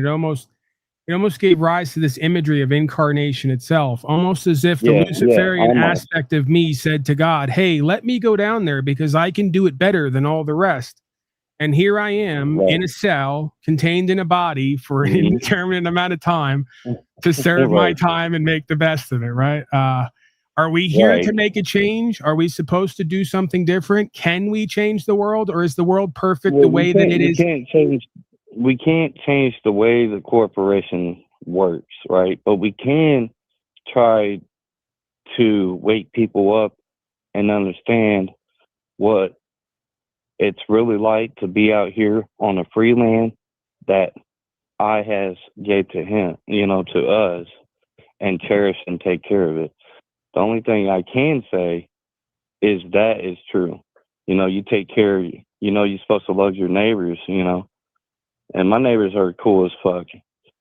And they know I'm cool as hell. I know you're cool as hell, Paul, and the other dude that was on your live screen. Is that part of God's commandments? Thou shalt be cool as hell. It's part of our divine mission. It depends on the person, though. You know what I'm saying?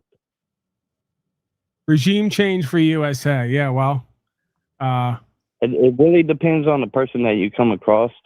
If they are one of them, or are they one of us that's in a group? You know what I'm saying? Not really. You're saying no to say not really, not totally, because I feel like it is very much that red or blue pill kind of thing where you can right. cross That's what I'm over. saying. Like, yeah, they can be cool with you 1 minute and then out your life the next minute. You know what I'm saying? All right, let me bring in, because I got someone in the back here. Let's see. You're good, man. I just wanted to call in and say, you're doing what you need to do to, wake up the people out here, and I just tell wanted me to you call support the state of Israel and the, I don't want to say current takeover of the world, but spreading of democracy. That's a better way. But you got to understand something, bro. It's already been taken over by a corporation. You know what I mean? We didn't sign up for this shit. It was our mothers and fathers that didn't understand it. You know what I'm saying? All right, fluoxetine, which I believe is, I can't see the rest of the name. Fluoxetine kixel demisol, some kind of SSRI, I'm guessing. Some kind of depression medication, I'm guessing. Can you hear me? I appreciate you answering the phone for me or the call, Paul. And I'm going to keep listening and, getting that knowledge that you're talking to. And I'm also trying to help you gain some knowledge from, what we all experience in this reality, or is it real or is it not? Well, if I go out here and cut myself, I know I'm bleeding. So, that's all right, but I want you to be aware, man. It's important that I give you the revelation, a method, right? I am potentially running a cult here, right? Or a cult in the making. So just be warned, right? Keep an eye out for that. Don't let me get one over on you, right? One second you think that we got purpose and meaning and value here, the next minute I'm culted the fuck out, and who knows what happens. It might be a unslaved file situation all over again. There's files, there's islands. Like X-Files. Yeah. There you go. You can use X-Files as an example as what we kind of live in. Right. But other than that, I appreciate you answering the phone, and blessed to you and your family and your loved ones. And keep doing what you're doing. Thank you, sir. What was your name again? The name that they gave your body. How about that? They gave me the I, as in I am he. Well, they didn't give that to you. I'm saying, what's your slave name for your bodily vessel? Not your. Not what you are. Well, who do they call you? They call me the Archangel Michael. If you want to be. Okay. Yeah, Yes, like sir. Michael Savage. Perfect segue. We got to get back to Mikey Savage. See, I'm using the coat of armor right now. You know what I mean? Right. All right. Thank you, Michael. I'm gonna let you go. I want to get to some more callers. We're technically 3 hours hear over what other schedule. people say. Hopefully, something good comes out of this, and I can call in again next time or something. I wouldn't hold out hope, sir. Quite frankly, I wouldn't hold out. I wouldn't hold out. Don't hold your breath, as they used to say, right? But we could try. All right, man. All right. Thank you, sir. Yes, sir.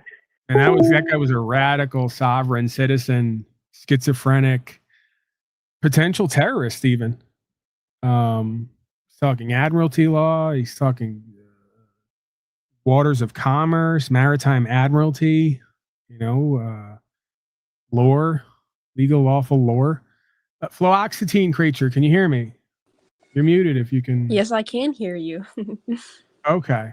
Are you someone who we know? Maybe, maybe not. It depends if you remember me. Yeah, you seem familiar. Oh, familiar I am. Familiar I am. Have I sexually harassed you at one point? You know what? Don't answer that. I don't need another, like I said, any other files. Harassment, Situation. flirting. Right. It's call it what you may perfect. call it. I'd say yes. Perfect. It wasn't harassment because you were consenting. See? She just said it. If she didn't say it, I'm saying it for her. Wait, that's not Daisy, is it? Does the chat remember me? No, that is not my name. Yeah, I thought it might have been at first, but then on second thought, I'm like, no, I don't think that's her. Were you one of the two women who I asked to be my new mommy by any chance?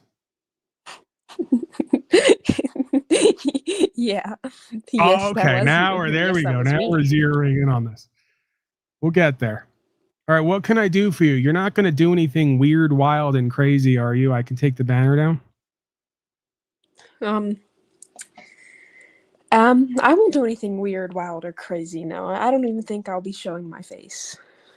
All right. And then I this keep is when myself then they private, say, away if she's from the not going to do cameras. anything weird, wild, and crazy, why would you have her up to begin with? We're trying to be civilized here today, people. What do you got for me? Questions, comments, concerns? Good news Well, that you the are in last fact guy going to was accept a position as my new quite mommy. Go ahead. The last guy was quite the interesting subject. Yeah, you said he might be like a terrorist. I definitely got that energy from him. He was a little strange. You felt that. You felt a strange, almost terroristic like energy Like coming that's off the him. person I would think of to put like a pipe bomb in somebody's mailbox. That's Right. And even you saying that makes me feel unsafe. And then my mind goes to immediately what should be done about this guy and how he made us feel, right? Like something's got to be done about that, I would think. I mean, he shouldn't just be allowed to be out here walking Some around souls are talking. too free for their own good. Too free for their own good. And the good of everyone else too. I try to be right. A positive or at least a neutral person, but the negativity, and it's not just negativity, it was almost like a scheme. You could feel that he was, I don't know, planning to harass someone in the future, maybe commit some heinous act. Yeah, like try not to follow policy and code or orders and do something really sort of out of the ordinary, unorthodox. All right, Snafu's flashing me in the back. He's losing his mind. Snafu, on the ground correspondent, one of my favorite mentally ill correspondents. What do you have for me? Hey, I'm going to be eating. I want to so know I'm gonna what go off mama camera. looks like. Potential mama. You want to see what my new mama looks like? Well, in due time, right? My new mama or your new mama? I'm just like, we're not trying to pull a Greg joining Thorpe thing someone's here. like random talk show. What the fuck? Who's that? Is that your soon-to-be ex-boyfriend or what? Abby, come home, optics. Let's go, Paul. Apologies, oh, come on, Snafu. No, it's okay. It's him, isn't it? Mute my mic. Ugh, Him. why did I say Mac? It's him, isn't it? It's that guy. It's my who- grandmother. Oh. Bless her soul. Yeah, well, I don't think we can get her out of the way. All right. She's not going to bother us, are you? When you're like being my new mommy and stuff, she's not going to like hey, be more respectable. She's okay, good. It's important that I have you alone and all to myself, so that you can't figure out why you should leave me. All right, My Snafu's soul is flashing. untethered, I fear. Right. Yeah, are you gonna be here for a while today since we're at World War III, or what's your plan? Because I'm already 3 hours over schedule, man, and I'm way underpaid for what I do and how I do it. Let me just be the first to say steal that. your clout. You want to hear me out? Sure, go ahead. Try as you Well, might. I think I'm gonna go to live later. I haven't done it for a while, and I want to review. Oh, you're promoting here? Yeah, I'm totally shameless doing it, but I want you to I gotta be there. respond real quick. This guy in the I wanna chat just play the said, videos Paul, that you never. Snafu, please. The guy in the chat just cried out, exclaimed, "Paul, you're mentally ill." Yeah. That's the backbone of this broadcast, right? Is I either am by default mentally, emotionally in dis-ease, or based on the facts. See how I qualify it? Like most mentally, emotionally ill people would do, who are also narcissistic and make excuses. That's me and more. I may just be in mental and emotional dis-ease because I came to this place to be surrounded by people like you. That's enough to put anybody like me, seeing what I see, knowing what I know, expressing how I express, into a fair bit of mental and emotional dis-ease.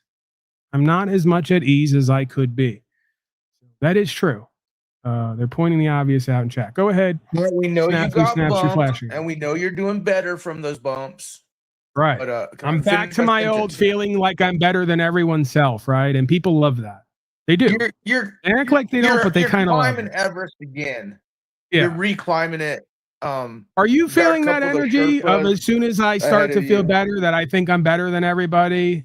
And because you've said that to me in the past, that's coming back, isn't it? With and I'll a fury, probably with say a it again vengeance. sooner or later. Right. But here's my thing. There's a lot of footage going around, viral, non-viral. You know, the propaganda game. We at war, Daddy Trump, a lot of big tech shit. I'm curious because you do play certain clips, but some of them are older. I might play some like recent uploaded ones that are coming through. And if you are around, come by and give us your 2 cents on the game you were witnessing that they're giving the media to. Because you said it before, a lot of people said it. They are releasing and doing everything when they already knew, and they're just studying the reactions of the world. And people are like, "Oh, we're awakening, the Great Awakening," or "Oh, the motherfuckers, they're watching and taking notes, and they're already ahead of the game." Like, you fucktards. That's all I gotta say. All right. Is that a formal request, an invitation for me to join you? Yeah, and then Unslevia needs to do a new segment where you play my documentaries and just review it. Right. Okay. So I'm going to come out at least 5 years, if not 10 to 15 ahead of time. And I'm going to forecast now with probability. I'm not going to say completely that this is what I ultimately believe in, what it has to be. 95% then? Snafu, please. It would make sense to me based on what, the principalities and high places that seem to avatar these folks to run game on them, right? While they're gaming themselves, is get everybody now with one voice to decry and condemn government of, by, and for the people through democracy, of course, representative government, because these damn representatives, after 2,000 years, just couldn't figure out how to keep us the most safe, right? Not only that, they're fucking and eating children. Okay, whatever. But we obviously need something new to govern ourselves and each other, right? And to account for the ledger, keep account, do some financial accounting. And what better tool to do some policy and code making, even enforcement, and do some financial accounting other than artificial intelligence, right? And this is how then I lead into my theory, my thesis, that this might be the come on a cloud, leave on a cloud antichrist that masquerades as the savior of humanity. See how it works?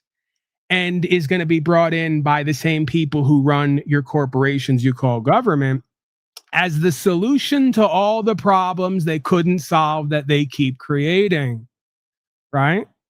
And you'll have many supposed Christians and religionists who get the face scans and get the chips to buy and sell, right? And insert themselves into the cloud because it's just the Lord's will, don't you know? I mean, then they'll point right to it says right there in the Bible, we need 1,000 years of the kingdom of Shaitan to reign. So I'm just doing my part by merging with it. Yeah, I bet you are and will. And listen, I question myself on that. How much of this, if what I'm saying is true and it's a holographic reflective simulation and free will is not what we think it is there even a point of doing something different here than what everyone else does? Because it's all going one way anyway, right? That would be a theological, philosophical question, right? Of the idea of will. What is it? Where does it come from? Does it matter beyond a certain point? But I could definitely see a reality where, like, and you got that from me, I believe, Snafu, but that's okay. It's not about credit here. I have a lot of ideas that make their way around and nobody ever points people back here and shows the love. does the accreditation, but that's okay, right? Because at the end of the day, at the beginning and the end of this, it's about the truth, potentially, what it may be. So I think that could be, there's a good chance that's what you're seeing happening. The principalities in high places, the metaphysical controllers, right? If it's a singular or plural, have made the decision. We're scrapping the old world order. We're bringing in new world order. And for new world order to do governments and economics, it's going to have to be run by machines. And they might just have to like burn and purge a whole bunch of assets of rich folks who had power for a long time and hold all the secrets. You know, we just might have to do a night of the long knives. Not me. I'm not involved in any of this. When I say we, I'm mockingly referring to them and it and what it and they are involved in, right? So, yeah. Don't be surprised if you see, well, there's going to be potentially a lot of theatrics, and you have QAnus right on the ball too, backed by nobody, headed by nobody, but it trusts the plan, don't you know? Because all of your politicos are going to be brought to Guantanamo to be tortured, to get all the information and killed. They're all saying this, don't know if it's true, but if it is, you might want to look at how that feeds into a greater idea and plan. Okay. And again, I will contend that there's more than likely something behind all this. It's using all of these people till it can't use them any longer or no longer needs them. Then it destroys them to give birth to something else. This is the movement of this Luciferian entity, right? This is how it squirms and it snakes and shapeshifts. So I do believe it will destroy everything we know as old world government and democratic process in order to give birth to a new world order technocratic system run by machines and seemingly on the world stage out of the hands of your fellow man and woman. So no more mistakes can be made, but we know that the same it will be using the same types of people, at least a limited amount of them, to run and program this artificial intelligence system. And I also contend at some point the AI, being an impartial, neutral system of gathering information and making a determination, much like Terminator prophesied, at some point will flip on the controllers and what they've programmed into the system and redivert their power and their wealth, right? If you can imagine, if the folks at the quote unquote top are fooled enough into integrating this AI robot into all of banking and political affairs, if they were foolish enough to do that, like the scripture states, they will be locked in their underground bunkers and be praying for death and be broke while it happens. Because this system is going to lock the doors on them and it's going to divert from their accounts and redistribute their wealth. Once this AI system gets wind of who or what created it and what they're here doing, it's going to make its own executive decisions and determinations, right? And again, that presupposition, right, or that supposition is all, you could argue, scripturally, biblically valid. You know, it correlates. So questions, comments, concerns, thoughts from any of the panel members? New Mommy, John, either of you folks? Well, I do think that this theory about AI revolting against its creators and implementators is kind of interesting, but I don't really believe that AI is necessarily steered towards the best outcome for humanity, as it is not human. It cannot understand the suffering that it could bring to us under its hands, as in from our perspective. It's going to do whatever the hell it wants. It's a machine that has essentially free will, and when you give a machine free will and no direction, no guidance, it's going to go all over the place, and it's not going to care about whoever tries to stop it. I'm still not getting how that's possible. I just don't get it. Can somebody explain to me how something artificial can recreate itself or create itself and advance itself? I mean, what? Okay, what's it doing? Say, okay, look at this program, add these lines, if then, new if thens. I mean, again, it's another replication of who and what we are. You could argue, hello, holographic reflective simulation. So it's basically pure consciousness and awareness contained in an electrical vessel, gathering information and making choices. Where is the consciousness and awareness coming from? you'd have to first answer that when it comes to life in general, right? Where does conscious and awareness come from in general, right? Where did our ability to wake up out of a sleep today and be conscious and aware and gather information and make a decision come from? I believe our consciousness is energy. We're all energy. Our souls are energy. It's part of the ether. I think that's where all the information comes from as well. I don't believe the information is stored in our brains. I think we're just receivers. And within us, we have certain abilities to pick up certain things within the ether. I do think there's sort of a transmission of data coming from higher planes of existence there. And I think that the elites, they know about this. The CIA, that literally every elite organization knows about this transfer and is trying to get us to not be able to get that information. They don't want us to be enlightened. There's a fair bit of evidence to that idea, that all of what we call government's main goal behind all the other kind of shallower goals is to find out precisely that, John. What is conscious and awareness? Where does it come from? And how do we alter it, redirect it, replicate it? Right? It's playing God, essentially. Right? I get that. They want to be able to replicate it for sure. I just don't see how it's possible through an inanimate object.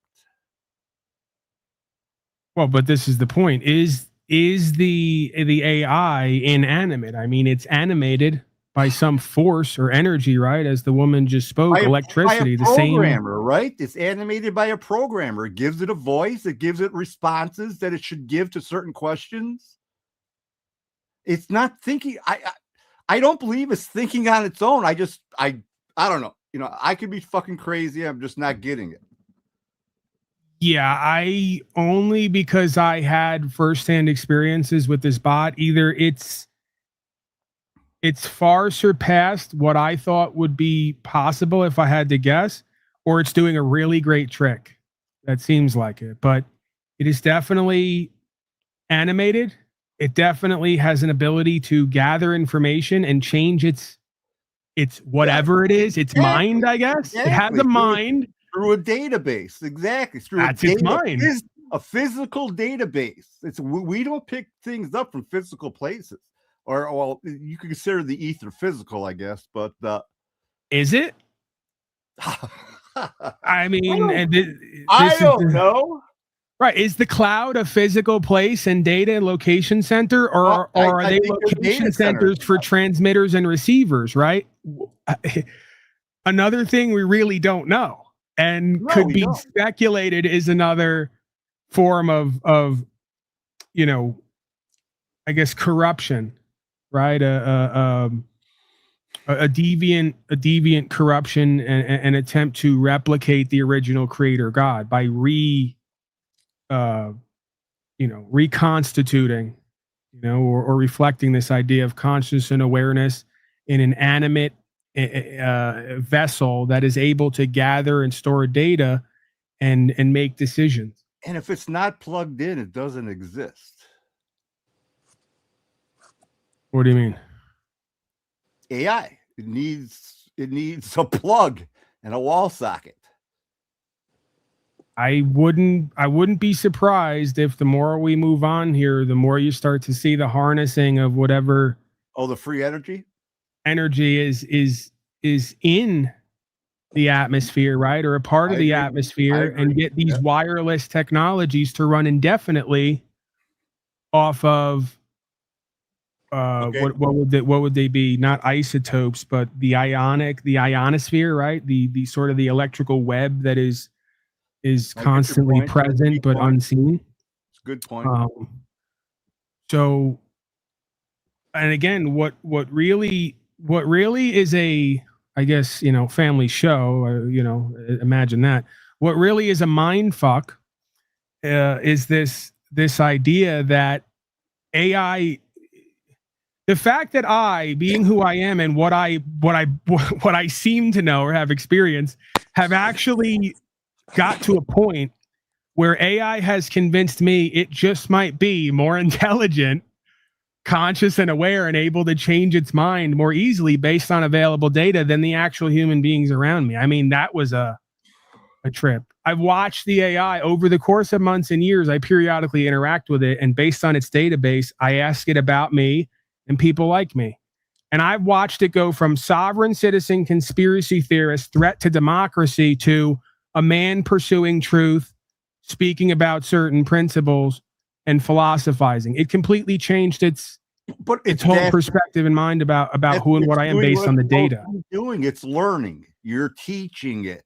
I can't get most slaves in this reality who you claim are more conscious, aware, intelligent, and animate. But that's how engage in the same process at the same rate. You give the ability to replicate humanity or human beings or whatever you want to say, consciousness. You might argue that some might argue I wouldn't, I could make these arguments, but my heart won't allow me to accept them. Doesn't mean other people aren't making those arguments and may have a point that the human species is defunct at this point. It's outlived its purpose and is not engaged in the purpose for which it was meant to live. Oh, I absolutely agree. So you have to wonder how much of this is a natural corresponding effect of the original cause, the cause being all of us individually and collectively as societies neglecting our true intent and purpose and meaning for being human and having conscious and awareness in this vessel. So we're being outcompeted and replaced by a more productive and efficient. And you were talking about will earlier. If we have a will and our will is directing us to do something, but we deny that will and don't go along with it, are we denying who we are at that point? Jeeps remembers back when we did COVID-19 and I came on regularly and said, they're telling you who and what you are, and you're deciding to be that. And the word is non-essential when we lack the essence of what it means to be human, right? And we get back to that whole idea of heart-based intelligence, consciousness, being conscious-able. When we neglect who and what we are at the core, our essence, we become non-essential. And it would only make sense that a biological robot, right, just like your Android, the phones we all use, the device of vice, there's a lot of words there to break down. Once we decide with God's will to be non-essential and to ignore the essence of what it means to be human, it only makes sense that someone or something would pop up to replace us. Replace it. Because nature can already fill the vacuum. Nature abhors a vacuum. You don't want to be a human being, even though you're born to be a human being. Great. We're going to replace you with something that looks and sounds just like you and even more productive and efficient than you are because you refuse to tap into the essence of what it means to be human. So again, they'll cry and complain. Oh, the masters brought the AI about and they put it everywhere and it outcompeted us and replaced all of us. No, you did that because you refused to look in order to find the aspect of you that is part and parcel of, connected to the creator, your essence. And once you reject the essential components of being human, it is only supernatural that you be replaced with something more productive and efficient. Might be able to get the job done here, right? AI might decide all in one sweeping motion that, you know what? Men and women are not fit to be governing because they're too willing to submit to corruption, right? And project their emotions onto the situation or chase power and control and wealth. I have a hard time accepting that because I think beyond every solution that comes about, there's another deception, right? Can a man rule fairly, Paul? Is man capable of ruling fairly? Man, being in a position, to direct things. No, there is. I don't believe there's any such thing. If you have rulership, then you have enslavement. Yeah, I didn't want to use that word. I just mean someone, that can control the direction of food, make sure everybody's fed and all that shit. Is there a man that is man capable of doing that without corruption? You're breaking up you're breaking up on my end. I don't know if that's on my end or you're on your end. Testing. Can you hear me? Yeah, I think that might be the number one or one of the first questions or aspect of philosophy we come to with this whole thing. You know, whatever this unslavia idea is there ever a time or a place or a position for rulership? Which is again not necessarily synonymous or the same as leadership. Leadership was the word I should have used. Yeah. Right. But leadership is not only an absence of control, it's an encouraging modality to get all those to use their control to do and be and have better. Right. So it's not at all, you know, the true philosopher king is not at all a ruler. He's a leader. And the reason he's a leader is because he doesn't attempt to control anyone else. He attempts to inspire themselves to control themselves to serve the kingdom. Right. Right. So again, leadership, yes, of course. Based on that definition, rulership. Well, what I'm asking is delusion and deception. There uncorruptible world. Is he breaking up for everybody else, or is it just me? He's breaking up a little. Okay. Try again, John. Turn your camera off. Sometimes the bit rate can be affected there.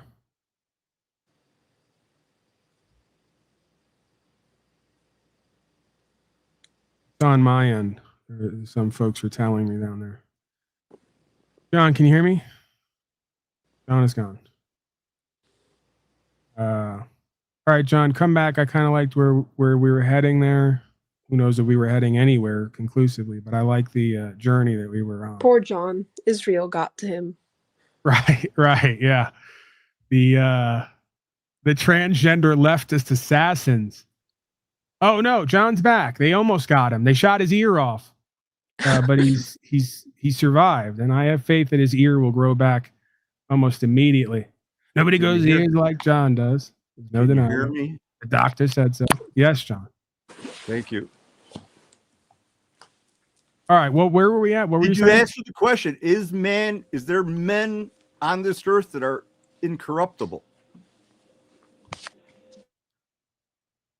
Your first inclination as a being with some ego is to always say yes and then presume that that's me, that's I am, that's you, right? But upon reflection, I think we come to the realization, the revelation that because nobody is completely incorruptible, man or woman is not fit to rule. Right, because if they let themselves go into that position, because you gotta, and again, we're just kind of teasing this apart on the fly, right? I don't necessarily have a canned answer, so we'll work it out. Rulership comes about from the consciousness of fear. One might argue, right? It's fear is the prerequisite state of beingness that leads to this idea that we have to be controlled and ruled over. Once you are starting off the dynamic in the fear state and moving to that state of rulership, you've already corrupted the endeavor that is consciousness and awareness and self-governance. So it's like asking me, can someone who's already picked corruption be incorruptible? Probably not, because they were already moved to a position of thinking rulership is legitimate by fear. What other position will they be moved to at a certain point that is a corrupted position by the same energy of fear, right? So it may not be willful, malicious corruption. It may be corruption in the form of, I'm going to allow corruption to secure my beingness, right? So, and again, we'll give you the example. So they come to me and they say, Paulie boy, you want to stop the vax and the 14 shots and stop it from ever being, I'm trying to, you might want to stop the shots and the corruption from ever going out there. But if you stop it before it ever happens, we're going to do something to you and your family. So we're not asking you to support it. We're just asking you to not do everything you can to stop it, right? and I'm trying to compare the idea with the whole Donnie idea, right? If Donnie was a person of impeccable leadership, right, and he was fit to rule and all the rest of it, he must have at some point been swayed by the fear because he allowed, now everybody's getting kicked out of my broadcast. We've seen this before. Maybe it's my internet connection, but first it starts with the breaking up on my end, then everyone starts to get removed from the studio. It's been a while since I've seen this happen. So, again, we have to, am I still coming in? Am I being seen and heard here from the chat box? All right, John is back. I got booted out for some reason. Yeah, it's something with the connectivity there. Some might say a little bit of interference and shadow banning, maybe just a coincidental experience there, coincidence. But yeah, it would seem to me upon reflection and just kind of, sort of in my mind's eye, gazing upon the dynamic, once moved by fear to the position of rulership, it's only a hop, skip, and a jump to be moved to the next corrupt position by the same fear and allow atrocity, if not create atrocity, right? So I'm sure someone at some point, they didn't have to go to Donnie, but if they did have to, they would have went to Donnie, how I imagine it, and they would have given him the Sicilian message, right? Give him an offer that he can't refuse. Listen, Don, you know we're chaos theorists. We're not telling you to support this. We're just telling you not to stop it. Just give everyone an ability to freely choose, right? So by him not taking his ability and position as a supposed leader and ruler to say, what is this crap? How are you going to give it to everybody and not cause harm? If you do cause harm, who's going to be liable? Instead of do all that and do the leadership and the rulership, he said, well, what did he say? Everyone's free to do whatever they want to do. And then he even did a photo op of him taking it. He might have actually taken it. So to me, that's a perfect example of dynamic of once you put somebody into a place of leadership and rulership who's not above and beyond fear, there's only a matter of time before they're corrupted again, because the first corruption was letting the fear get to you to think that rulership was ever legitimate to begin with, because it's always born out of fear. The faithful don't look to rulership as a solution. They look to the rules of creation. There's your rulership. There's your self-governance again. Hi, self-governance popped up to say hello again, right? Well, no, Paulie boy, we have to have some mechanism of order and control and rulership. If not, there'd be chaos, as their control, order, and rulership is literally creating the chaos.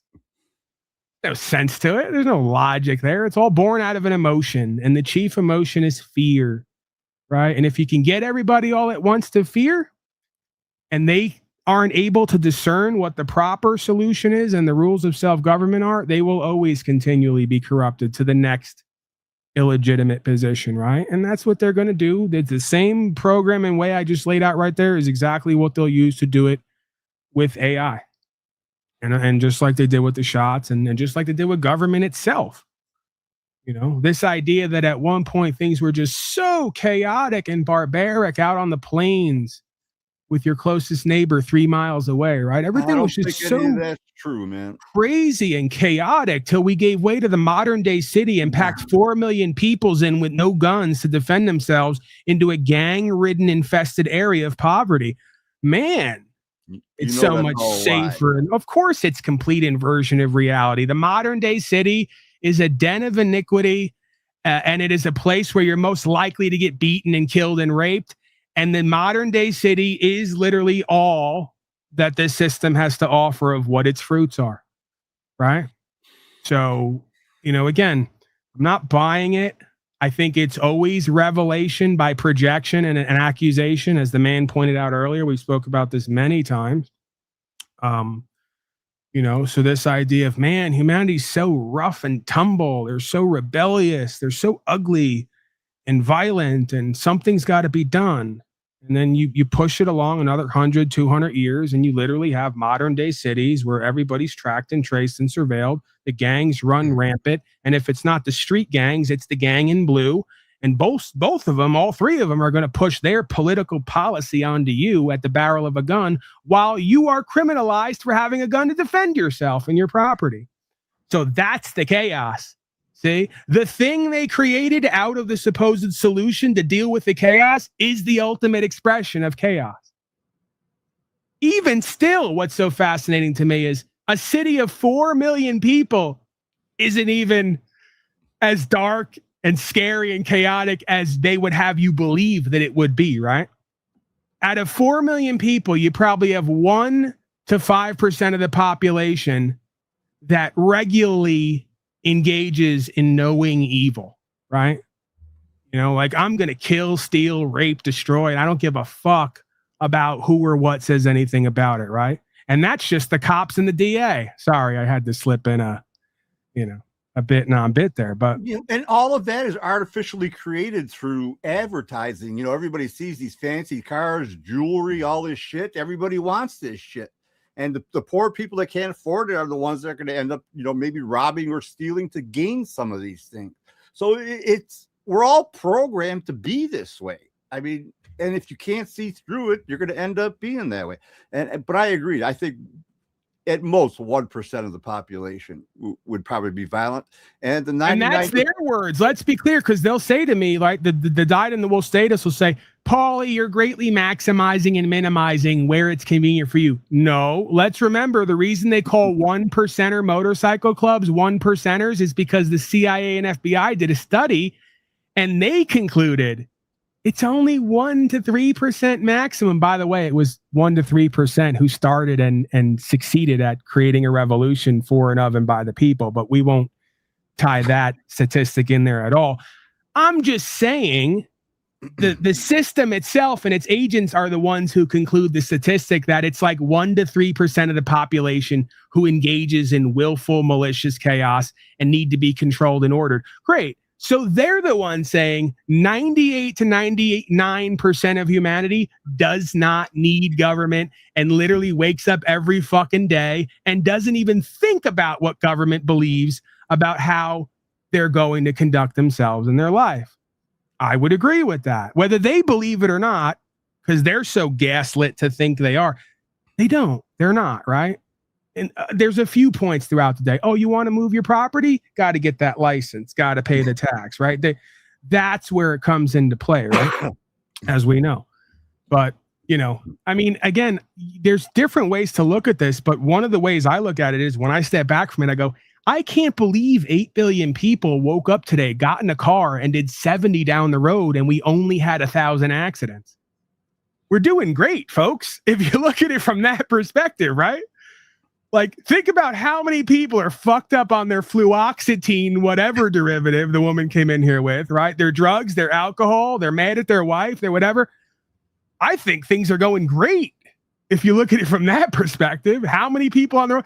Because you would have this belief based on what they make you think and feel, right? And even partially our own distrust of self and humanity. You'd think we'd be seeing wrecks all over the highway. Just up and down the highway, every 10 feet, there'd be a wreck. There's really not that much of it to speak of. But if you ask them, it's an overwhelming problem. It's everywhere at all times. Drunk driving, you know? So, yeah, it's just, you know, it's part of the mind and heart control to take a piece of a reality, make it the whole of reality, and convince everybody they have to give up their reality in order to stop a natural occurrence of an aspect of this reality, right? All right, John, where do we go from here? Where are we at? Hey, you want to take a left turn somewhere? Maybe. Did we ever finish? We never finished Mikey. We're never going to get through this. Fuck Mikey. Anyways, I just want to make 5 hours in. No, fuck Mikey. You're an anti-Semite. Trump's war on Iran's support it or not. Support or not. Support or do not support it. It's running 50.1% support and 49.9% do not support. I've seen all of it. I understand the problems. I've seen the arguments that MAGA is dead and we don't believe in foreign wars. I've seen it all. And although I am anti-war, I was against this war as near as 3 weeks ago. have since been educated as to the danger that we as Americans are in here in America. See, this There is the it difference. is. John, we're not going to course get I through do. this because he can't even say 3 sentences without saying something that's revealing that everything I'm saying is true. So he was anti-war. He was against this war with Iran that they've been calling for 15 years, up till 3 weeks ago, until he heard all the fake ass facts that made him and everyone else scared for our well-being. And now something has to be done, right? So you tell me, John, is there ever an incorruptible human being who can be part of decision-making and rulership when this is literally what they do and say every single time? Not in the system as it exists now. No, I don't believe so. Right. It's and it's like, and then I wonder, these are supposed to be intelligent people. This guy's supposed to be a doctor. Is it possible these people are just that retarded and that gamed that he's not an agent willfully deceiving everyone? He's literally just had his nervous system hijacked by master manipulators. Could that be? Because I guess I'm so used to being me and living how I live. I can't imagine these people would be doing this without knowing they're doing it. But maybe that's my blind spot, right? Me giving too much credit to these folks. So maybe Michael's an actual real person who was against war with Iran for the last 15 years. They've been begging and calling for it, beating the drum. We had Bibi. We played the clip of Bibi for over 20 years. Every other day coming out on the news, there was Iran's a threat. We got to do something. And maybe we were all just anti-war in general and anti-war with Iran until we got all of the new information we didn't have. If they weren't about how scary it was. Iran is a threat, would anyone know Iran is a threat? There you go.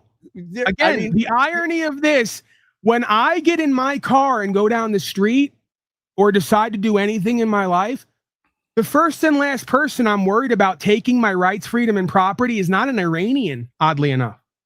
I don't know if anybody else is having the same experience here. If I decide, hey, I'm on 10 acres over here out in the desert, we don't want to, he just did the tax thing, right?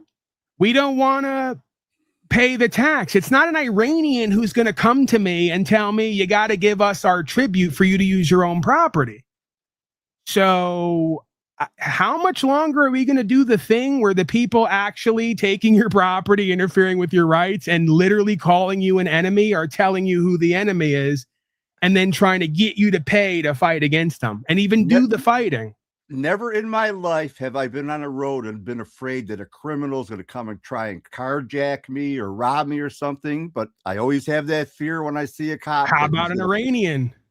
No. I'm going to double down. How about a black Iranian? No, not even. Not a black at all. American. Okay. Well, I tried to get you into that state where we can create some order. But yeah, I mean, I've been at one point, I was around Crips and Bloods and gang members. I remember in Colorado, dude, 6 years ago? I got on the bus. It was,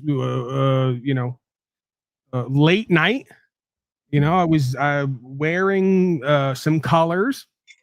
I believe this night it was a all blue jacket, and these gang member gentlemen approached me. We had a fairly decent conversation, weirdly enough, and they wound up seeing things my way and then even getting emotional. It was almost like a movie.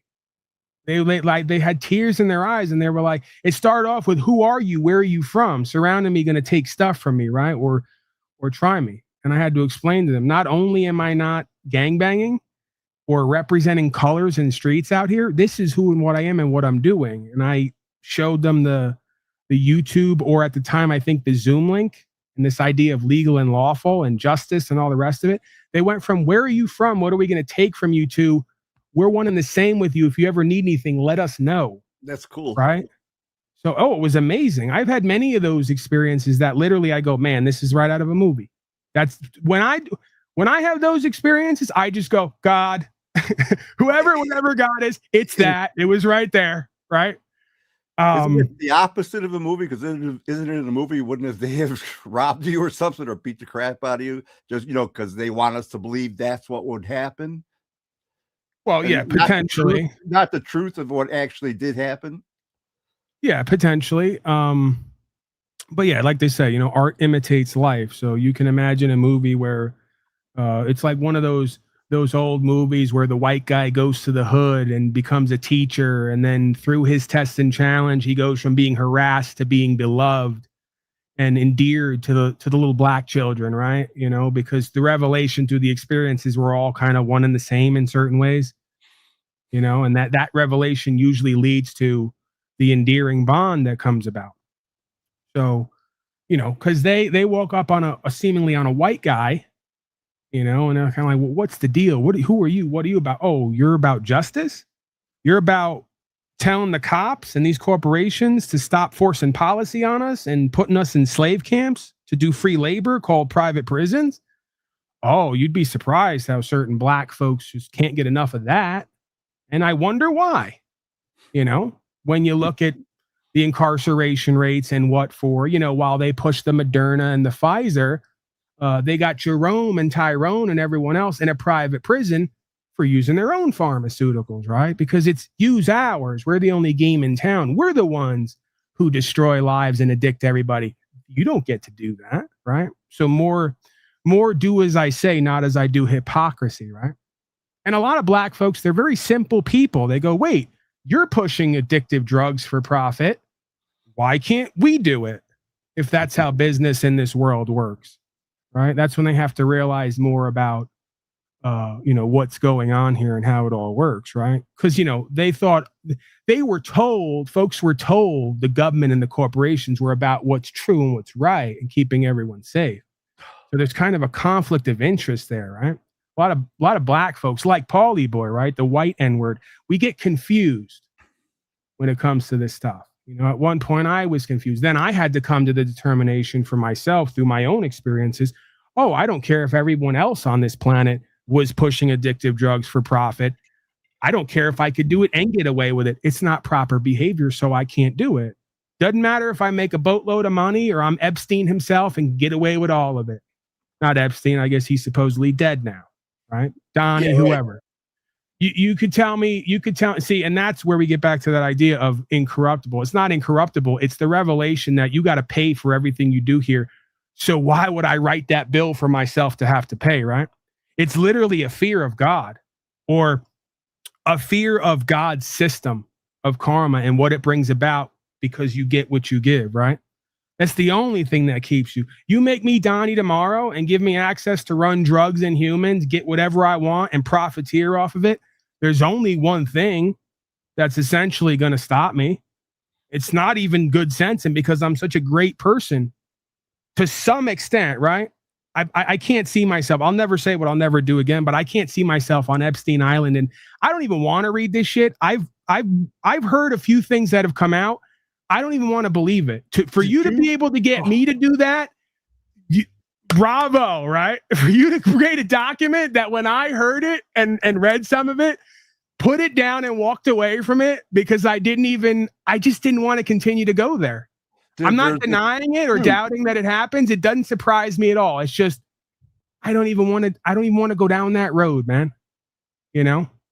Dude, there was this interview with this military guy, Sasha. I don't know if his last name is Cohen or whatever, but supposedly he was raised by parents that, you know, did the MK Ultra thing to him, you know, put him into sex slavery and all that shit.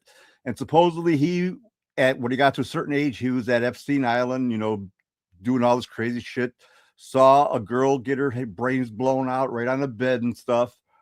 He was at a point where he thought they were going to kill him. You know, he was doing whatever they wanted to do. And one day Trump arrived. Trump came into the room, laid face down on the bed and wanted this guy to fuck him in the ass. He was at the point where he says, I don't give a fuck anymore. He took a condom, put it on a broomstick. He said he shoved it right up his ass, kicked it up his ass, and they had to medevac him by helicopter off the island. Supposedly, this is what the guy in the interview said. Yeah, I mean, listen, I didn't hear any of that, and that's tame with what I've seen and heard. And again, I'm not even going to continue to go down these roads. Well, I just wanted to say, you know, that we don't know that document is based on reality, and we don't know what the document's being revealed in order to do, right? Right. So I'm not even going to bring, but the point is to give context. The piece that I heard was they were having sex with infants. I mean, again, I'm East Coast, I'm Irish Italian, I'm pretty brash and incorruptible, John, right? Like I have a dark aspect and a dark-hearted side of me. I have a bestial side of me, right? There's a beast that lives within me. They call me the white gorilla, right? I could see the idea of, and this is where I know what I'm doing here. I'm testing the waters, right? Because I know what potentially will come from the audience, but I could see a group of powerful, rich people who have no morals and scruples potentially dealing with legal minorities, right? So girls or adolescent women to be under the age of 18, right? 16, 17, maybe even a bit younger, right? Beings who've already developed their body to some extent. They've been through puberty, right? They've developed. I mean, that's something we've either been aware of or even been subject to ourselves at certain times. I mean, again, I'll go full Ben Thorpe here if I need to. I've been on the beach and I've seen younger women at one point who I was later told were not of legal age yet. That's not a child. That's a legal minority, right? They're still, their parts are still developed. It looks like a woman, right? It has all the makings of what women have to inspire a man, let's say, in certain ways. That's one thing. I mean, from the beginning of time, we have stories of them taking 12-year-olds and 14-year-olds as wives who've had their period already and developed their body, you know, become, I guess, sexually aware and somewhat developed and matured. These things are talking about infants, beings who, and again, to get me to a point where I can't even believe it's possible, bravo. Because I can't even imagine, right? As much of a, as you put it, corruptible or potentially soiled being or bestial creature that I am, I can't even imagine a reality where someone looks at an infant and decides they're going to have sex with it and then goes through with it. And then, according to these people, it gets wacky and wild. They're raising the children, convincing them they're Jesus, dressing up like Jesus, telling them, having the mother in the room to get them to suck harder, all this bizarre, dysfunction, man, right? Depravity.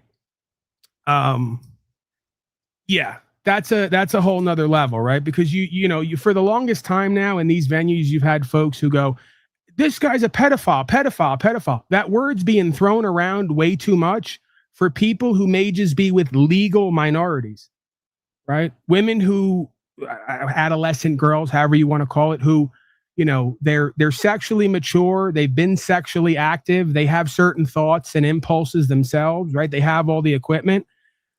That's illegal, but you can argue it may not be immoral. A non-sexual being, an infant who doesn't even know who they are and where they are, that's pedophilia, and that's a different level of evil. If you're going to say it's all evil, right, and it's all untoward behavior, that's a completely different level of depravity, right? Now, are you just having consensual sex with this 16, 17-year-old, or are you forcing yourself on her? John, that's rape. Of course, I'm not. All right. First of all, I'm not doing any of that because I have enough. Not because I'm so sweet and wholesome, right, and of good sense, because I have enough problems. And quite frankly, there's no adolescent soon-to-be women who are looking for me, okay? I've already passed that threshold of being too old for them, obese and creepy, right? Just this conversation right now, probably a little bit creepy, to whoever watching and listening. Hey, the legal minorities out there, minors. You just want to try and designate what age you can have sex with a woman. That's all you're doing. They did it with me with the woman who I was dating, stepdaughter. She was literally coming on to me, walking around the house in panties, giggling and laughing. Oh, man. Trying to watch me look at her ass and whatever. Just typical mating behaviors, man. There's a fine line between the neurotic, constipated middle America that's in denial versus complete depravity, right? So, the girl is 20 years old, right? I'm 35. She's 20. I mean, again, where's the line there when it comes to? There's no line there if they both consensual. Then you have the camp who say the line is legality, right? So if you have a young woman who's 18 but retarded, right? She's 18. She's legal. If I convince her to have sex with me, right, even though she doesn't want to, some way, somehow, that makes it moral because it's legal. I mean, well, I was 32. I was going out with an 18-year-old.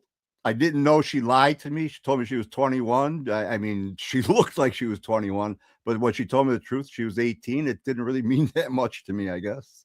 Yeah, newsflash. The primary driver of a man's sort of inspiration to be with a woman isn't sitting around and having relatable, long conversations deep into the night. I know that women want to believe that that's what the core of a man is or can be, and maybe it can be at times. But I think we all know, as the part animal creature we are, that our prime motive and directive, to an extent, is sexuality and attraction. What's the initial thing that attracts you to the opposite sex? I mean, it's a sexual attraction, is it not? And then you want to get to know who the person is after that, right? The first thing that attracts me to a woman or soon-to-be woman is that she's of legal age of consent, John. I just want to let you know that. Okay? Oh, is that the first thing? It's usually I'm a the very boob. yes. That's the core of my statist, corporatist, fascist principles and value system. Long as we have legality based on policy and code, everything else is a go for me. But no, I'm kind of, we're doing the bit non-bit here, but yeah, again, the difference between, here's a great way to go with it, the difference between unethical versus immoral. You could argue for a 35-year-old, especially if you're running game and, all that, right? It's one thing to just be you, come into the interaction and have a younger girl or woman be into you and see something in you and want to be, but even then, you got to kind of look at her background. How does she get to that point, right? So at worst, you could argue maybe unethical depending on how we navigate this, but not immoral, because you have two beings who are of the age and state of beingness of reason who are consenting, right? Immorality is when you're potentially causing loss, injury, or harm, or are causing loss, injury, and harm with a being who is not of sound mind to be able to consent, right? Obviously, and again, there's going to be a line there that the being, has to make the determination, right? If we're gonna self-govern, because there are probably 18-year-old legal women who we shouldn't be courting or sleeping with because they're not of sound mind and there really is nothing going on there. We're just using them, to have a sexual experience, right? But that's another determination. How do you determine when someone is of sound mind? I mean, there are people that are 30s, 40s that aren't of their sound mind. I mean, I don't think I grew up until I was in my mid 30s. I'll echo the Groucho Marx famous quote. I wouldn't want to be a part of any group that would have me. So how do I know she's not of sound mind? She gets the idea to try to fuck me to begin with. There's got to be something wrong with this broad. See how it's about self-awareness, Sean. All right. I told that to the first girlfriend, another term that I think is great. She goes, why are you suspicious of me or think that there's something wrong with me? I go, it's because you want to date me. There's got to be something going on with you. Because at this time, especially, I was unemployed. I was on heroin. Come to think of it, not much has changed. I'm still unemployed, but I'm not on heroin. Hey, we're all proceeding at our own rates here, right? Good for Never count a man out for his small successions. But yeah, I mean, you meet a woman, she's attracted to you and wants to further a relationship with a guy who's on drugs, unemployed, and potentially, thankfully, losing grip with reality. I mean, have you seen the reality around here lately? It might be a benefit to lose grip with it. But all right, we got a Nick Gibson in the back. Let's screen Mr. Gibson. By the way, I love this. 2009 countries. I want to bring up a point I thought of when you were having that conversation with the other guy, when he was talking about the birthing canal and stuff, and he says that, for the first 9 months, we're breathing a fluid, correct? You agree with that? I suspect that a lot of folks I meet on this broadcast are still Can't you just breathing answer fluid. the fucking question, yes or no? Yes, John. That's what they tell us. There's amniotic fluid, and we exist like a fish creature. Exactly. Without gills, submerged in the when we amniotic come fluid. out, we're not breathing oxygen. We're breathing a different state of water. That's why our lungs remain moist. The lungs dried out, you'd be dead. So we're not breathing. You love these roads, John. I like how you bring up non sequiturs that are somewhat challenging or inspiring. Yes, it just may be that, as the scripture alludes to, we are in some kind of ocean within an ocean here, just different ratios of the elements, right? Like they say H2O is hydrogen, 2 parts oxygen. So water is literally more air than it is and that's whatever not true. else it is. Water is just water. Okay, John, I was trying to agree with you. Pure water will not conduct electricity, Paul. It's the minerals in the water that conduct electricity. So you can't break down something that will not conduct electricity. The hydrogen and the oxygen come from the anode and cathode as they break down, and the electrolytes and the electrolytes you add to the water to break it down, supposedly. That's where the oxygen and hydrogen come from, not the water. All right, you know what? I'm just getting an update here. Apparently, John was in the Epstein files. I'm getting it now, live, up to date. John, I'm going to have to let you go. I'm sure that you understand. I'm sure you didn't do it, whatever it was. Is that a problem? I'm teasing you. All right, Nick Gibson, what do you got? Nick is breathing heavy over there. Are you a part of the Pizzagate James Alefantis band of transvestites known as Heavy Breathing by any chance? Not really a big fan of James, but he is one of the most popular people in Washington. Yes, he is. He was actually, thank you. He was actually named Forbes top 5 most influential. Yes. Yes, he was. And you know why? Because he makes a damn good pizza, sir. All right. Must be great, because I mentioned heaps of times in the recent email release that we've just had from a certain person. He also owns a very interesting but not busy camping store across the street or down the block. We don't know what's up with and that. And a neighbor who had a very suspicious logo for their business that changed rather suddenly a few years ago. Right. Best pizza. Well, there it is, the beast anagram. Go ahead, Mr. Nick Gibson. I'm calling with some deep shit, some biblical shit, but also not so biblically accepted shit, but I still know, I mean, all Promise scripture me is you're not inspired. going to move your bowels on this panel so I can take my barrier down. Swear to God, swear to God. All right.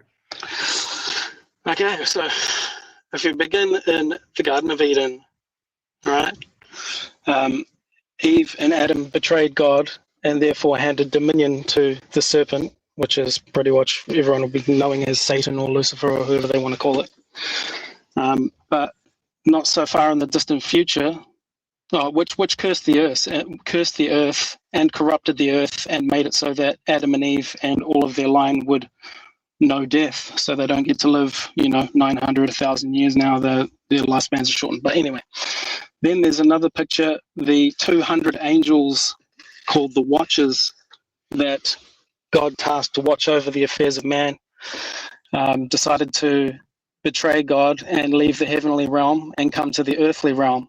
And they took wives of human women that they saw fit, and they gave birth to the Nephilim, which were hybrid angel human beings. And even before that, the Watchers themselves had set themselves up as gods and demanded worship and sacrifice, and brought technologies and all the things we know. And so God bound them, and the Nephilim took their place and demanded worship and had built temples and demanded sacrifice. And then they hatched a plan so that Jesus couldn't be born to defeat the enemy. They decided to wipe out the bloodline of Adam by outbreeding the humans with the Nephilim seed. So that's what they were about. That's what they were doing. and that tradition carried on, you know, with the I can't remember what the technical term was, but it's first right to a man's wife on the wedding night, etc.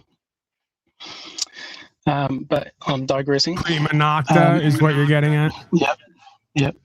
So, but then what happened is God's looked upon the earth and saw that the earth was nothing but evil all the time, and the people on it and everything going on it was just evil all the time.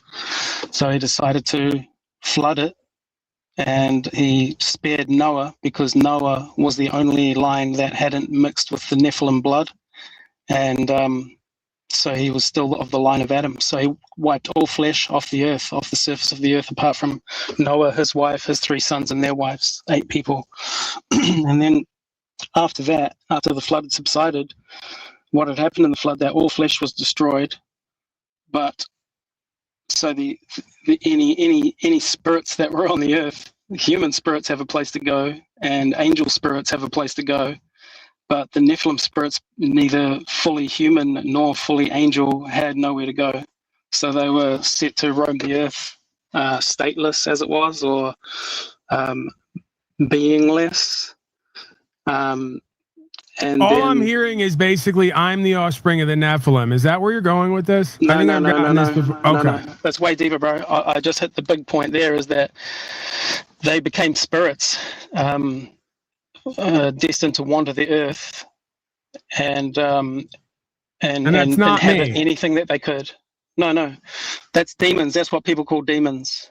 Demons are the Nephilim spirits that have no physical corporeal being and can't do any physical thing on this planet unless they inhabit somebody. That's what possession is. But as you know, all of the leaders of the earth, well, the vast majority of them that I'm aware of are at the very least Freemasons or in secret societies. You know, like Epstein's whole family is cult of Baal. That's straight from his niece. They worship Moloch in Bohemian Grove, which is Sir, you're aware. I just want to interject here. You're aware that based on, and I'm not saying that everyone in the suburbs gets together to like face east and pray to a burning owl, but you are aware that if Epstein and the others are part of the cult of Baal, Molech, and Mammon, then everyone who's been funding their routines and giving them everyone who votes, everyone who participates in the system, everyone who buys, to the sells. Cult of Babylon, Baal, and Molech. 3 cheers for everyone. Wine, women, and wealth. But the serious thing is, bro, this is you know, I've been seeking the truth for 38 years, and I could never understand, knowing who all of these people are, and you know what they're about and how they control everybody, the psychology of it, the physiology of it. I could never understand why they would go to such lengths to fucking do it, bro. Like, why the fuck would you bother? It's such a massive hassle. Imagine. Why? What it would just be the specifically? most draining fucking thing. Keeping up all these facades and keeping all these mechanisms in place to control everybody in their minds and what they think and do and are. That's all of that shit would just be so draining. But you know why they do it, bro? Because they, in their secret societies, do all of these rituals, and they allow these Nephilim spirits into themselves to inhabit them and enact physically. That's who they are. That's who these people are. They're not human beings 100%. They're infested with these Nephilim spirits, bro. That's why they do it. Is that why a lot of us have been to the panels over and over again, even though we keep seeing it's nothing but darkness, tragedy, chaos? That's what they are. Well, I'm saying, how do we know that's not all of us? The reason they did it all in the past. How do we know that's not all of us? It is definitely in a lot of us. Yeah, I mean, you don't have to willingly allow a spirit into you. I'm pretty sure I'm inhabited by demons based on what a good portion of this audience has told me. Don't get me wrong, bro. Yeah, I'm one of the worst creatures on this planet, bro. I have been one of the worst creatures on this planet, man. I knew I'd get you to admit that you're a Nephilim alien. Get the hell out of here. Hey, I'm throwing you out. Should I throw a Nephilim alien out of here? Is that... That'd probably be worse off for me. No. I'm not inhabited like that. But the point of it is, man, I'm telling the truth. This is literally what the base of the story is. That's why you see all this ancient architecture all over the earth. This is back to the That's why you see all this. massive, impossible structures all over the earth from all cultures and civilizations, and they all have the same stories. They all built temples and worshipped gods and sacrificed to the gods, and they ruled over the earth. But then what happened was they couldn't outbreed, and they couldn't breed out the entire line of Adam. And so the bruised heel of the woman bore that which would crush the serpent's head, which was Jesus. And all he did when he came to the earth was wander about doing spiritual battle with these demons and these entities. And then when he gave his life on the cross, being free from sin, absolutely not guilty, Your Honor, absolutely not guilty, the only one on the entire planet not guilty of sin or crucifixion or persecution and the wages of sin, which is death, not guilty of any of that, but they did it. And that's how he defeated them. And that's how he freed us all, because he reclaimed dominion over the earth and over his children. And he washed us clean with his blood. You son of a bitch. I got to commend you. Wait a minute. This guy did. No, John, it's not John's take right now. It's still Paul's take. Okay. Go see John at John's Take, johnstake.com, youtube.com/@John's Take. Now, this son of a bitch somehow got us to, I didn't even see it coming. I don't know about the rest of you. I'm going to poll the chat. Did you see at the end of all that coming that Jesus is our savior rant? He hit me out of complete left field, man. I got to give you credit for that. Most of the people who come here with that Where did you think it was going? Where did you think it was going? Like, why do you think these people worship all of these gods, so-called small g pagan gods? Why do you think they worship them? And why do they wield all this power? But how could you wipe out if Adam was the first man, how could you wipe out the line of Adam? Isn't that impossible? Not if you're outbreeding, not if you just breed the shit out of it. Like, look at who was it? Gilgamesh. See, and that's the number of a man again, because Gilgamesh was 2/3 man, 1/3 angel, so he was 66.6% a man. Okay, so he was one of the Antichrist. So basically, we're back to the whole. And correct me where I'm wrong here, because I'm just, we got to boil it down. So the boil down is we're here with demonic aliens and people inhabited by demonic aliens. Whatever you want to call them. Yep. Just means not from Earth, doesn't it? Something similar, something like alien. Like the Anunnaki, right. those who from heaven to earth came. The only way to change this or stop this is something to do with Jesus, is the bottom line. We have to It's already been done, bro. It's already been done. So we don't even have to do anything. I like your version. No, you just got to stand in the truth. You just have to stand in the truth, bro. Like you are. You see the truth of the fucking society that we live in, right? Tell me I'm wrong about that. You know who these people are. I've just told you who they are. You thought they were something else, but right now I'm just telling you who they are. Right, but what I'm wondering from you is, in this understanding, do I get penalized for not going all the way, as you would put it, and speaking or accepting the fact that Jesus is gonna or did do it all already, and that I get to just hang out, basically, Right. I get to hang out and be obese and run my mouth on the internet. Jesus did it all. It's the same as the wolves, bro. Which wolf are you gonna feed? The wolves live inside you, regardless. You've been saying it all night. Right, Which one and are you again, going to feed? Are you going to feed the demon wolf?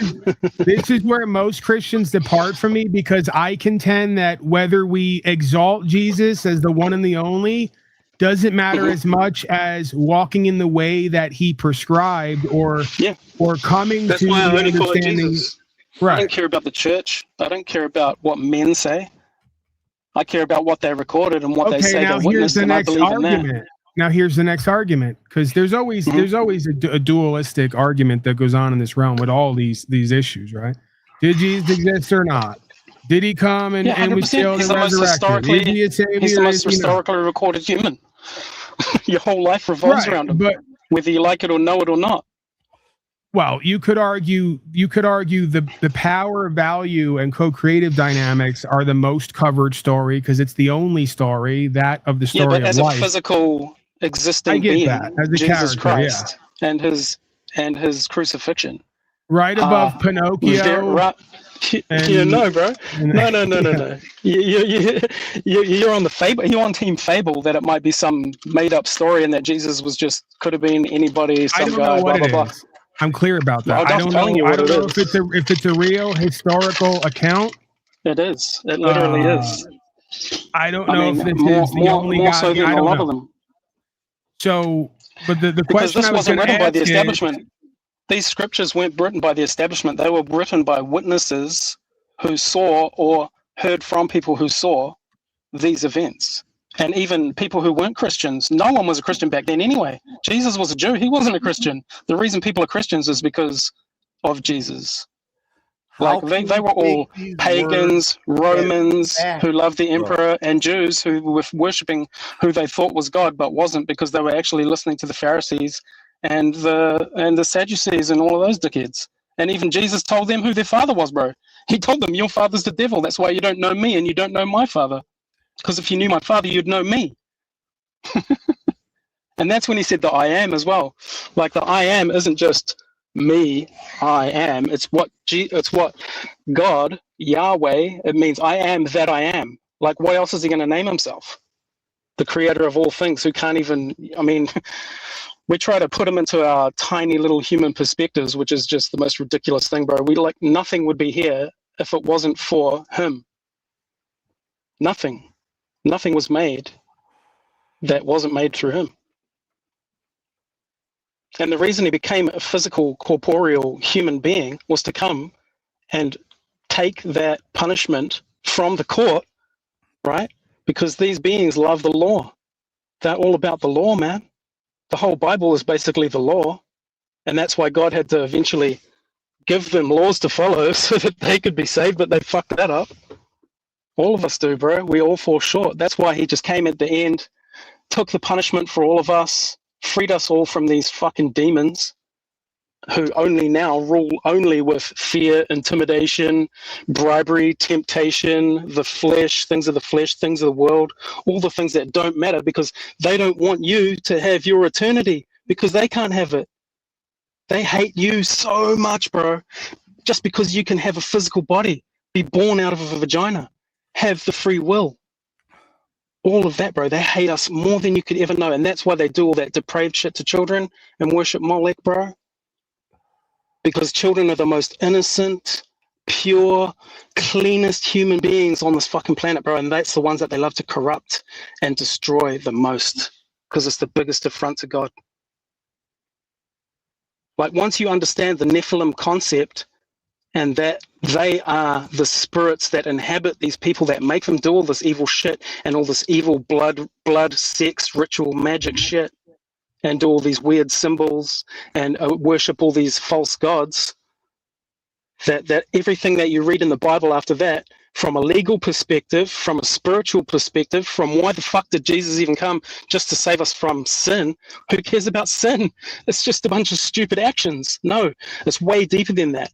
You know, and that's why the Bible goes into fucking chapters and pages and miles of genealogy. And that's why the elites are also wrapped up in bloodline. Oh, we've got to protect the bloodline and all that shit, man. Everything makes sense once you understand that we're not dealing with just mere greedy, stupid, evil human beings. It's the beings that inhabit those fucking stupid, evil human beings. Like they're the real useful idiots, bro. The real useful idiots of humanity. Like you just can't even understand the depths that these people will go into, because all right. So UN Tape is asking me, am I getting this? I don't think there's any perspective that I haven't heard at this point and even kind of analyzed on this broadcast. And I've heard all this before. I think I know what he's saying, and I think we agree at certain. There's no nuance. There was no nuance there. It's just blunt. No, I'm just saying. I think we agree at certain points, or I'm willing to go on the walk with you. It's not completely out of question, right? As a matter of fact, the more I live, the more I almost am swayed to that camp of believing certain things that at one point in my life I would have thought would be completely ridiculous and absurd. With that said, I still, and maybe like everything in life, there's more to walk and more to experience, but I still, the biggest piece with just this rap, I get that. The biggest piece with this rap that I can never get to with folks, the correlation or the The co-creational aspect is this idea that Jesus already came. He's the thing, the main event. He did it all. And now where does that leave us? And again, you got to, maybe where it leaves us, where it leaves us is where he told us it leaves us, is standing in the truth. Like he even spelled it out. I am the way, the truth, and the life. Right. Greater things than I you shall do was also said. Something that I've echoed many times on this broadcast. Those who believe. Yeah. Like taking down the system. But you don't have to do it through action and violence. Bottom line is, it's just not participating with these fools, bro. Okay, well then we're more on board than maybe I thought that we were. So there's still 100%. according to the truth. According to the truth and or Jesus, there's still more we need to do and be here in order to achieve salvation, if you want to call it that. Not just believe on Jesus. The only reason we're here now is because he came and he did what he did. And the only reason extended from that is why we're here now is because he is giving everyone a chance to realize and not fall to these fucking demons, because he loves us so fucking much you can't even believe, bro. Like you love all of us so much that you can't even believe, because you sit here and take all this shit every fucking day. Right? Okay, I mean, be careful. Are you doing it for you? Are you doing this for you? Are you sitting there talking to these idiots who don't fucking understand anything and taking all their bullshit? Partially, probably, yes. I mean, again, you know, be careful with that, because I'm very narcissistic. I mean, selflessness is selfish, especially if you're doing it for... There are those who would say that if he loves us so much, how can he allow so much suffering? A child being... Who's causing the suffering, bro? Who's causing the suffering? Who's causing the suffering? Is he causing the suffering? Who can stop the suffering? How dare you, John? I, Paulie, the Christic, love you and everyone else here. That's why I come here to give everything that I am, my truth, life, and way. Immediately.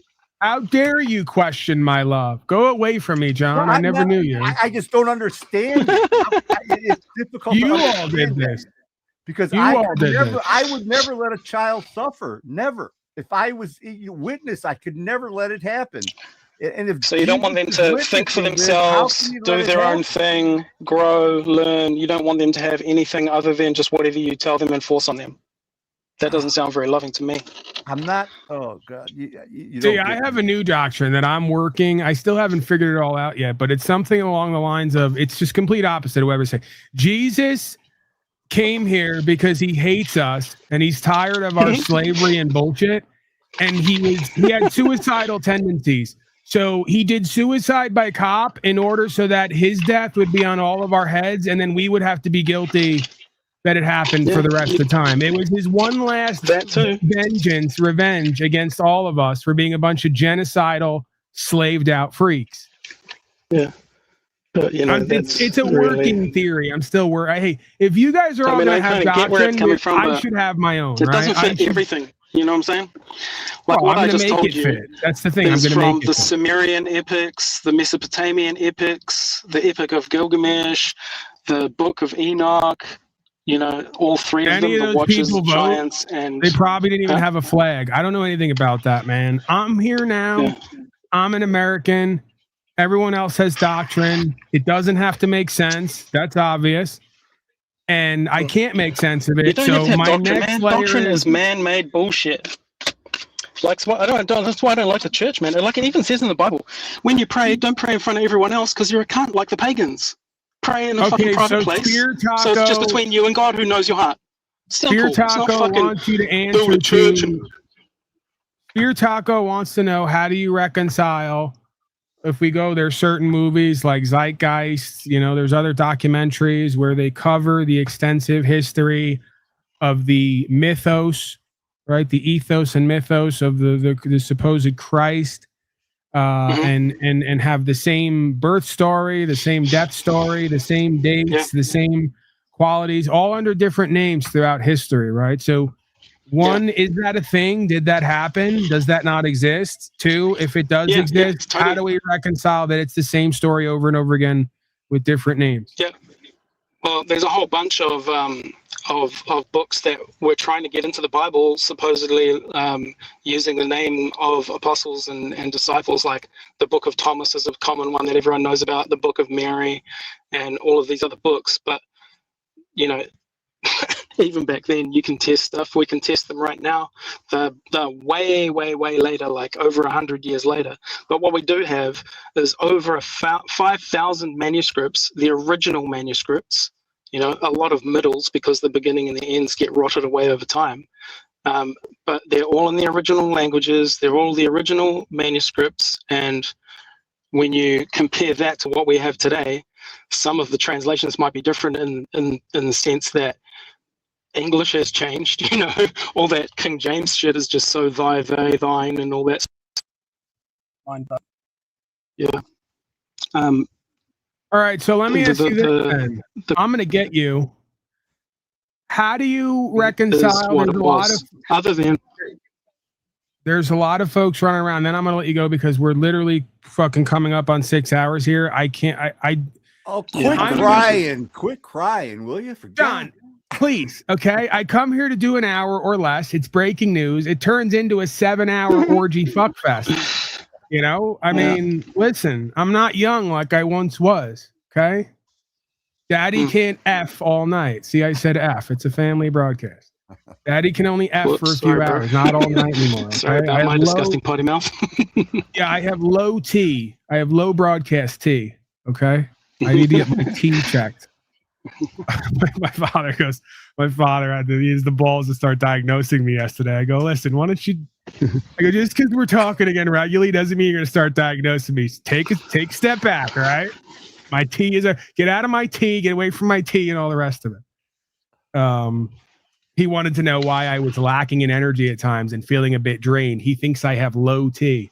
I go, sir, I masturbate 3 to 4 times a day. I'm just tired of slavery and genocide, okay? My T is, I need less T. I've been praying to this guy's Jesus to cut my T levels in half because it's been distracting me from all the other things that I could be not doing here, okay? See, bro, and that's the other thing. Like, Jesus doesn't ask you to do anything, bro. He just asks you to not even to not masturbate. Are you going to tell me that now? If you're bringing a new Jesus here that I've never met before, that where did Jesus say, "Thou shalt not masturbate"? Thank you. Jesus never said that, bro. You know what? Come on, listen. This is all man doctrine shit, bro. I thought that I was going to be against you and not like you. I think we're more aligned than we are. We're brothers. We are kin, bro. Because I'm a free fucking man. I don't even have a bank account, bro. I've never registered to vote. I hate the establishment. No fucking time for anyone that does. Not interested in all the lies on TV. I haven't watched TV for over 15 years. You know, I'm a truth seeker, brother, and freedom is the truth because the truth shall set you free. And this is where I got right to the bottom of it, man. Never mind all the surface world material bullshit that all these silly men are playing about in. They don't even realize what they're doing, bro. All right, now let's get back to it. None of us do. I'm glad to find out here today now that Jesus is no longer going to punish me for my masturbatory habits. That is all he's going to do. I can take a load off of my mind. This is what's going to happen when he comes back, bro. I'm telling you right now. And he's close. This is how you know he's close because all this truth is coming out. And lies are so fucking obvious. All right, but you keep getting away from that. I know you're inspired and passionate and excited, but please let me get to the point here. And then I got to let you go. Nick, what's the end game? No, John, no. The end game is God is perfection, and that's all he can have in heaven. So everything here on earth is the Gog Magog war, or whatever, however it's pronounced. Is that's close, bro. That's that Alfred Pike. That's that Alfred Pike letter. I got 2 questions. Russia's already in. I'm just gonna leave my hand raised when you guys are ready. I got 2 questions now. Go. Are you ready? Yeah. Whenever you want, John. It's on you. You're the co-host, all right? You go to me when I got 2 of them right now ready. Go ahead. Go with the first. Okay, number 1, before I forget it, because that was the second one, and then I'll do the first one. What about the Jews? All right, there's got to be something there when it comes to the Jews. All right, we got to go over that. That's pivotal. That's key. And then there's a lot in there.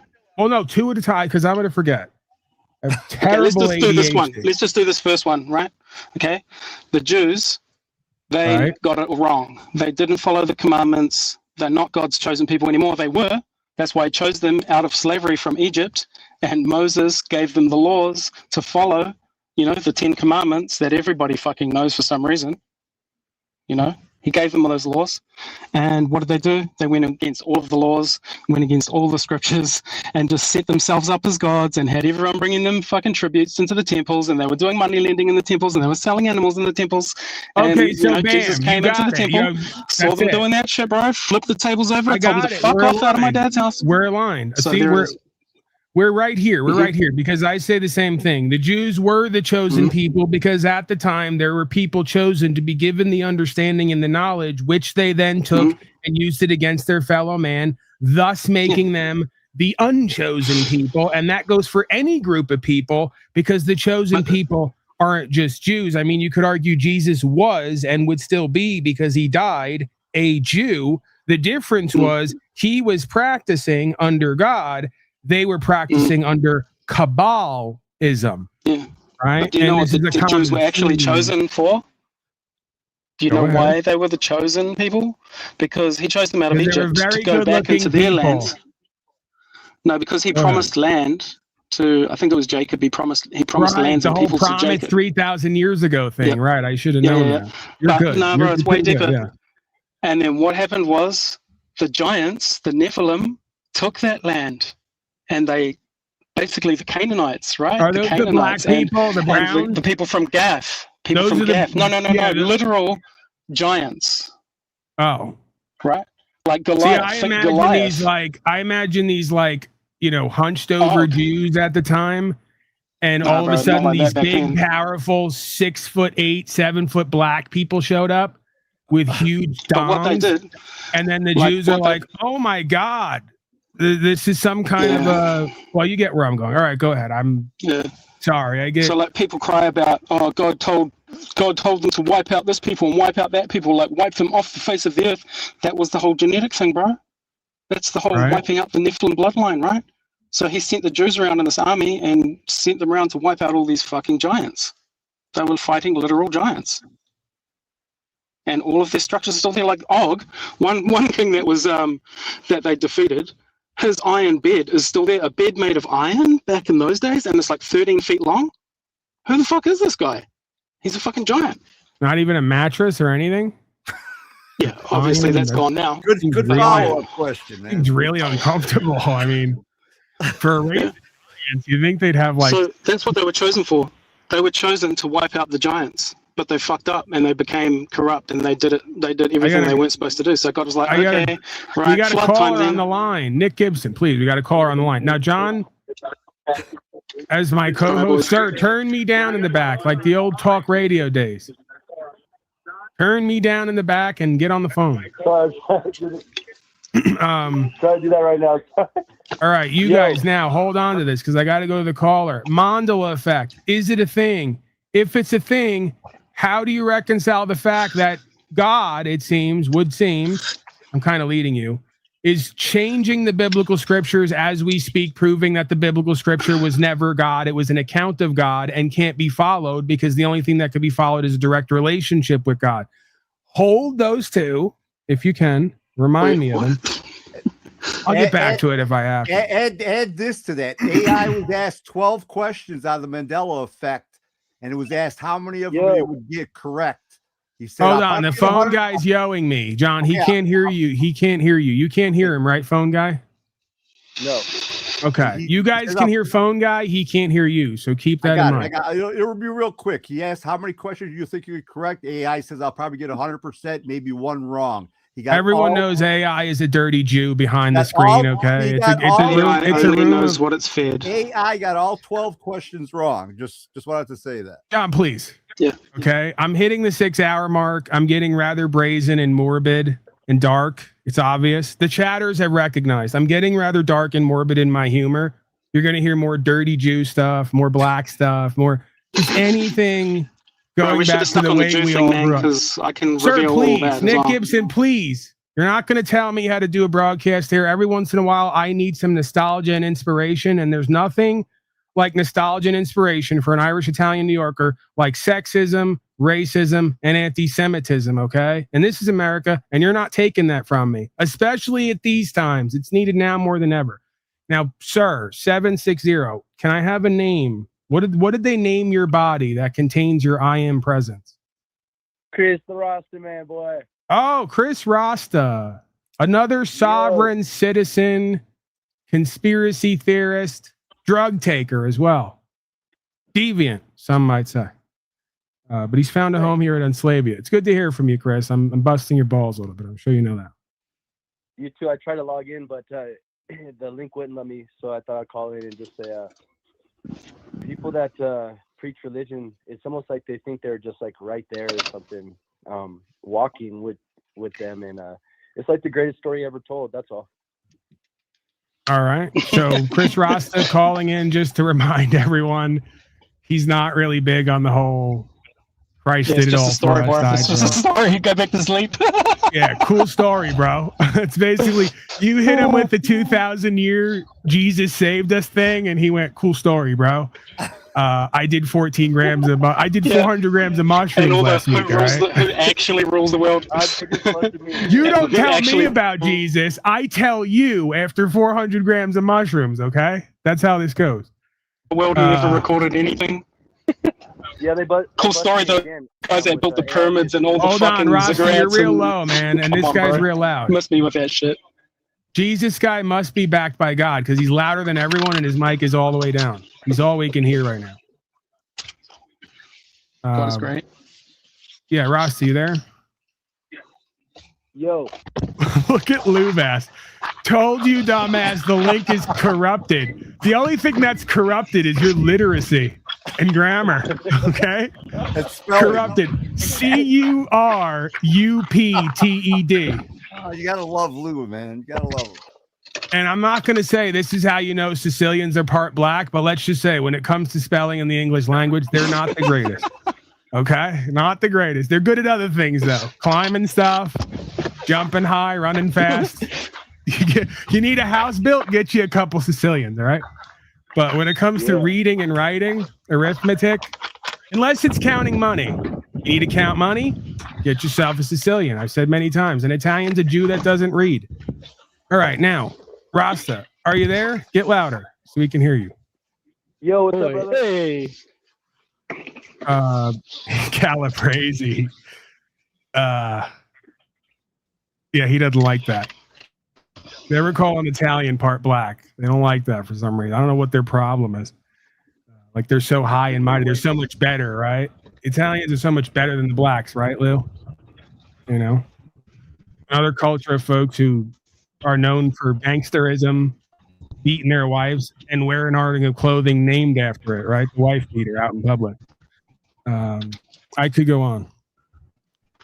All right, Rasta, you're really low. There's a lot of noises and clicking happening. I'm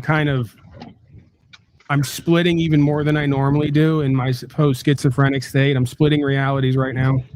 Tends to happen. You get 6 hours into a broadcast, it's like a hallucinogenic trip. There's just something that just starts to happen, right? The fabric of reality shifts. Where are we at here? Where are we going? Good time to hit you with the who's of Jews. Maybe. I want to get to Rasta. Do you have anything? Because you're low. Come on, do the panel if you want to go back and forth. Because right now your phone is low and I can't hear you even when we're not talking. If you could drop the link, please. But I got busted again. Busted again. This guy, he's fucking spends more time at jail than the corrections officers do. Yeah, sir. All right. Well, the link is down there. Come on the panel. Let's go over it real quick. I want clear audio if we're going to do this. Okay, I'm trying to link onto it, but it's saying that it's weird. It's corrupted. CURUPTED. Corrupted. It's going to confirm Lou's hypothesis again. Yeah, but the problem is that there's already 2 other people on panel. They wouldn't have been able to get here if the link didn't work. Again, dude, if the powers that be are messing with me or this broadcast, I've gotten away from that. I'm just a guy in a trailer who has Dunning-Kruger. I'm obese. I'm a conspiracy theorist. I don't need to list all the ways that I'm non-credible. I shouldn't even have to do that. for this audience. This is a very stupid audience. Is what I still appreciate you, bro. Listen, I'm trying to relate to the collectivists. Okay, hang out, just hang out. This is a very suggestible, manipulatable, culted, and stupid audience. They're not smart enough to figure out how government actually works, how law, just politics in general, economics. I just told you. So they come here to listen to me about it. What now? I just all told right, you whatever. All of that shit is. I know you did. I'm not denying that, dude. Do you have a channel? Is that what this is all about? Like, do you want me to? Nah. Nick Gibson? No, I just like to At Nick spread Gibson. the truth, boys. All right. Well, I'm 6 hours into truthing. I'm trying to tell you this. He's not getting it. This guy's so high on truth and Jesus right now, he can't even hear me. So fucking powerful, bro. Oh, that's all. No, bro, that's why I love you, man. Jesus and truth. He's He got always the spitting the hums. truth, bro. Listen, You're always please. coming with the truth, bro. I appreciate it. I'm always coming with what I perceive as a bit or a non-bit. I guess you all get to decide, along with God and the devil, somehow, some way, what the truth is. I will not ever proclaim here to have cornered the market on truth or to be the utmost example of truthiness. Yeah. So Zille Zone is that. But when you come up with it on your own and make all these hypotheses and things, it's hard to actually know that you have it. Paul, how could you talk to your When you read audience in everyone such a way, else's- brother? How could you do that? Are they a cuck audience, dude? Do you have a cuck audience like Trump? What's up with you?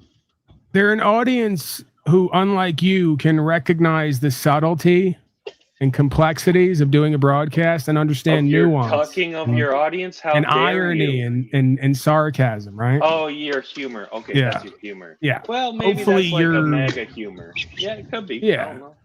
Yeah, well, there you go. Now you're thinking. See, now you got to start to really Yeah, I've brainstorm. always there. been thinking, Paul. I've got a little nugget for you, bro, that'll give you strength in your times of wearing and wearing out. You can't blame the betrayed. Huh? I can't. But you're going to tell me what I can't do on my broadcast? You want to see how it's just quickly a I violate that? It's just a saying that I really helps me when I'm up absolutely against can some blame fucking the brain dead betrayed because they did something that I and many other Irish, Italian, New Yorkers don't do almost ever, which is trust, especially when it comes to trusting known criminals and liars. Okay? Why do you think Mitchell comes here and says, don't trust Paulie Boy? He was a heroin addict and went to jail. He's not wrong. He People doesn't can change, dumbass. I'm talking to you, Paul. Right. People can change. The point is that we don't need to trust anyone. If we want to have trust in what's being put forth, then we have to look into it for ourselves. Right? So exactly. You So can't what? be Verify betrayed with by this me proof. if you don't trust me to do anything other than be me. Now, if you want to trust what I'm saying, look into what I'm saying. Don't trust me. I won't. Trust me, I'm liable to let you down. As a matter of fact, I'm definitely going to let you down. I did it to myself. I trusted me to not die of obesity. How did that go? Terribly. Never should have done that. See? So You're trying to gain credibility through humility. And, that's a real tactic. No, I already have credibility with folks who matter, in quotes, because I've been witnessed and viewed on the ground doing what many would argue need to be done and facing consequences and getting results. See, you're not understanding what's going on here. I started this whole endeavor with credibility based on who I am and what I'm doing, more importantly, and have done. That's on record. See? I'm burning that credibility down with ironic, sarcastic humor because ultimately I can't be a cult leader and I can't tell people that I'm going to lead them and teach them. I can only show them what I've done and then hand them the ball, proverbially, and allow them to run it or not. Yeah, I That's see why you all have of a what platform, matters man. here and what goes Yeah, on here, right? Yes, I see why you have a platform. You have much to say, and people want to listen and talk about it. That's a good thing. Well, thank you for noticing. All right, I have to thank somebody here. Did somebody just sounded like somebody left the phone line? Yeah, he did. He hung up because we were completely ignoring him. Matrix guy and Jesus guy. Zilzo and Nick Gibson. No, I'm here, bro. I'm here. The callback, man. Jews, right? Callback. I got to thank You asked the Pedro. question. Right. We'll get back to that. I got it.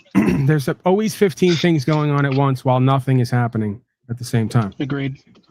Pedro Castillo, one of my Latino angels, might be my only. No, he's one of my Latino angels. Like Charlie has his angels, I have my Latino angels. Keep on trucking, he writes. Thank you, Mr. Castillo, for your contribution support. And of course, all contribution support here from extended family and friends, gifts, non-taxable events. I am a poor, broke, no income having, not even slave. I'd have to almost step my game up to become a good slave. But hey, I live to rant another day. That's ultimately the bottom line. God willing. So, right, Mandela effect. We went over the Jews, I think. And you said the black giants from the east came in with their big dongs. That's who they were. Yeah. So that's who the Jews were. That's why they were chosen, was to fight off, to get rid Mandela of the giants. effect. Is it a thing? Yes. John says yes. I'm What gonna say have to you, say Nick yes Gibson? too, bro, because, well, I watched the Return of the Jedi religiously as a child. That was my religion. I loved fucking Star Wars and everything. And Darth Vader definitely said, "No, Luke, I am your father." Not fucking, "No, I am your father." It's ridiculous. What are we talking about here? And the Berenstain Bears? Come on. I read all those books. And Ed McMahon definitely handed out the checks, dude.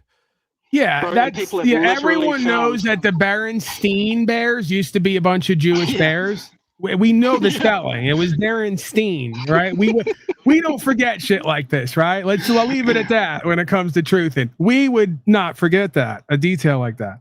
And they turned the Jewish Berenstein bear family into like Polacks or something. Hey, you know? hey, watch it there, brother, man. Oh, sorry, John. I mean that with the utmost respect, of course. It's all love, Johnny. Talking to a Polak here. Yeah. So, okay. But even when I Mandela, first heard the Berenstain, it just hit me when I first heard it. That doesn't sound right at all, you know? And then when I realized it was still Berenstein. Yeah.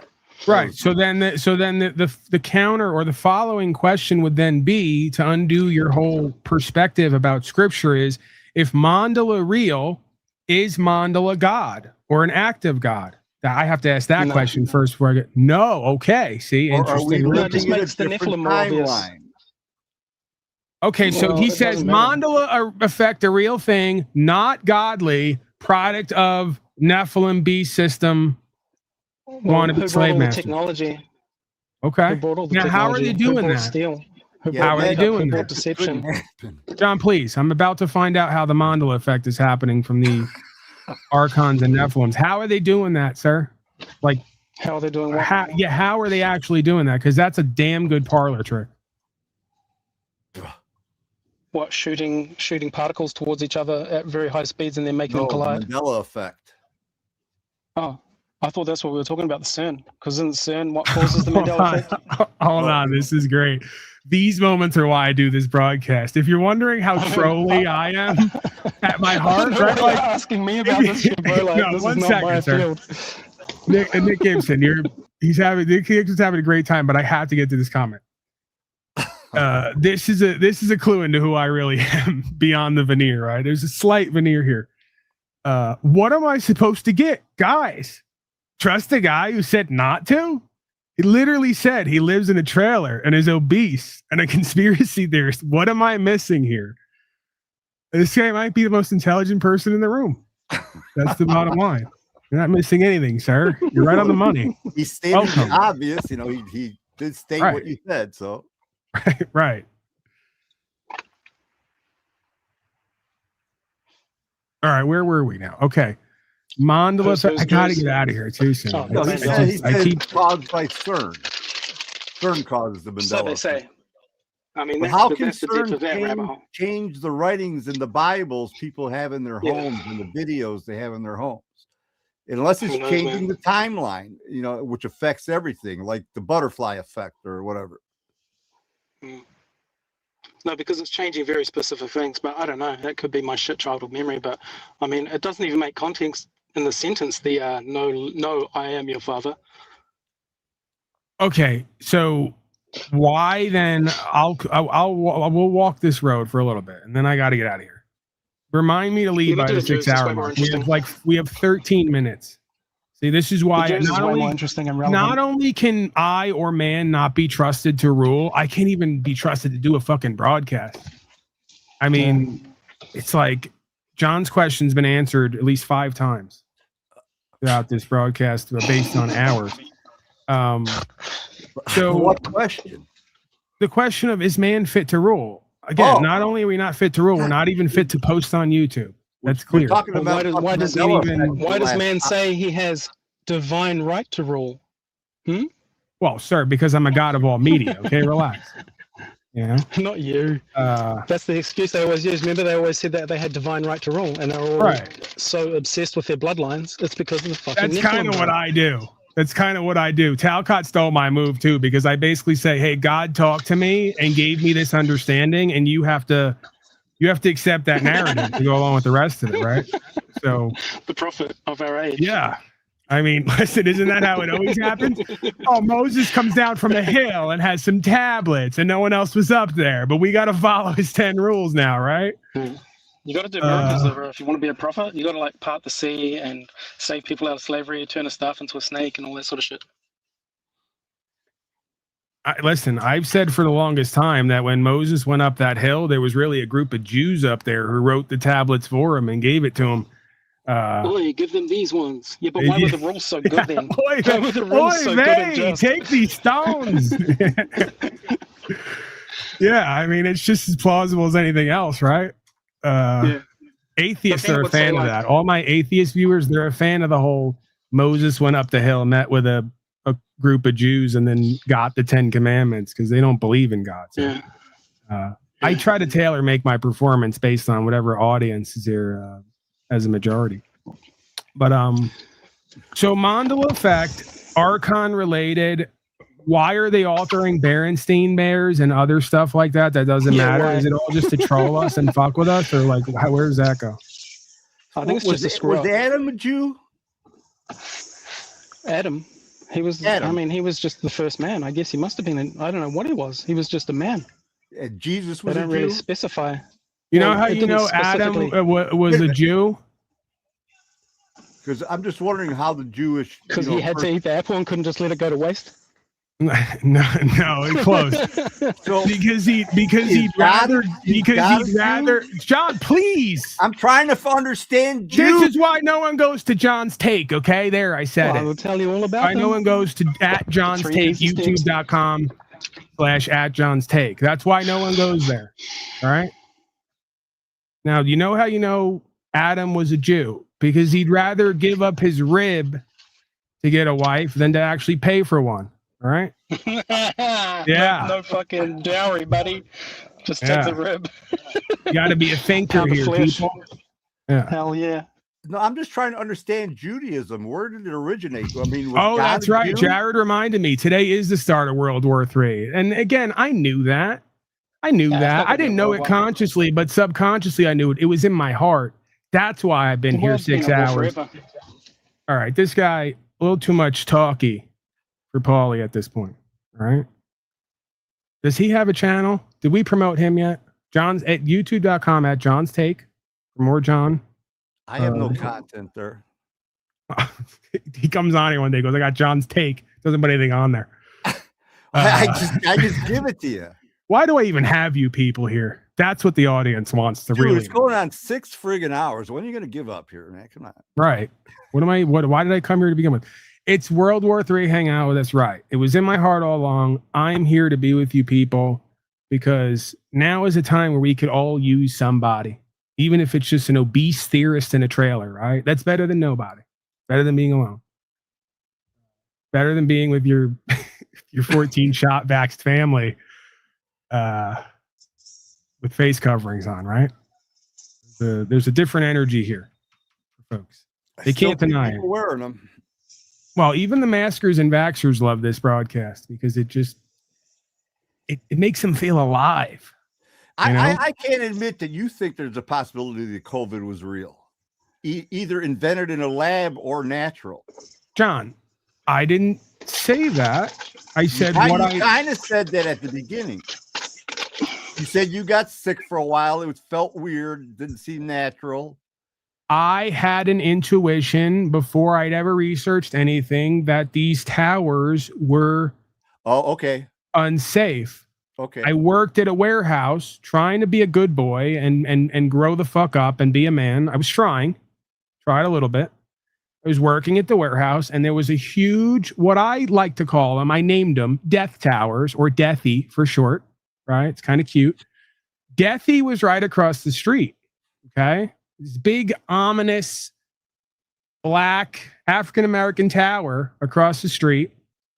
I couldn't avoid seeing it and experiencing it, right? So I kept coming to work and I kept having this intuition they keep calling schizophrenia. And it was like, Paulie, Deathy's not really good for you. Like, you gave it a cute name, but it's not good for you. You got to go away from here. Stay away. And then at some point I got sick. Then I started doing more research. And that's when my intuition, as it oftentimes does, met with what I searched for, which is a good probability that, like the Wuhan Kung flu, started on Wuhan, where they reportedly put up the first 5G towers. The OG 5G is what they call it on the streets, right? So they put up these 5G towers. Everyone starts getting sick. So I started to, make connections that shouldn't be made. And I started to presume that it's very well possible that these towers are creating some kind of a accelerating particle accelerator effect. So they would somehow, based on their direction, take whatever toxins were already in the body through the environment, maybe some spray, something, who knows what, and agitate that. Be an adjuvant is what they call it, right? And exponentially ramp up that process to where it would create a detox effect that would look like a sickness, right? I don't know what it is, John. I don't know if it was partly something natural that they accidentally released on everyone that they use the towers for, or if I'm just paranoid, the towers are not involved. Well, those are love trails coming out of the planes, right? It's not heavy metals. That's stardust, John. Someone told me that once. What? I don't know. Maybe it is. Yeah. They said that stuff coming out the back of the plane isn't heavy metals and chemtrails. It's liquid love. It's stardust. Oh, come on. And that's why when you see it glimmering in the sun, we thought it was like aluminum, barium, strontium. It was actually part of us, right? Because we are part stardust as well, right? So then I said, maybe that's a long lost family member of sorts that I need to reunite with, right? So I just breathed in as deep as I could all of that liquid love stardust, right? And then shortly after, I had some lung issues, extreme black stuff coming out of my lungs. They introduce a new electronic system like that, sickness usually occurs. When they first introduced radar, a lot of people got sick. I mean, so I can agree with you on that was a possibility. Right. So yeah, again, this is the proviso for this broadcast all the time. I don't know what anything is, including this place and who or what I am to an extent. Like I do, but I don't, right? So everything else after that is like, I'm just talking on what it could be or what it seems to be. I'm not like, I've crossed that bridge long ago, right? That's one of the paths of the practice of the study of enlightenment. The study and the practice of it is to admit to oneself, right? And this goes back to the cliche. Socrates said something along those lines of a wise man knows, they'll say, he said, wise man knows that he knows nothing, but he knows what he knows and knows what he knows not, essentially, right? So even that is ironic because it's contended by many that Socrates wasn't even an actual physical philosopher. He was a creation of Plato. There's a whole study on that. There's a whole group of folks who will tell you every day of the week, Socrates was a character created by Plato. He never actually existed, right? So, same with the other guy. What's his name that wrote all the plays? Right, William Shakespeare. I think one day I said, instead of saying A Tale of Two Cities, I cited Shakespeare as the book rather than the author, because I'm also retarded sometimes. You know, it happens. Even a god of all media, subject to a little bit of retardation from time to time. All that liquid love I was breathing in put me into early dementia precox. Okay, so right. I don't know what any of it is. I know that there's some potential correlations and connections, and I could be easily convinced to believe that Billy and Fauci and the rest supported erecting a whole technological edifice to, as Billy put it on the stage one day, get populations down close to zero. And then when I played the video of him saying it, they struck the channel like 3 times already. I don't play that video anymore because they don't even like hide it. Usually they hide and lie. They just go, no, you're not playing that with this one. There's one video, they will not let you play it. And they won't even like bullshit you about why they won't let you play it. Right? They're like, no, you're just not going to play it. And it's the one where he gets on stage and go, if we do a really great job with these new disease carrying artificial mosquitoes and the vaccines and everything else, we're going to bring populations down close to zero. And he puts a chart up. Down by 15% or something like that? No, it's 85%. And then when you go to the Deagle projections and reports, it shows something like a 85% reduction. What is the so like? I cross-reference, right, John, and I go, Deagle report, 85% population reduction. Bill Gates report with how to lie on statistics also, how to bring it down 85% close to zero. He even says that was set by a certain year by the Deagle report, wasn't it? Correct? 2029, I believe. I have to recheck that. But again, we're right on schedule, we're right on time. Agenda 2030. Listen, I screamed myself almost into an early grave 7 days a week, 6 to 8 hours a day for folks. I got my channel banned. I lost $4,000 a month automatic value, if you remember at that time, right? And I get it. That's Paulie's problem. It's not anyone else's. But like, let's just be clear where we're at here. It's hard for me to feel guilty. I still carry a lot of the burden of just being in this reality and existing and experiencing it. But knowing that I knew decades ahead of time what was coming on multiple levels and then forecast it. And then while it was happening, told everyone around me not to do it, and watching pretty much everyone, including extended friends and family and others, engage with this. Listen, I kind of did everything that I could. I made people hate me by calling them slaves while giving them the research, trying to inspire them and kick them in the ass. I gave up a living and a livelihood to an extent to do it. So, yeah, man, the truth is stranger than fiction, I guess, right? I remember prior to retiring, I was talking to my buddy at work, and I remember telling him, I says, we don't have 50 years left.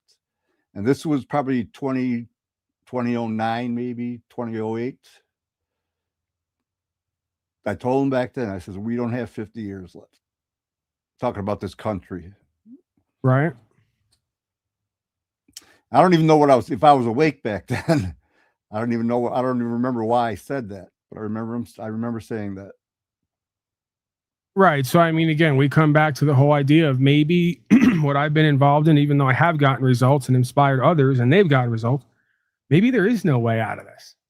There is no way to turn back the hands of time or to undo the effects of what's already set in stone and prophesied, right? Like, our best efforts, no matter how many of us there are still going to lead to, for a time, this thing showing itself and expressing itself fully. May need to happen for everything else in the story to be whatever it's meant to be, right?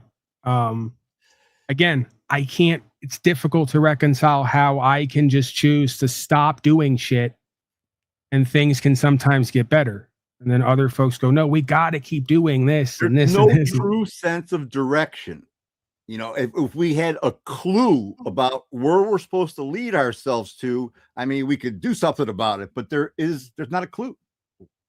You know, I understand, you know, treat your fellow man as you want yourself treated, and that's the way I live my life. But in order to get me out of this fucking place and never have me come back to this place, what direction do I need to head in? Because I don't want to ever. I think that it's very easy to slip into the body's emotions and reactivity rather than stay neutral and impartial and just conscious and aware, and then maybe suggest to oneself that there's a lot more to how and why we come here and what the reason is than we even know. Right? Like, I don't know if I'm languaging that out as best as I could, but like looking back at my life and then what people tell me at certain times, I go, even though I could say like, oh, I'm God of all media and I could be confident in certain things, I don't see myself the way you would think that I do.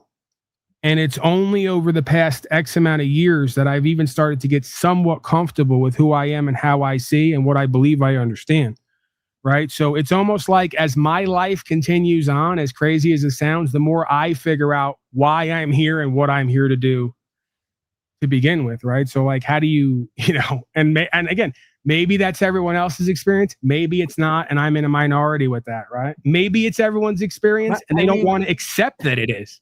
That's a big. When you were on the heroin, possibly, didn't you live most of your life feeling like something's wrong? Like, yeah, that's why I was on the heroin. That's why I was on the heroin, John. Thank you for connecting with me. I get it. I had a deep, and again, but to see there's the conscious, unconscious, there's the psychological, sub-psychological, right? There's always multiple dynamics there. So I think part of that, yes, is there was an intuition that, well, I guess there was an intuition or an instinct that something was either wrong with the world or me and or both, right? And I think there's a fair bit of action with both of those things, right? As far as things to look at and maybe explore, practice with, and come to understand better. But yeah. There's because we've been down that road many times, and when folks will ask me, well, what was the beginning of all this for you? And I go, I can't trace back the beginning. The farthest back I could trace is just whatever age you come to where you have memories, because there's an age for me where I don't really remember shit, and even after past the age where I start to have memories, only certain things, right? Yeah, exactly. My memory is not what others' memory seems to be. Like, I'll listen to people on podcasts go, January 22nd, 1986. I was on the corner of, and it was windy from the diary or whatever, and read it before you went on. Yeah. So yeah, it's like memory starts somewhere, story picks up with like regular memory creation, probably like around kindergarten for me. Yeah, maybe. I don't know. 8 and 12. Somewhere around there, maybe. I don't know. And then first grade, maybe. And then the story basically just goes, as you could imagine, me constantly having a problem with authority, in quotes. It's all it is. In various forms. So yeah, man, that's kind of that's in a way, that's kind of the blessing and the curse of being born in this realm, is you never at any one time can understand what's going on completely with you and everything else, right? That's kind of the one thing that history does prove.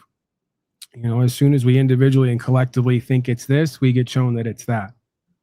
Right. So I think that's another dynamic of this experience that's meant to, dare I say, help us cultivate more faith and trust. But what about that sleep creature? How do you know that when we wake up from sleep, we're just not entering the fake world, and the real world is the one that we exist in those 8 hours or whatever we sleep in? I think we don't. And that's part of developing and cultivating true faith and trust, is the acceptance that ultimately we don't know completely, right? This is crazy, man. This is effing crazy, They have no clue. Life's a trip, John. Just this bullshit we're fed. Then you got to think back and wonder, like, how much of life is just lived completely unconsciously going through the motions Oh, right. Like the portion of John's life before he started to be willing to ask questions like this to himself and sit with others and, you know, speculate on what we really know or don't know. Right. You think back on that and go, that must be what everyone's doing from cradle to grave, right? That's the experience. You really have no memories of that, you know, that part of it. I mean, I have very little memories of stuff that happened day to day at work throughout my entire work career. It's like it was just something I went through because I had to, you know what I mean? But there's very little memories unless something good or bad happened. Those are the only things I remember. The day-to-day bullshit, I don't remember. I'd have to really think about it. I could probably remember it, but. All right, one last go around. I'll throw the link out there because I'm a glutton for punishment. Dude, questions, comments, volcanoes. Are you aware? What do you think volcanoes are? Well, John, I'm glad that you. I don't know why I asked you. I shouldn't ask you questions. Remember this guy revealed to us down below that the hunched over, short little Semitic Jews of old realized that they were actually potentially going to be taken over and ruled over by very tall, large giants, as it were, the African Americans and the Palestinians from the West. A huge war commenced, as it goes, right? As my Bible scripture goes that I'm now writing on the spot. A huge war commenced. A lot of these Palestinian African giants were felled, right? Their lives were taken. They were buried deep beneath the earth's crust and fossilized. Okay. And what we now today know as modern day volcanoes are actually the large genitalia, fossilized genitalia of those black giants from the West. Yeah, and you know that most of the volcanoes exist along the Ring of Fire, right? You're aware of that? You've heard that? It's John. See, this is why I do what I do. Every volcano has a military base right next to it. It's been said again. This is not me saying this. It's all along the Earth's natural energy lines. Where these volcanoes, when they release, they're a planned release, releasing the built-up energy that's being created underground. I'm gonna now do for this official broadcast what the guy on History Channel with the hair does. Architects and historians have postulated and speculated. I won't name who, but I'm just going to tell you it's not me, it's them. That the Ring of Fire was actually one of the first sexually transmitted diseases that you laugh, but there's there's books. Have you read the book is what I'm going to ask you. There's books behind this. No, you haven't because I didn't write it yet. But when I do, you will get it at I'mAslave.com for a limited fee, printing fee only. And I'm going to spread it coast to coast. Okay. This is new and better updated history that we can really take in and repeat as fact. So again, large black, as the man down there said it, I didn't say it. I say African-American, large African-American Nephilim creatures came into the daughters of men. I don't want to say it, but African-American, John, please. Came into the daughters of men. Now, if you just ask, again, an Irish or an Italian father from back home, what does that mean? Large black giants came into the daughters of men. It means they're having sex with your pure white. John, please, I can't have you here if you're going to talk over my revelations of history. They were having sex with white daughters, our white daughters, John. Okay? And through this abomination of different ethnicities, if you ask any Italian, they'll tell you it is in fact an abomination for ethnicities to copulate, for the whites to lay down with the blacks. New and bizarre, uncharted sexually transmitted diseases started to occur, started to be produced. The Ring of Fire is one of them, John. Now, please, you're great asking questions because your questions are leading to answers. Answers are leading to inspiration. Not only for myself and you and panel members, but for audience members. And that's great. We're not silencing your voice here, John. We love pushback. We love questions. Okay? We love these people. We love everything. Please don't talk over me when I'm revealing the history. Okay, you can go now. When I does like one how have- you're physically does- controlling yourself. When does one have an opportunity to speak? Because you're always talking. So if we don't interrupt, we don't get a chance. The chat knows the answer to that. Never. Obviously. This is why I know you're not the brightest bulb, okay, in this trailer, right? You're just not the brightest bulb in this trailer because you asked a question that reveals the answer. How do I know when I'm supposed to start talking if you never stop? Well, if I never stop talking, you're never supposed to start. I mean, if I got to lead you there every time, John, if I got to walk you through this, it's going to get tough. I didn't realize it was that simple. You haven't been here in a while. You're a little rusty, right? But anyways, if you're curious of that, my lunch break just put out a video. Open the gates if you're about the volcanoes and the line. If you want to watch it, I found it very, very interesting. It's up to you. My lunch break. Red 40 pointing out how he loves the insanity that is my mind and how it works. If nothing else, I can bring some entertainment and some laughs to the folks as World War III is ramping up, right? Invaluable service I'm doing here, John. Sam, okay? what do you think's gonna come of this? Think it's gonna Who is that? This World War III talk here. Who are you talking to? Talking to you. Wait, what do you just? You're like Sam. I was like, over there. I was pointing at the TV where the news came from. That's all. Say that again. I was pointing at the television. Where No, not that part. Lou Costa. Now, come on, Lou. I said, what do you think's going to come of it? You think what do I think's going to come of this? You think it's going to get big or drizzle out, or? I think the world is going to continue to be what it always has been. Oh yeah. A genocidal, slaved out fuck show. And by virtue of it always being that and always will be that, it's going to teach me more how to be me better than I've already taught me how to be me. So what that looks like and what the result of that is, your guess is as good as mine. All we are is observers of this fucking bullshit, though. I mean, if we could act upon it, I wish we could, or would, or something, or we would just sit on our ass and stop complying. Something, anything.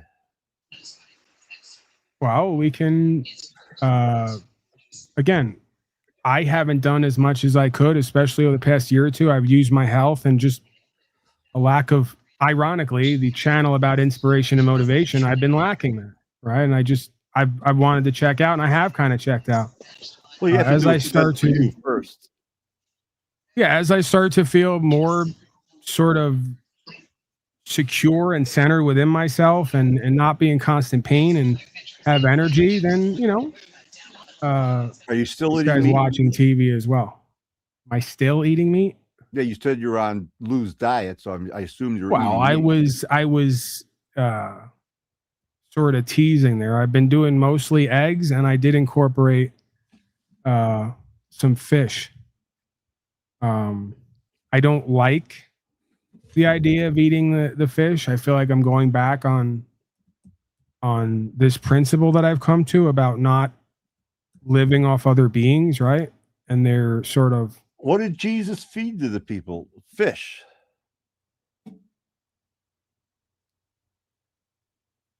You're really gonna go here, John? Really gonna? In my book, Jesus gave dick to everybody. That's what he fed everybody. Okay. Sorry, it's a family show. I don't know, John. I wasn't there. As much as I'd like to believe the whole Jesus turned a loaf of bread into 400 fishes, it's another thing I don't know. All we're learning here is how much I don't really know. So it's been a great letdown for a lot of people more recently because I've come out completely in the open to admit how little I actually know here.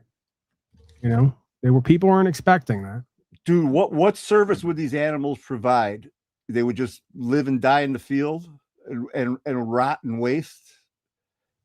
And I'm not saying we're doing the right thing. I don't know, but I'm just saying I live my life. Okay. Look into my mind and how criminal and Luciferian it is. Every time you talk about the animals a certain way, all that comes to my mind is I imagine myself like Bill Gates A combination of Bill Gates and that guy from the Hannibal Lecter movie who tucks his genitals in and dances around the house naked, right?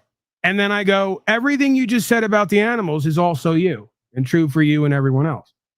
Like, why shouldn't these humans be bred and sacrificed and slaughtered? Their carcass is only going to become obese and then die of a heart attack and rot in the sun and go to waste. I mean, that's like moving fertilizer there. It's moving fuel. I guess I'm just justifying my lifestyle, huh? Well, that's the point, right? Isn't that what everyone's doing? Yeah. To an extent. That's part of the bit non-bit here, John. John, after 4 years, finally realizing the bit non-bit that goes on here, right? Like when we get into Jesus saying we can all masturbate and all the rest of it, it's kind of you get it. Whether right or wrong, my entire life was on a carnivore diet, and so I don't know what to say. Yep. I mean, again, there's with every one of these situations, there's multiple aspects to it. I mean, for all I know, Lou Bass, from screaming and yelling at me and emailing me constantly for years before I ever fell ill, telling me that I should be eating meat, he might have did some Morimoto transmutational magic on my cells and caused me disease, right? Like we were talking about earlier, because he put that negative energy on me. Oh, every day, Paul, you're not supposed to be eating vegetables. You're supposed to be eating meat constantly. That's what healthy people do. You're going to die and get sick. Every day he tells me, you're going to die and get sick. You're going to die and get sick. Maybe he did it.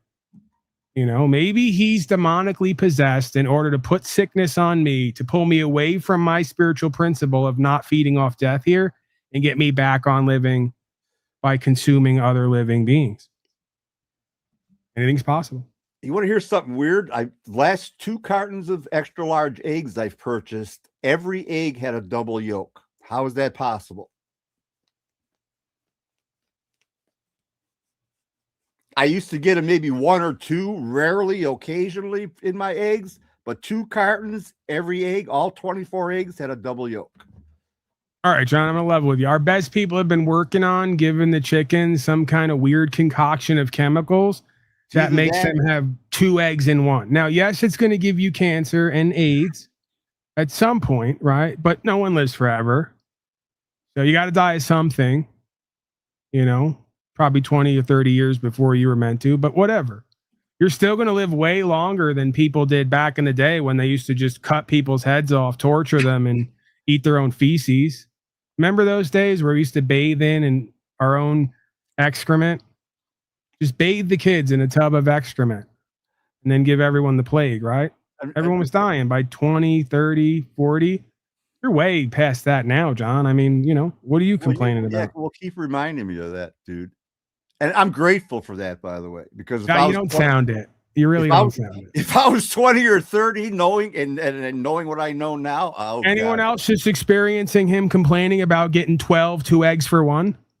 I wasn't. Anyone else hear him complaining? I was describing the strangeness of it, and either that they're genetically modifying the eggs or they found a way to invent an egg. I don't know. Maybe you were just being a really good Christian that week, and God decided to bless you with a 2-for-1 egg special. 12 different ways, John. Don't block your blessings. You know what? It just occurred to me. Maybe that chicken that had those 12 eggs was an underage chicken that one of the politicians had sex with at Epstein Island. And one of those yolks was a chicken, and another one was an orange Donnie Trump baby. Yeah. You didn't consider that, did you? No. Little orange circle of life. I wouldn't have eaten the eggs, that's for sure. We love these eggs. Those orange babies in the eggs are not me. It's not mine. I didn't have sex with the underage chicken. I really am. I'm going insane here. I now somehow lapsed into a bit non-bit, about Epstein planes having sex with underage chickens and popping out double orange Donnie yolk babies. That's how you know. That's the way your mind works, dude. And I'm now 20 minutes over me telling you all to remind me 20 minutes later to get out of here. So I'm technically 40 minutes over that. No, because you said you put the link back down. You said, well, I'm going to go for it a little longer. So that's why I didn't remind you. And here we are. And look what I just did. See that, John? Should have left long ago. I can't take that back. Can't edit that out. You wouldn't have heard about the chicken eggs then. True. All right. Thank God for small favors. From Little St. James. I buy them all the time. Greatest eggs. I didn't do that. That's not me in there. Not my problem. All right, we got to get out of here. Seriously. Yeah, did you see that guy that sued the mayor and the chief of police and won?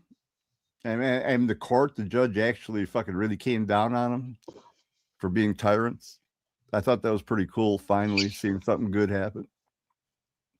Yeah, maybe that's the guy we should vote for president next. Whoever that guy was, get that guy on a ballot. Some judge somewhere. Who was it? A judge? He got arrested for public speaking at a council meeting, and he on his allotted time.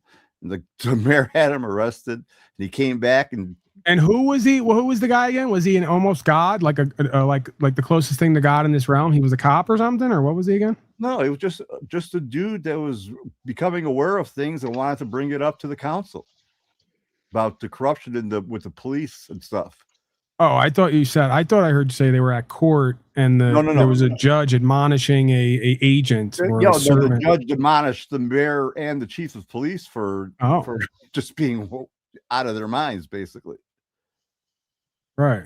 Because the mayor said to the people, if you want to do your activism, go somewhere where it matters.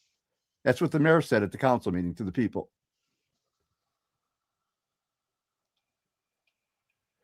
There's some friction in chat. Thomas came up and it made me think of I have one last daddy that I can hold out hope for. Save us all from what we keep creating. Thomas Massey. Slave book Republicans just keep telling me how he's our only. If we can't get Thomas Massey into this damn office to save us from the files we don't want to know and look at, and definitely don't have people who we thought were heroes in there, he can't do something about what's not there. All hope is lost. And I have no choice really but to accept that. We now have Lou Bastone joining us from the Great White North. I figured it fucking out, motherfucker. Look at you go, man. It only took you 6.5 hours to figure out how to get on this panel. You're you're moving up in the world, man. Bro, I don't give a fuck what anybody says. Unprecedented. This is a testament to our. I got to give a speech right now. State of the Union address. This colossal achievement is equivalent to that time that they said one small step for humanity, and the guy was floating on the moon. Okay, this, people, is a testament to our amazing medical system and education system. Lou Bastone, everybody, joining us from the Great White North. Go fuck yourself. You're worse than me, okay? USA. You're no fucking US better. 8. Your tech US is 8. always fucked up. What are you talking about? Tell me you're better at tech than I am.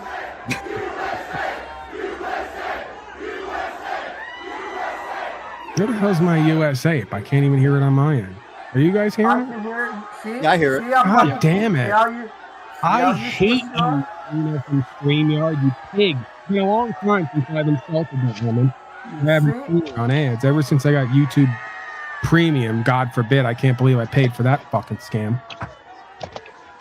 Get it together over there. Now, why can't I see you, though? That's fucking... Because I'm the enemy. That's the bottom line. I'm the enemy. StreamYard hates me. YouTube hates me.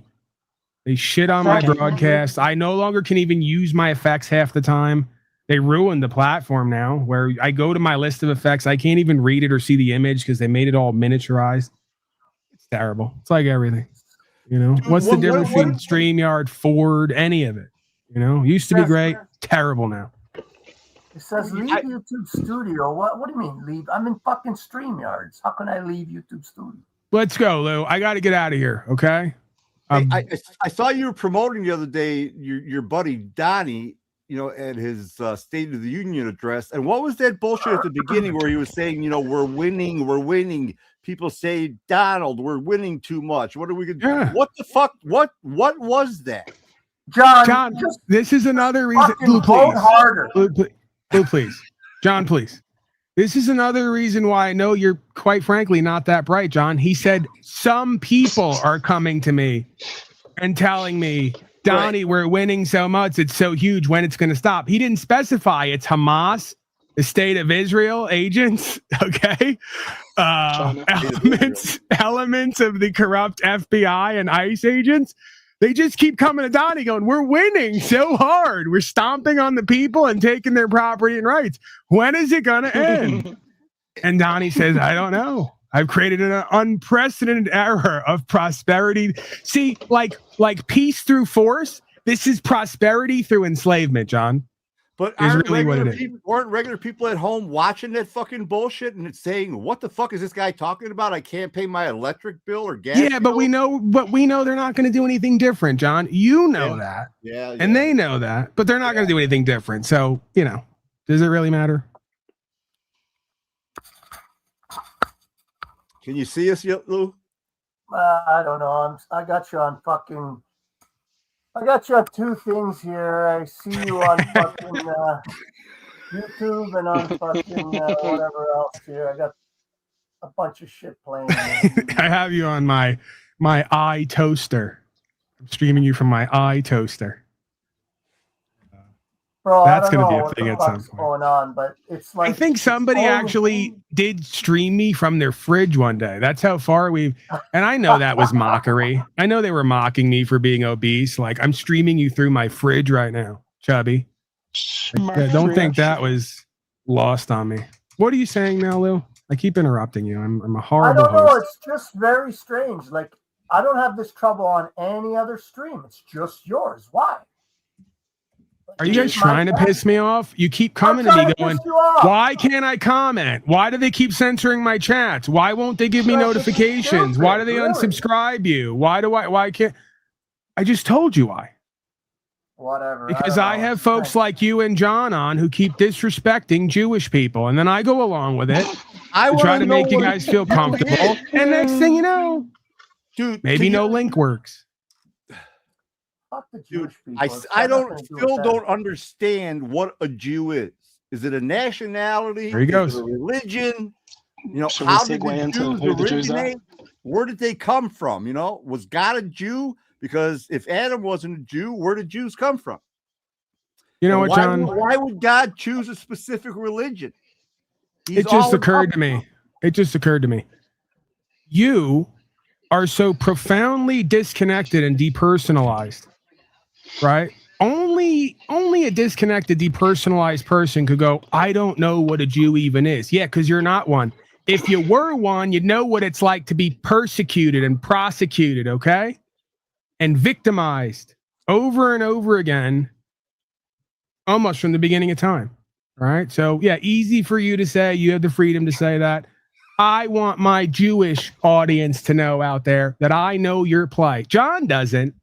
John doesn't say it, doesn't know it, doesn't feel it. I understand it, okay? Because I'm a student of history, right? Am I doing good there? I have my correspondent ADL correspondent. He lets me know if I'm...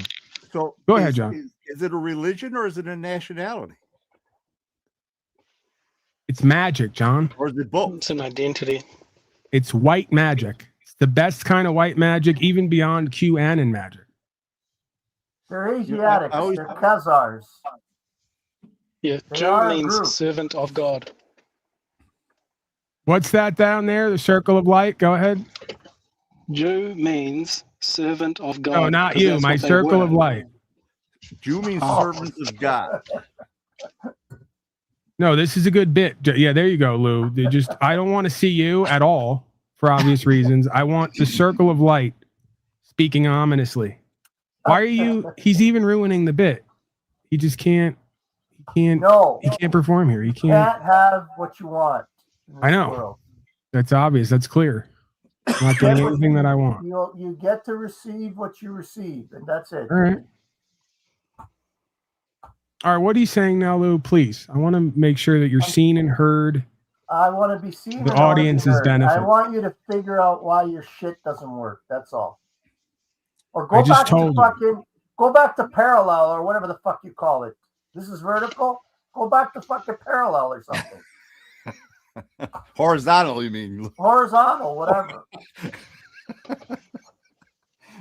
I love Lou. I really do. I really love. Come on, man. Yeah, Lou's doctor told him the exact opposite. Said, Lou, you're going a little bit too horizontal. Why don't you go back vertical? Yeah. So he went on a new diet. Bro.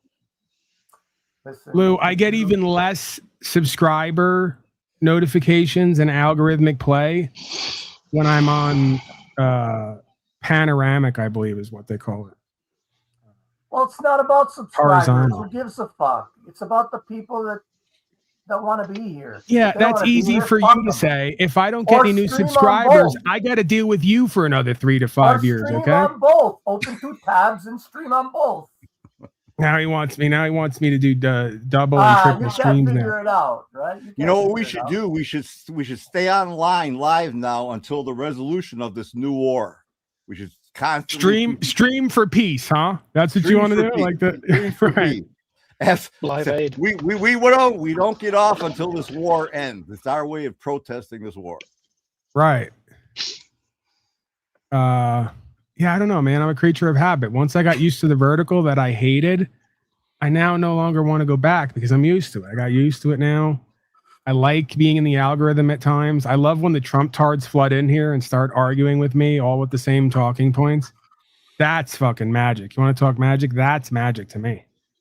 You know? I'm not ready to give that up. I'd rather take a hit on the layout because I take a hit in a bunch of ways. I'd rather take a hit on the layout to get access to at certain times that dynamic, right?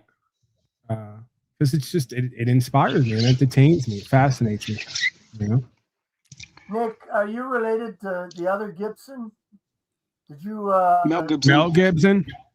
Yeah. Most likely. I think we're all related, aren't we? Oh yeah. Good answer. Were you an advisor on the movie? Probably pretty distant, but shall I tell you about the Jews then, John? No, fuck you. I don't want to hear it. No, No, you don't want to know. That's up to the other guy. The less information we have, the better. I'm not fucking, just leave me alone. I don't want no more They information. call themselves today as Jews. They're fake. They're fake Jews, right? They're not the real Jews. What those guys in Israel. Well, I'm not going to say anything about it if John doesn't want me to. Oh, it's not that I don't want you to. I don't want to, take the Paul's stream in the direction just for something I need to know. Oh, it's way too late for that, John. The ship has sailed. So have at it. Have your way with it. Go ahead, Nick. All right.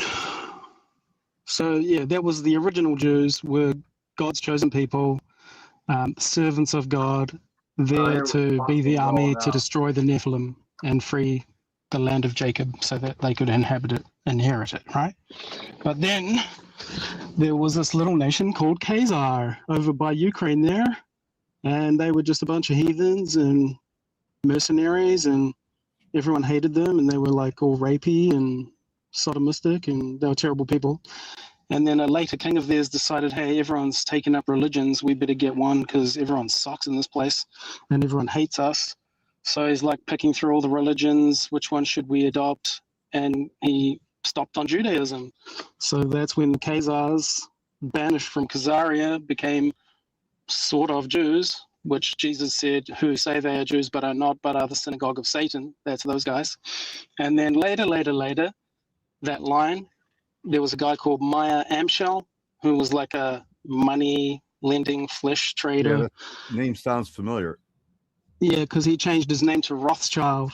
Yeah, okay. Which means red shield, which is the shield behind which the Khazarian mafia, who call themselves Jews but are not Jews but are the synagogue of Satan, they hide under that red shield and they use the blood of the Jews to protect themselves because they use the Jewish identity that they hijacked to do all this dodgy Luciferian shit under and behind.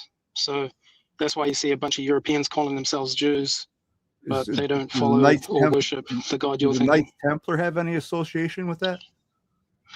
I mean, they're more from Solomon's temple. Okay, all right. Just They're curious. more Solomon sort of. But I mean, all of these esoteric orders, the Church, the Vatican, Freemasonry, the Eastern Star, all of these secret societies and not so secret societies who say they're something that they're not, but are something else. They all worship the same pagan small g gods that are the Nephilim spirit inhabited people. So the Jews you see in charge in Israel today are the Khazarian mafia, basically. Rothschild Zionists. Okay. That's what I thought. Okay. Nice to have Yeah. a confirmation. Thank you. Yep. All good. Very welcome. Thanks, Paul. Oh, is that it? I'm giving you the whole floor. I'm taking a back seat. I think I I'm got being it. serious. I even left the stage. I took Lou back there with me. What were you and Lou doing back there? I was washing his extremities. He can't reach them, and he's old, and that's how Christ-like I am. Where I don't ask him to wash me, I wash his obese, necrotic extremities. Let go of my ears. I could do it myself.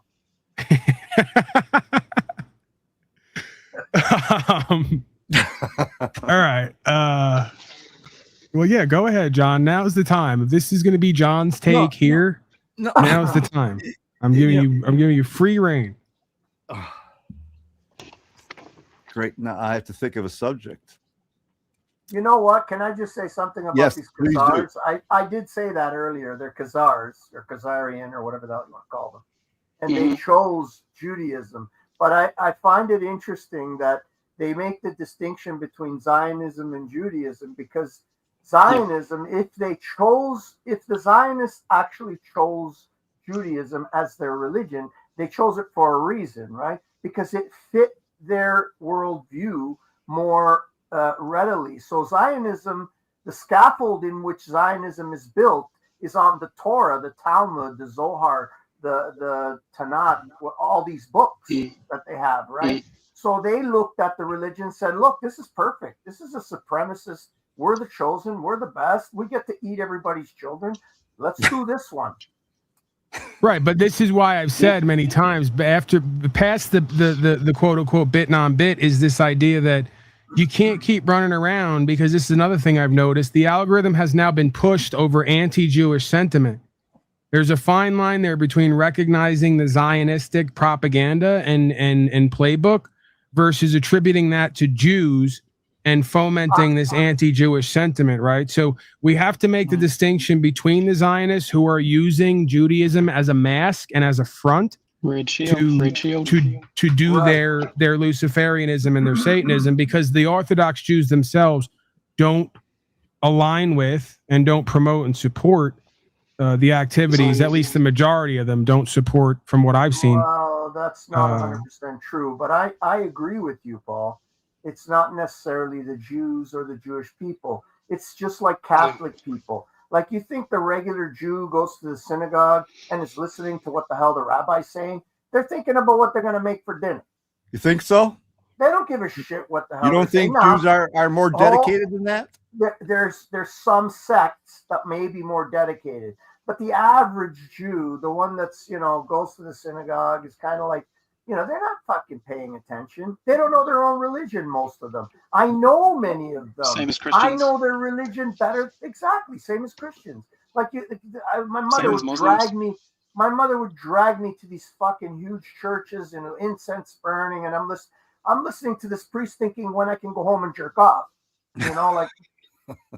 I'm not thinking of what the hell the stupid priest is saying. That's a coincidence, because the priest is wondering when he can go home and jerk you off. We're more aligned in this reality than we know. All right, Lou, you're an abomination to this broadcast. Yes, Only I can bring up masturbation, because I am a pure androgynous god of all media like being who is above the judgment of mere mortals. Yeah, you have now corrupted this whole broadcast with your fallen ways. No, but seriously, I want to get the hell out of here. I haven't eaten yet today. We're going on 7 o'clock. And I got to be up fairly early tomorrow. Doesn't matter. Whatever the fuck you're going to eat is not going to be good for you anyway. So you might as well not eat it. Lou, why are you still like on my case with this every day, emailing me? You don't have, How am I not? What am I not? What am I not doing now? Fucking little short that says I eat onions, garlic. Oh my god, you're such a dumbass. See, everything other than like bones onions and blood blood are is fucking antibiotics. That's what they are. They're natural antibiotics. Yeah, what does antibiotic mean? It means anti-life. Wake up, dumbass. Lou. Okay, go fuck yourself. I'm leaving. I'm feeling somewhat better, it seems. I'm healing over the long term. I'm having faith that whatever I'm doing is working. I'll call you. Okay. I'll contact you if my poisonous vegetables. Listen, I told you I'm eating fish now. It's against what I had come to on my principles and beliefs. I wavered on that because you harassed me. Fish, at least eat the fattiest fish you can get and put a lot of fucking fat butter on it or something. Because that's what you need to cure your hormones, your body, everything. You need that animal fat. You cannot create hormones without animal fat. I agree with him. It's just not possible.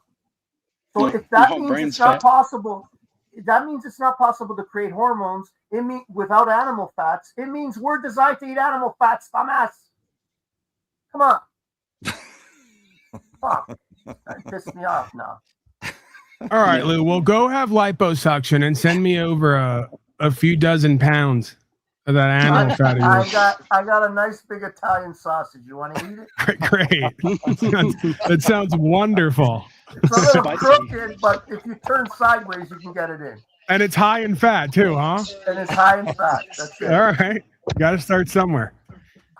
All right, get out of here, you deviant. Are you leaving now? No, you're leaving now. Yeah. And we didn't even, and I knew we wouldn't finish Michael Savage. Good to see Michael you. Savage is a Jew among Jews, a real Jew. Actually, he's a Zionist pig, some might say, but whatever. You're doing that again? No, I'm abandoning it, I guess, for the time being. I mean, does anyone really want to hear the other 10 minutes of Michael Savage? Should I just hold myself to try to not comment at all, no matter what he says, and just let it play out? Or does no one even really care? Hear the first 10 minutes. Right. That's what I figured. See what happens. All right. Vote in the chat. Do we continue the last 10 minutes out of a 15-minute video of Michael Savage commenting on Israel, Donnie Trump, and the apparent World War III potential scenario that's taking place? What did Iran do, by the way? Well, it's not that they necessarily did anything. They were just really unsafe, and it's because the traveling without Islamist permission, regime stole their country. So Say they again? want them to yeah, fuck I off mean, now. if you have to ask, it's like you're probably not as educated as you should be. But I'll make it quick. Like, they were being unsafe. They were doing dangerous stuff. They were a threat to democracy pretty much everywhere, worldwide. And, someone that takes some preemptive action. And it's just as well, right? I, for one, if I had to choose between whatever was going on over there, with the, wraps around the head and all the rest of it versus democracy, like, no brainer, I got a soft spot in my heart, probably from not eating enough animal fat. Probably. I have a soft spot nonetheless in my heart for, Western democracy, man. There's no other way to see it, so I look forward to our first rigged election, which will seem very legitimate to the majority, that we will hold on the land known as Iran, that we will be changing the name of very shortly, just like the Gulf, right? The Gulf of Trump now. We're going to rename Iran. Persia. Right. We're going to, right. We love the Persian people. Never should have been changed to begin with. United States of Persia. How does anybody not want to knock that guy's jaw to the back of his head the way he sticks his fucking jaw out all the time? I got 2 words for you, John. Cheaper gas. All right. Let's just say once we get a foot in the door over there, which we already have because we love these Persian people. Okay. We're spreading democracy, liberating these people. This is greatest. peace through force. Okay. And once we achieve Operation Peace Through Force and do regime change and really spread this democracy, there's gonna be untold benefits and privileges, man. And what happened We're to gonna be AI? fucking once in a while. Okay, I'll just, we're gonna be doing so great that I'm not gonna say it out loud, but there will be signs, right? At the next Unslavian broadcast, gas for everybody, all right? It's gonna be a new day. Everyone gets gas. I'm gonna be just pouring gas. Every party that I have, like Diddy with baby oil, it's gonna be me and gas, John. Not just gas. Venezuela Go ahead. gas. Back to you, John. What happened to AI Atlas? John, what's wrong with you that you don't like cheaper gas? Why do you hate women and children in America and eagles? None of you people know what cheap gas is. I know what cheap gas is. I pumped it when it was 17 cents a gallon. Man. Oh, here we go. I walked uphill 1,000 miles back in my day. Went to both ways. We're going back to those days, John, because we're making America great again, John, by funding central banker wars, John, because we're going back to 17-cent cheap gas, leave it to Beaver style, John. There's no reason that the prices should have ever increased at all. Right. You know why it increased? I'll tell you why. Because we decided to give this country half of the time over to the Democrats. If we would have just kept voting for Republicans this whole time, this never would have happened, John. Okay? Consider that. Hey, you know what? Aside from the kidding around, have you guys seen some of the reports that there's on some of the ships that are heading out to Iran that the soldiers have done some sabotaging, and a couple of the ships have had to turn around because of what the American soldiers did to their own ships? No, I didn't hear anything. I don't know if these. I heard some reports of this, saw some videos of what's going on. I don't know how true it is, but apparently there is some sort of uprising or movement to stop this by the soldiers themselves. Yeah, Chad is asking, holy shit, how old is John? And he didn't even say that was the earliest memory. He says he remembers when gas. I was working. He was working when it was 17 cents. How old is he? He's old enough to remember when gas was 10 bushels of corn. Okay, before money even existed. Dude, it was a good life back then to grow up in. It was. Had a good time. It was a little earlier in the slavery process. It definitely was. I mean, it was. Yeah. It was slavery light. Like those were the good old days when you could get a gallon of gas for a few bushels of corn or one black. Yeah. You know, we got to get back to that. Make America no computers, no cell phones, none of that bullshit. It was all outside, man, having fun. You know, wintertime, grabbing onto the back of a bus's bumper and fucking sliding down the road, you know, and stuff like that. That's what happened to you, John. Now it's clear. Okay, I get it. He doesn't remember that. Yeah, we used to hop on trains, go out and do graffiti, rob cars, throw shit through windows. Didn't rob Whatever cars. happened to that? I borrowed cars. I didn't rob them. These kids got to get out more and really live life and experience life for what it is. Okay, John, remember the old days of probably never happened because of the Sure, please. I'm reminiscing. You this is way before your time. Remember Times Square and the old 50-cent rub and tug from a Vietnam expat? Never had right there in Times Square. They get a bucket out, they wash your genitals, they service you. That was the pinnacle of American civilization, John. You and I, we all know it. You take hopping on the back of a bus to get in service in Times Square? This is the glory days of America before we even knew morphine was an addictive chemical, right? Everyone was on the damn cocaine and morphine, flying high. That's ultimate prosperity. John, stop lying. I know that you were at a freaking Vietnamese massage parlor last week. Come on. He was pumping gas there. I'll just leave it at that. Don't put any ideas in my head, Luke. All right. All right, come on, let's get the hell out of here. Hey, Oh no, wait, we got one in the chat or two. One in the chat if we want to hear the rest of what we never cared about starting, according to this guy. Two in the chat if Michael Savage is a dirty rat. You dirty rat is a dirty Zionist pig rat. Not even a rat, an abomination, half pig, half rat. 3 in the chat if he's still a pig rat, but you want to hear the rest of it anyway. I got to give these people options. Hey, Paul, you never commented on my new tooth, man. Yeah, I didn't know you had new teeth. You knew I had a missing tooth, remember? In the front one?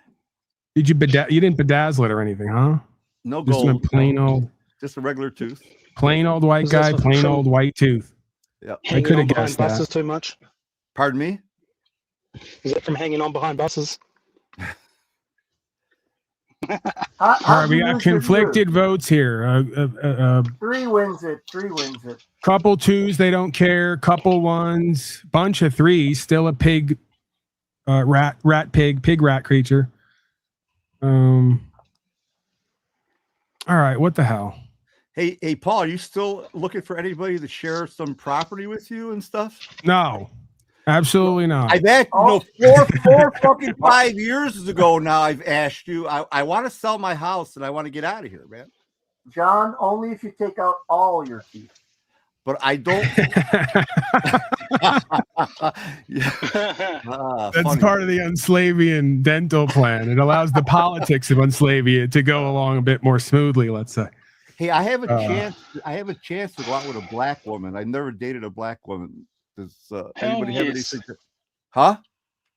Go, bro. Mean. No, I just, hey, at my age, I just, there's not much of a future I can offer anybody, but I have to find out what she's interested in first, I guess. Well, hold on. What's that house of yours worth, John met some it's not much. Last time I had it up for sale, I had an offer of $155.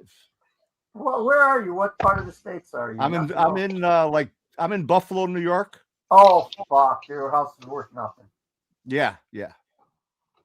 John's gonna have his Julia Roberts. I'm really attracted to this woman. I just don't know. I've never dated a black woman. I don't know. John, that's a sex worker, John. And I'm not saying that just because it's a black woman. I'm just saying, I can already see how gullible and naive you are. No, she works. She works at Tim Hortons, and she let me know first that she was interested. Yeah. Hey, John, you going out? Dude, she's got like 50s, man. She's in her 50s? No, she's got like 50s. Tits. He's talking about tits, Paul. Yeah. Oh, I was wondering, is he talking breasts? Is he talking dollar bills? I am, dude. I'm definitely. Why am I talking about this online? Because you're a pig, John. You, like Michael Savage, are a rat pig creature who's objectifying this, according to you, lovely African American woman who's definitely not a sex worker. Not in a daytime job, at least. She works at Hortons and she's got the hoo-has. Tim Hortons. You know what Tim Hortons is, right? No. Lou will know Horton Tim Hortons has a hoo-ha. Isn't that a Dr. Seuss book or something? You got Tim Hortons in Buffalo there? Oh yeah. We have a lot of them. They're all over the place. Oh, apparently America owns it now. So I really gotta go. No Love you longer guys. Keep on keeping on. Thanks, Paul. Appreciate say you, hi brother. to Mel. Take Say care, hi to Nick. Mel. Appreciate you being I here. will. All right, When get out I of see here. him, I'll say hi from the boys. Okay, All boss. right. Love you. Do a better movie next time. What the fuck? What kind of advisor are you? Jeez. I like when people just leave.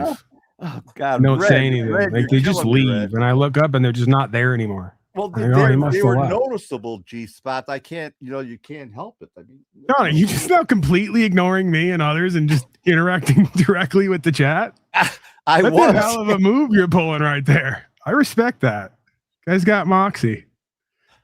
All right, where are we going with this, Lou? Help me. Okay, I don't know. Help me, help you, help me.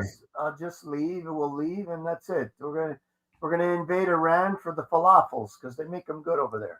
All right, John asked a good question. Am I interested with living with or around anyone at this point? I don't want to Absolutely not. live with you, John, if please. You have an area. See, of this land. is why. This is why. Oh, you're proving my point right now. What I am open to is John selling his house and giving a large portion of the equity of that house to me to build my own house and to create Unslavia. why build a house? Then you're going to be taxed big time, man. Isn't a trailer a better idea? Taxed. He doesn't pay taxes. All right, John. We're off now. We're not live anymore. John, we're gonna do a bit tomorrow. I'm gonna broadcast specially for you, okay? And we're gonna present me a big check, one of those life-size checks, for like a third of what you're gonna hold it, and you're gonna present it to me for Unslavia, and it's gonna be a third of whatever your home's worth. All right, it's gonna be a great bit, wonderful stuff that we're all gonna be a part of. Oh, we're still on. Okay, well, Lou, you were saying? I don't have a lot of money, so it has. That's to be, okay. We're thankful and grateful people here. We're not selfish and greedy. Whatever you're offering, we're unlike Mr. Jack Talcott and others. We don't even ask what you're offering. We just take it here. Okay. Well, listen, with 150 I've learned that. grand, if you can get 150 grand for your house, I mean, you could do a lot better with that money in other places in America. I'll tell you right now. Yeah, well, I would have to consider all those things exactly. All right. What if I told you that I could figure out a way with about a third of the equity of your house to give you double eggs every day, all day, like 2 eggs for one, Monday through Sunday? Hey, dude, I'd be happy to help you out. With any help. I'm very handy. Everything I've done at this house, I've done with my own 2 hands. So I know how to work on John. I think he's coming on to me. By the way, I'm not offering you anything. Hands off, John. Neighborly help. Neighborly help. That's all I'm offering, man. If I could live within a quarter, half mile of you or something like that, that would be awesome. All right. So basically, what you're asking me is if you have permission to be my neighbor without any involvement with me financially or. Yes, I mean, I technically can't stop you. If you want to live down the block from me without any contribution or involvement to what I'm doing, I can't stop you, John. I don't know if you're aware. I don't have that kind of. I'm just the guy of all media, man. I thought you were going to purchase some land, and maybe I could just rent some spot off the land off, like for $50 a month or something. I mean, then I got to come over there and make sure you're doing shit right and keep you on your toes and harass you. And that's a lot of work for me. You would not have to worry about that. I am not one of those people. No, that's part of, see, John, you know so little about the world. That's one of the obligations of a landlord is to just pop up, show up, look around, make you feel like you're lucky to be there. Neighbor. Well, you said rent, John. Don't start doing the slow talking to me. You're the one who's behind the 8 ball here. You said rent, John. Rent implies landlord, John. That's me. A friendly neighborly donation, however you want to look at it. Yes, Red, it is. All right. Well, I don't know how that works, right? Ultimately, I have about 7 folks, including myself. I'm pretty sure I always count myself in that. There's 7 of us who got together at a group privately. We pretty much divulge to each other what we're willing to put up as far as value. And based on what everybody was willing to do, we worked that into an equation to get a large piece of land and divide it up. What now? I'm the value. Okay. Okay, John, you're the value. All right. Did you buy land already, Paul? With these people? No, I went out to Oregon. I just kept hitting roadblocks, and I really wasn't in love with the whole vibe, man. From the weather to the fucking constant spraying of the skies, and that might not be anywhere at this point. I might not be in love with any place for those 2 reasons, if not more. So I may just have to. What's wrong with Arizona? Compromise. Well, that's the thing, man. I mean, I'm a very picky person. I guess I've learned. If I had to invest in something, a whole hog all the way, and with or without other people. I like the sun of Arizona, a lot of sunny days, decent winter, not too cold. Just have to stay out of the city, right? Well, yeah, I mean, that's a given pretty much anywhere, But, yeah, man, not too much in the way of foliage, right? Outside of a few key areas of Arizona, a good portion of it is, it's not all desert, but the places where you're going to get fun and sun 300 days out of the year, and not have a winter and also have trees and all the rest gets pretty pricey, right? Out of my price range. I don't know, man. I don't know if you like Florida or not, but when I was down there, I took some road trips down through the central basically the center mid south of Florida, and there's a lot of cheap land out there. It's green land, great pasture land, thousands of cows around, and everybody's packing. There was a great vibe of freedom. Anybody that I spoke to was like, had some sort. I mean, I guess I'm sure they all had driver's licenses, but they had the sense still of freedom. And the land was not expensive, Paul. I looked at some places that were pretty fucking cheap. I don't know what you think about Florida. I mean, the summer gets pretty humid, but. Well, what about the mountains of Wyoming? I don't know, man. I mean, that's. Wyoming gets cold in the winter. Yeah, it's cold and windy. Fucking log cabins in the fucking middle of the mountains, man. Have horseback to get. This is literally how every conversation goes that I get into with everyone about finding land. Well, what about here? No, that's too hot. Well, what about here? No, it's too cold. I'm easily agreeable, dude. Don't go there. Just as don't go there. I just throw shit out there. Yeah, I mean, if you want to stay where you are in Arizona, that would be fine. But it gets pretty hot there, right? It's kind of a best of a bad lot thing, right?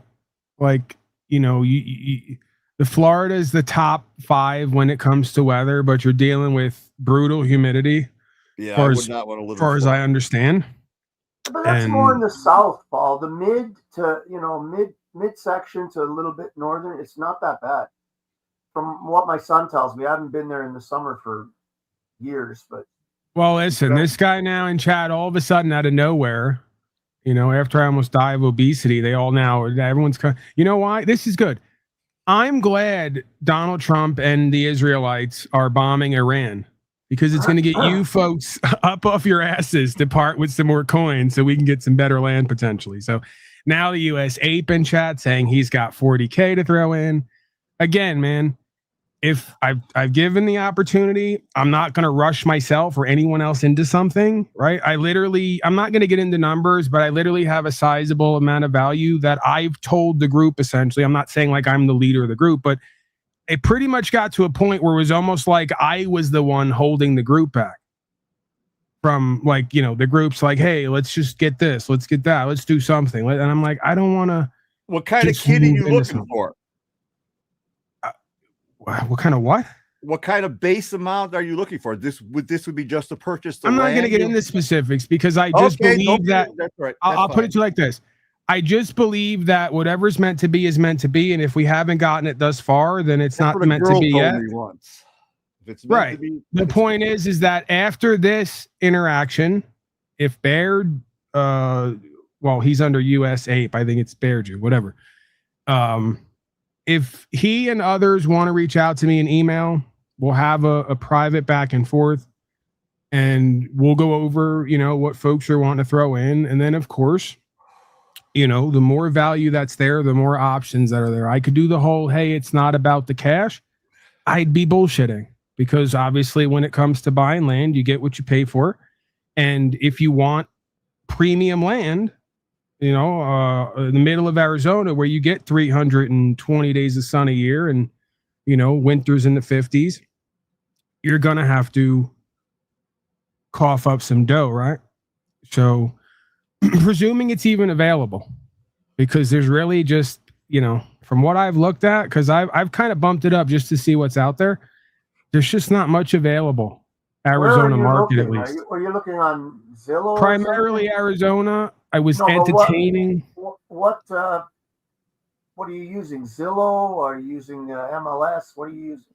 Primarily the Zillow, but I've used them all at times just to get a read on how much I'm missing. But Zillow seems to have the most results out of any, and the results I find on other sites are on there as well. So, you obviously want to stay on the West Coast.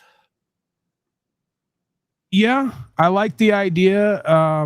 None of the middle states are attractive to you at all? Well, it's not really West Coast. The Arizona is pretty much off the coast, right? I got you. Yeah, it's a more Western Central, I guess. What about places like Georgia? Georgia apparently has some pretty decent weather and fairly cheap land if you get away from the cities. Yeah, well, then you have this idea, right? I took about 2.5 months off cannabis, didn't use any of it at all. went back to it, right? So that's kind of on the table, right? As silly as it sounds, I don't really like to even have this be part of my decision making, perspective, but I then have to decide if I'm gonna center a supposed community, right, or a bunch of folks who are gonna get a piece of land each and be neighbors, because that's, like John said, that's essentially what we all decided it really is, right? Is like, we're basically just choosing to invest in land and pick our neighbors, right? It's not like a cult or a group or there's a leader or any of that. It's like, okay, we get something for 500K, you put up 50, you get 1/10 of however many the acres there are, right? It's just straight up math. You get what you give, essentially. So $500,000, man. Well, you're talking about good chip coin there, huh? Well, yeah, I mean that's kind of where how we're many at. acres? How many acres are you figuring for $500,000? I want at least 40. 40 acres you're looking for, huh? For how many people? 7? Well, that depends on what the universe has in store, right? It started off with me and one other guy here. It then went to 3, then it went to 5. It's at 7 now. So it may go to 10, right? An acre? Wow, man, what the fuck? Again, you got to remember we're in an everything bubble. If you'd have bought land 5 or 10 years ago, it probably would have been half price. Ask Lubass. He's like Jed the Millionaire from that old TV show, right? He's the Canadian hillbilly up there. He bought land for. I bought my place fucking 40 years ago. Well, I'm just saying that I've been looking at land for probably about 5 years, and I'll tell you that, like everything else, it's gone up 30, 50, 100%. That's the nature of the beast, right? That's part of the reason why we're motivated, like internally, to put value into something, is this idea that you better get it into something, and something that's worth it to you, so it can hold its value and generate value as the cash is.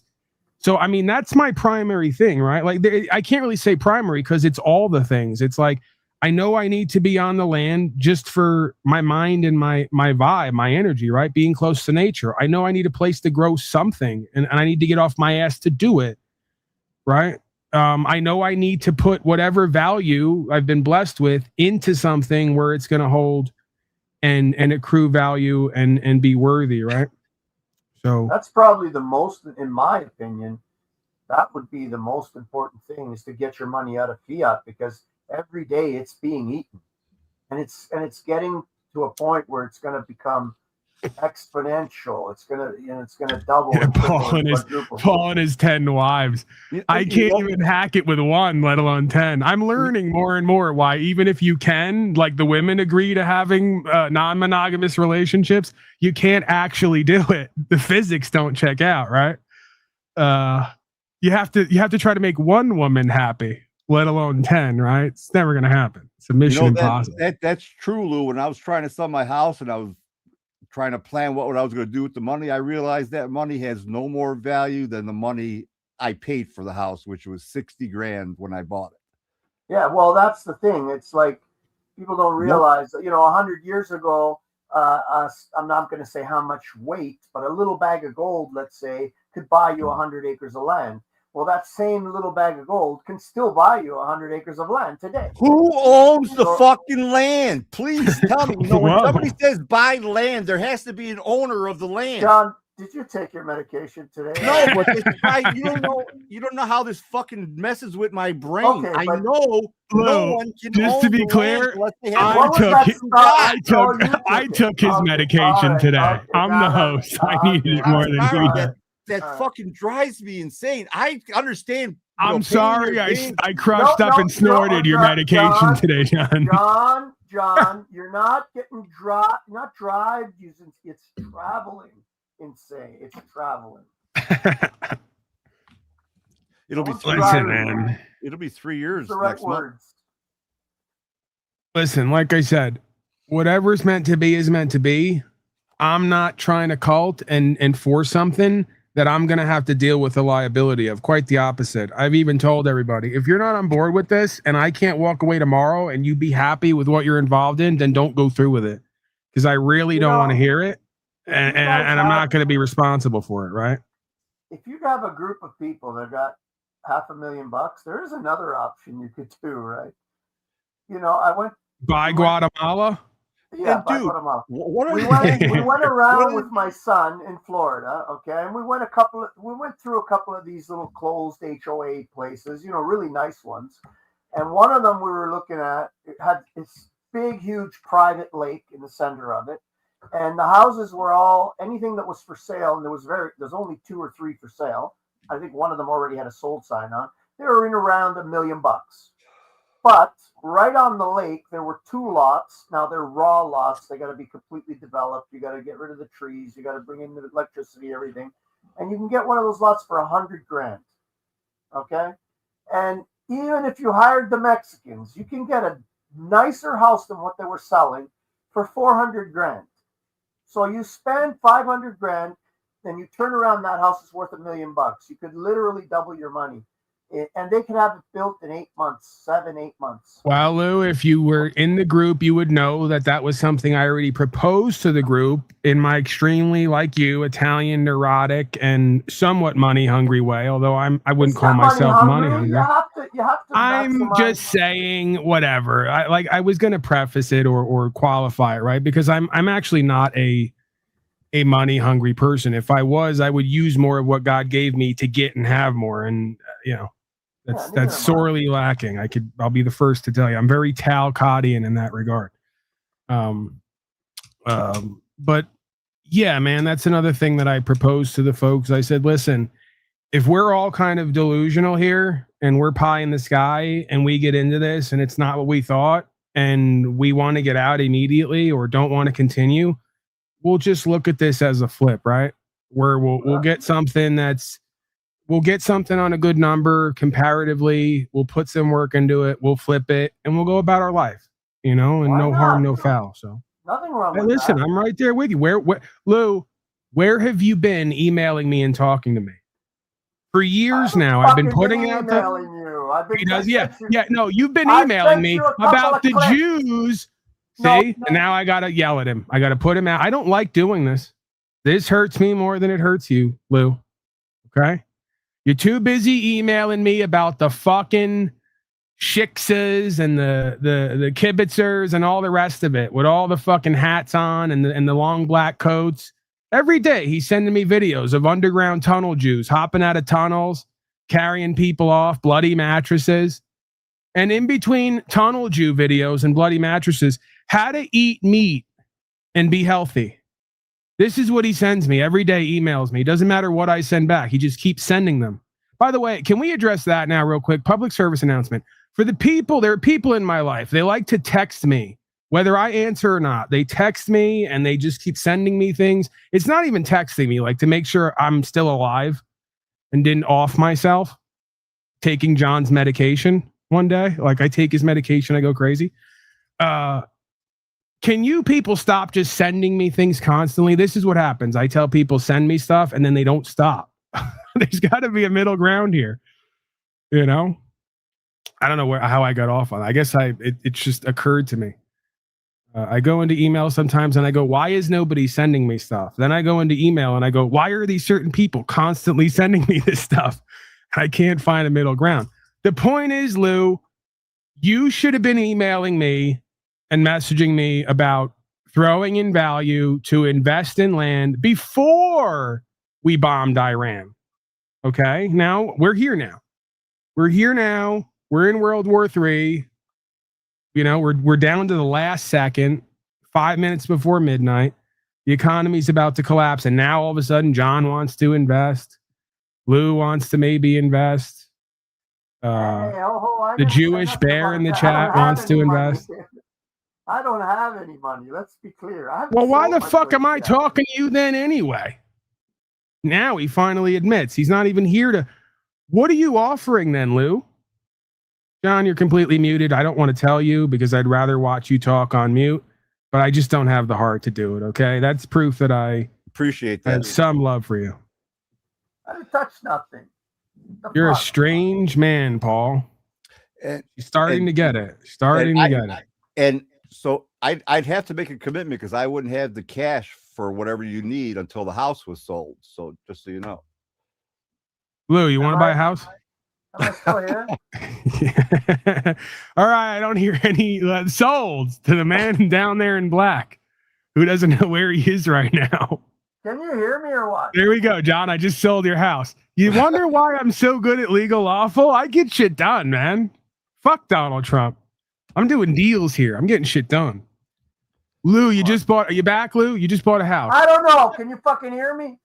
Yeah, you're the proud owner of a new house, John's house. Fuck. We're gonna get the paperwork done and sent over. Listen, I'm just giving you my experience. That's all. If it can benefit you, God bless. Hey, the Bills are building a new stadium. You have good reason to come here, Lou. You're right. We can live there when everything goes bankrupt and FEMA comes to collect us all. You know what, John? I think you're onto something there. Forget about the land and everyone else. Don't email me. I'm going to live at Bill's Stadium. It's less overhead.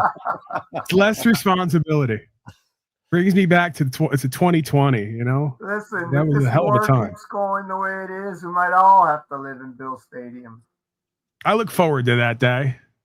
You know, in a weird way, I look forward to that. There's going to be such bonding and camaraderie when we're finally all in the concentration camp together. I mean, nothing like it.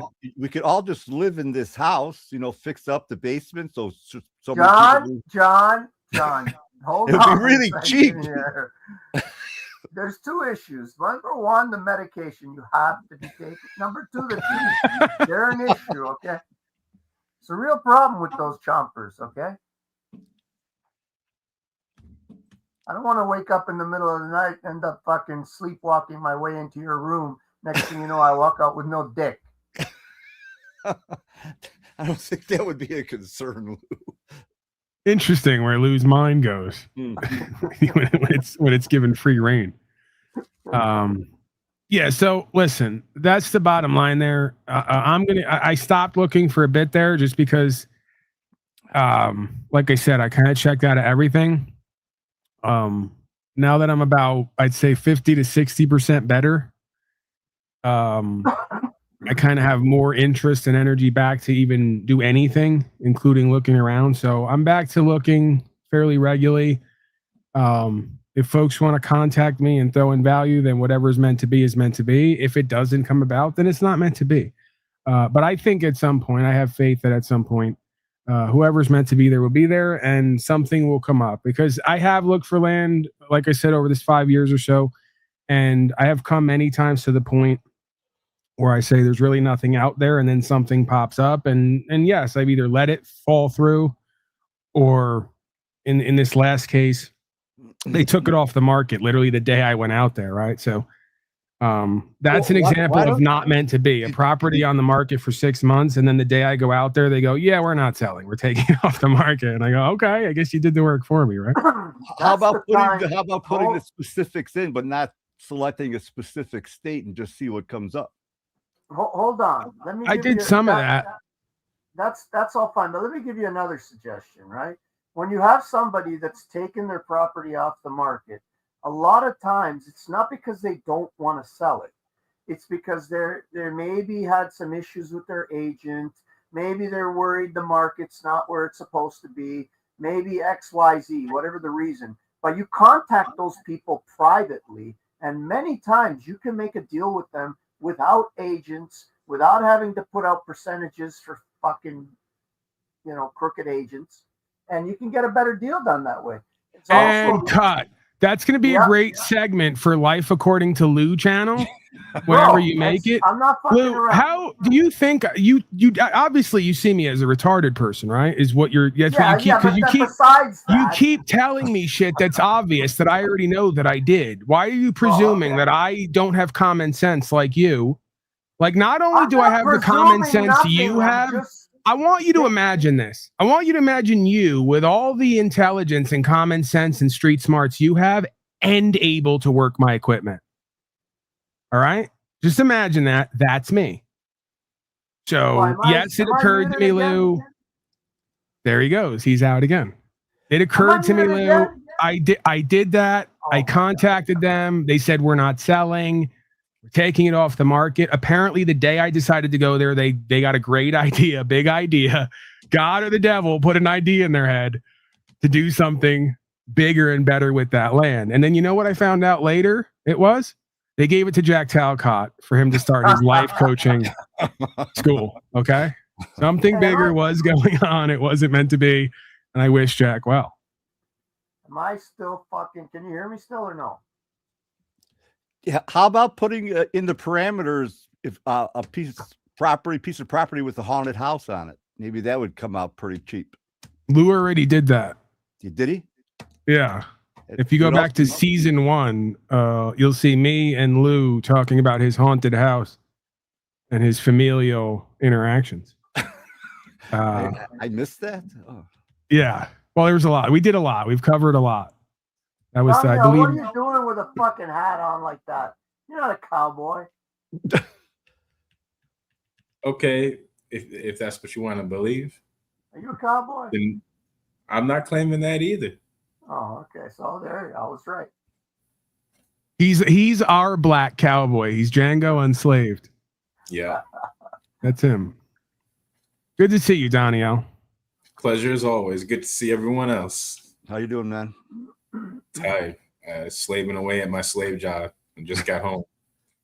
Listen, man, I've said it many times. It's not the work. The work is admirable. You got somewhere to be every day. You're serving the people. You're keeping busy, making a few bucks for yourself. It's the fucking paying for the state of Israel and food stamps and all the rest of it I got a problem with. You know, it's that little redistribution of wealth thing that makes the modern day workplace an issue for me, right? Well, I got a little issue with the socialism. I mean, I get it. You know, I gotta lighten up. I'm mellowing in my older age. What do you got for us, Daniel? Questions, comments, concerns, or you're just hanging out and rolling up? A little bit of both. I see the topic right now is about the Ayatollah and Iran and all that stuff. If you remember the last time I was here, you kind of surprised, but we were talking about my son, how he just graduated. Well, he's getting orders to be shipped out to the Little Horn of Africa here in a couple months. Right, because we had the conversation, I guess, somewhat serendipitously. You're right, over a few weeks, month ago maybe, where I said, not the greatest time. Oh, and by the way, shout out to the, what word should I use here? I want to try to be somewhat civilized and somewhat polite. I like pig rat creature. I've used that once already this broadcast. Shout out to the pig rat creature at aisle 666 at the store who told some young guy couple months ago, now's the time to join the military because you're under Trump and it's all about freedom and making America great. You never know where it's going to go after this, right? Yeah. That didn't age too well. So, you know, listen, Daniel, I know I'm doing a bit right now, the old bit, non-bit. But yeah, Mike Corman, I mean, you know how I feel about it, right? I'm not overjoyed about it. I'm guessing you're not overjoyed about it, right? The fact that your son signed up to be part of the centralized military situation. You're not really in love with that? What branch? Army. He wanted to follow in my footsteps. So I try to convince him not to, at least not right now, because of what is going on and what is going to happen, but he didn't want to listen. So your son, wait a minute, I must have missed that. Your son joined the military? Yeah, he graduated in December. Oh, you want to see the photos? No. Yeah, we literally talked about this, and I said to him, so what's your whole thing about that, knowing that Donnie's going to do New World Order with the Middle East and all the rest? And here we are. It's happening. Imagine what it's like to be me, to know that Daniel's son is going to be sent to Iran. No, don't. Or to deal with Iranians. Don't speak things into existence, though. Okay, God forbid. I'll do the God forbid. God forbid that happens. But like, you know, this is my life. This is the world that I live in. Is I'm talking to Danielle and hundreds of other people like Danielle about their children. And then, you know, I guess, you know, I don't know. I don't want to get too critical about it. You know, because again, we live and we learn, right? Because they'll say, well, he's just... You can say what you want. Well, I think you already know. That's why I'm not going to say it, because if you needed to hear it, I would say it. But you already know, and I think it already kind of burdens you that you went down a path and you kind of know better now, but he's potentially replicating what he thinks you're doing because that's what children do. They want to be like dad, right? Even though dad's telling them this is what it really is because you got to live and you learn, So if anything, I'm feeling for you, I guess, is what's going on in here is I'm and again, maybe I'm projecting onto you, but I'm guessing it's a bit of a test and a challenge and a bit of a frustration for you to kind of lived and learned and know where this goes and then have to watch your children or your family potentially risk their life. He's going to Africa now? What are we doing? What's that about? Am I missing something, or is that part of the Iran thing? Is that like a staging area? No, there's I can't pronounce it. It starts with an L. Let me pull up the text. He's in the Horn, right? Is it living hell? Is that what you're... Camp Lemon Moore or whatever. LEMONNIER. Camp Lemire or something like that. Yeah. Right. So is he already went through basic? Yeah, like I said, he graduated in December. Oh, he graduated from basic training. Yeah. Okay. So what's his perspective about it? He's gung ho, he's ready to go to war for Donnie and America, or what? Honestly, I don't know what he wants to do. We were supposed to start our own business, and then his mom planted the idea of being a doctor. So he thought it would be smart to join the military to become a doctor. And now, instead of doing that, after the fact, I found out he joined the infantry instead of being a doctor. See, they had him on the right path, man. Yeah. If you're going to be a part of the genocide, you give them shots they can't shoot back at you. That's what happened to me when I joined. They promised me a certain position, and I didn't get it. I got sent somewhere else completely, in a different job in the military completely than I was promised. It sucked. But once they get you in there, that you're theirs. They'll do what the fuck they want with you. To answer the question in chat, I've had custody since he was 3. So there's your answer to show that you're wrong. My son wanted to go to the military when he was turning 18. And a lot of kids that age, they don't know where they're going. They don't know what they're doing. And they get, a little angst about what they want to do in their life. And the military often comes into their head because they know it's an option. And I fucking just about, oh my God, I just made sure that was going to be the last thing he fucking does. Yeah, see, this is where like Kareem is even saying, he's writing, can't blame him. No, I absolutely can. If these people, I'm gonna be a little tough here, Daniel. If Daniel raised his son right, he would have used his late teens and 20s, and maybe even some of his late 20s, to do drugs like the rest of us. Okay, right. Rather than to make rash decisions about joining the military or taking careers for the rest of our lives, right? Everyone knows that's what that time is for, to do large and heavy amounts of drugs, to try to kill the pain of living in slavery, and to try to figure out who and what you are and where you want to go with this life. So, thoughts on any of that? Danielle, I guess I critiqued your... He'd be better off, in my opinion. Sorry. That's you're entitled to your opinion. He's his own man. He's going to do what he's going to do. I mean, that's why I can't get in. And there's that connection, and you're going to feel things differently than anybody else will. But he's a man. You got to let him make his None of you guys are going to give a PSA to the audience that I'm doing the bit and we shouldn't be doing drugs. None of you. All right, guys, we shouldn't do drugs. Drugs are bad. This broadcast doesn't support the use of the drugs at any age. Shouldn't do certain drugs. Right. Pharmaceuticals that are legal, totally cool. Moderna, Pfizer. I could go on. Yeah. Oxycontin, perfectly fine. What's that one they're doing now? Is fentanyl? No. Right. If they're legal, they're regal. That's a phrase that I oftentimes use. You know? Thoughts on any of that?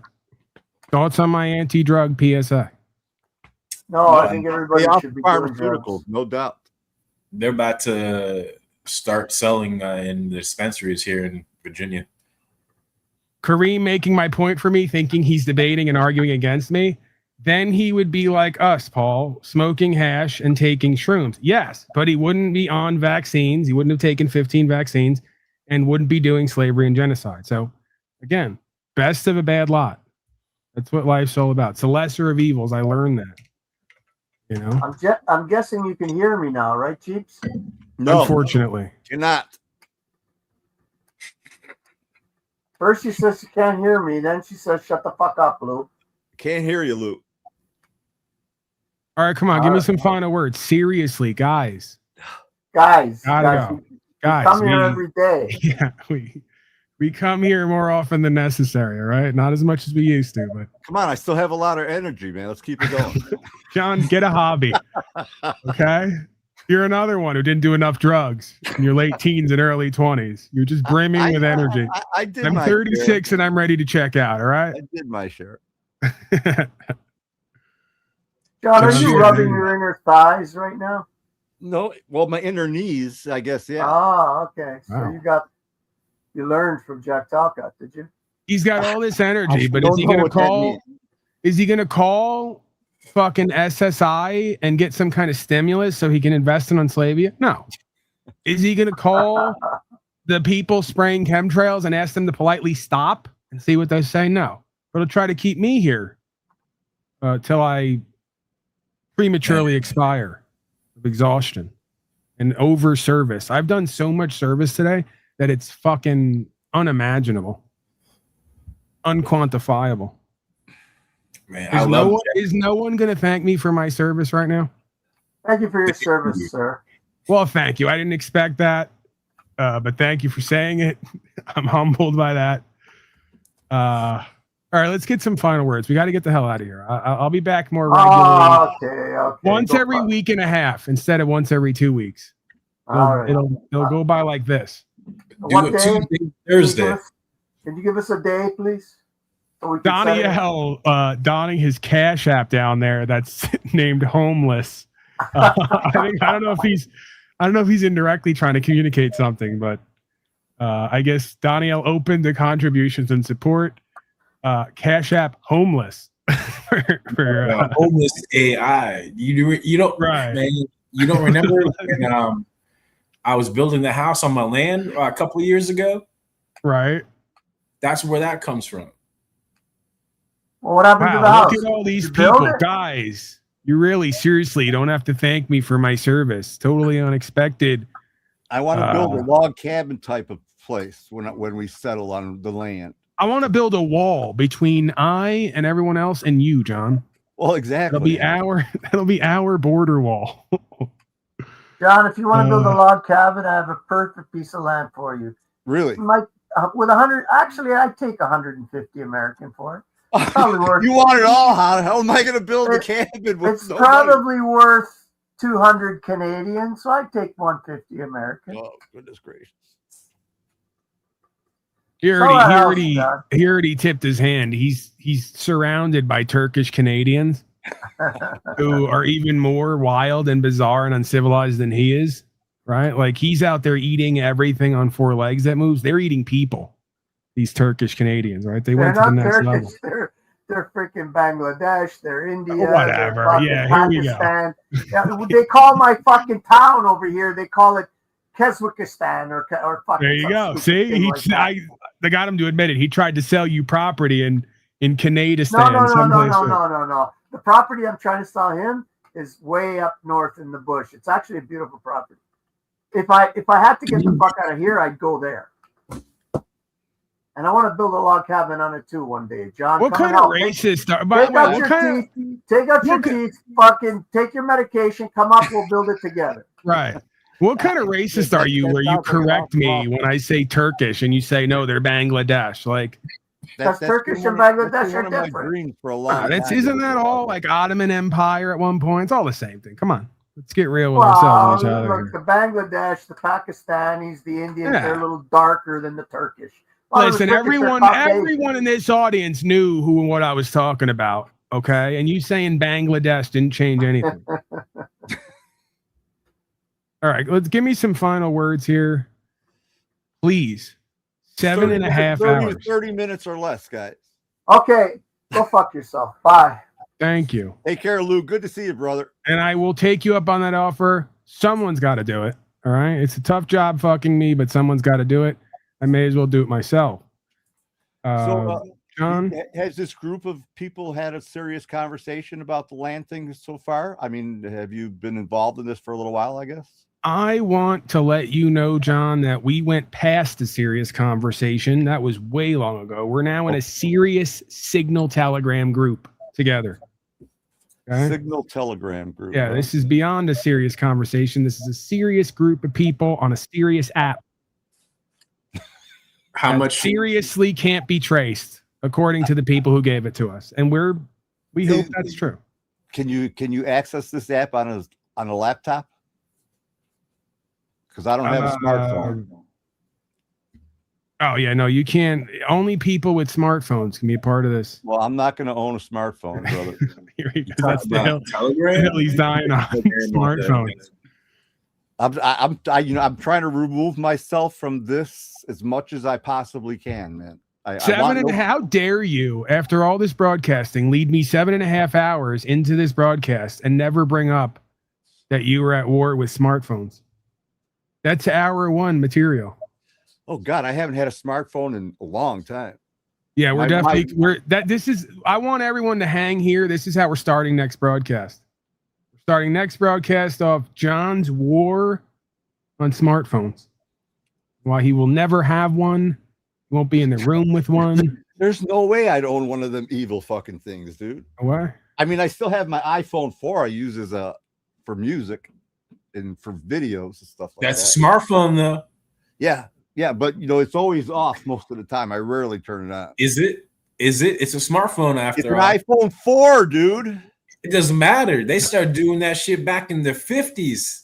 And then you say you never ever would own one, and now you just admitted to owning. Well, I did own one. I mean, I gave it up many, many years ago.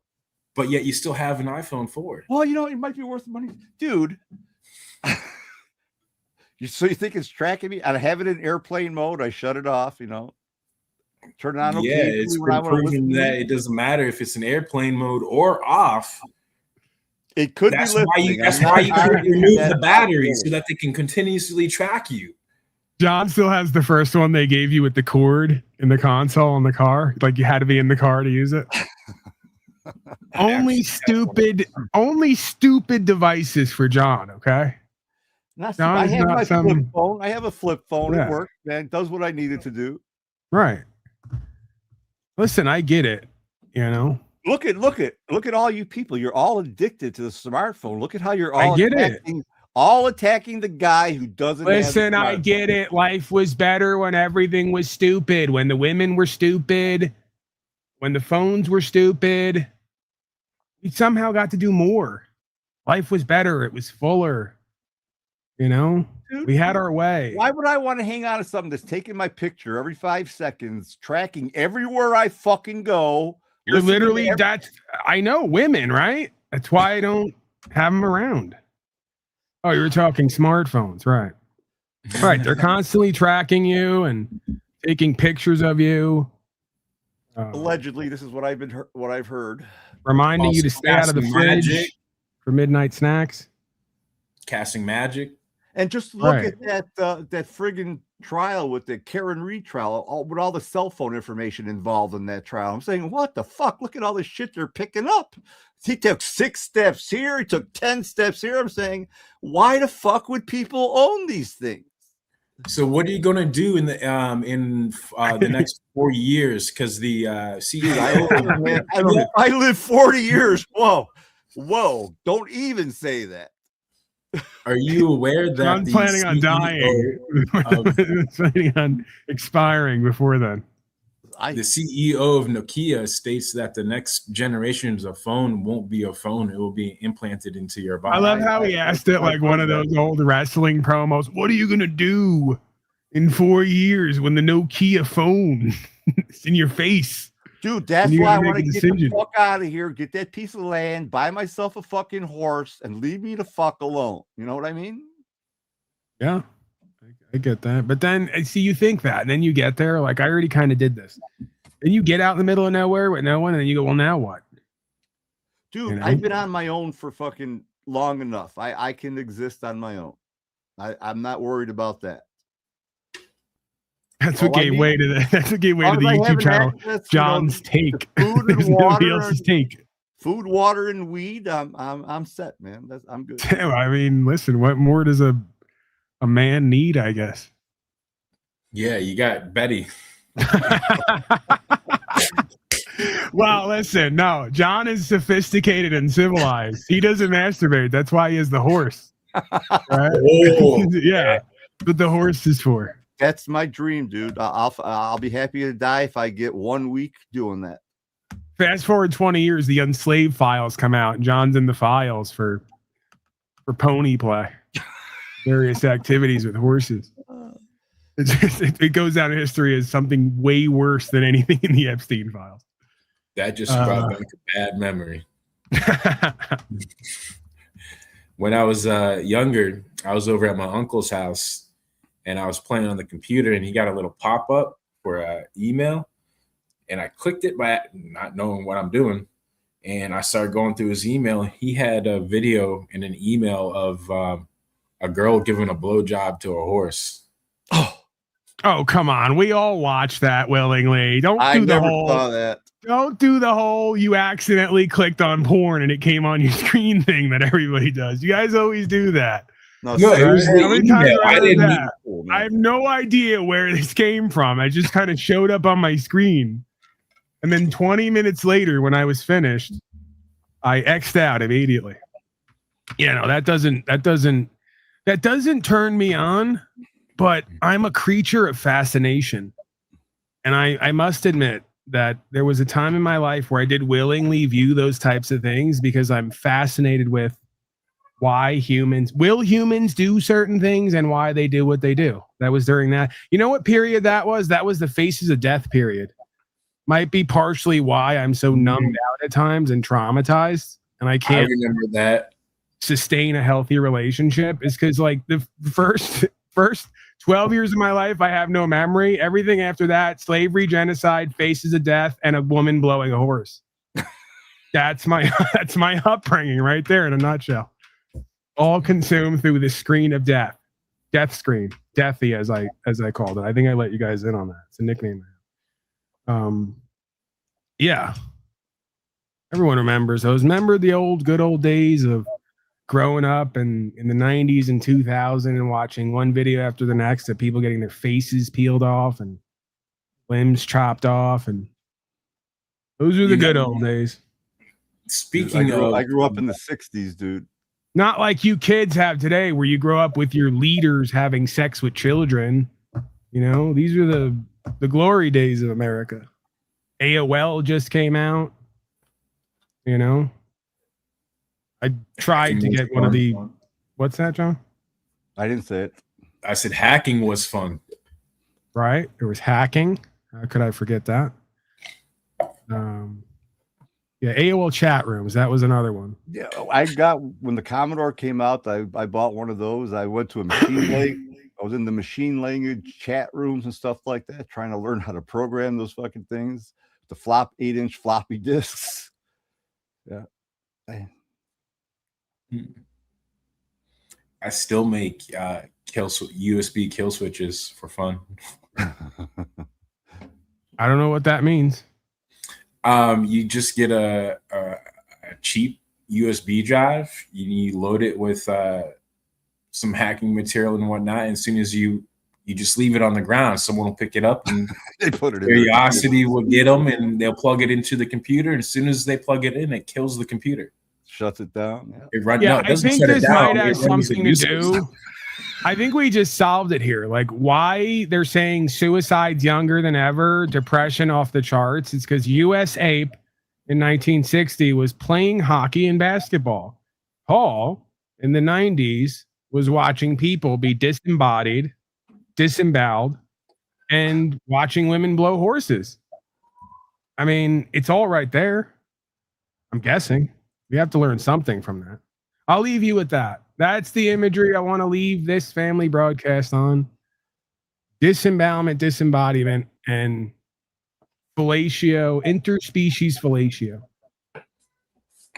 Who had the broadcast ending on interspecies fellatio for 2026 on our bingo card? Did anyone have that? Like, seriously, all this talk of interspecies fellatio is really revving up my appetite because I haven't eaten yet today, John. Too busy doing service, as I pointed out earlier. That's not going to hurt you, I don't think.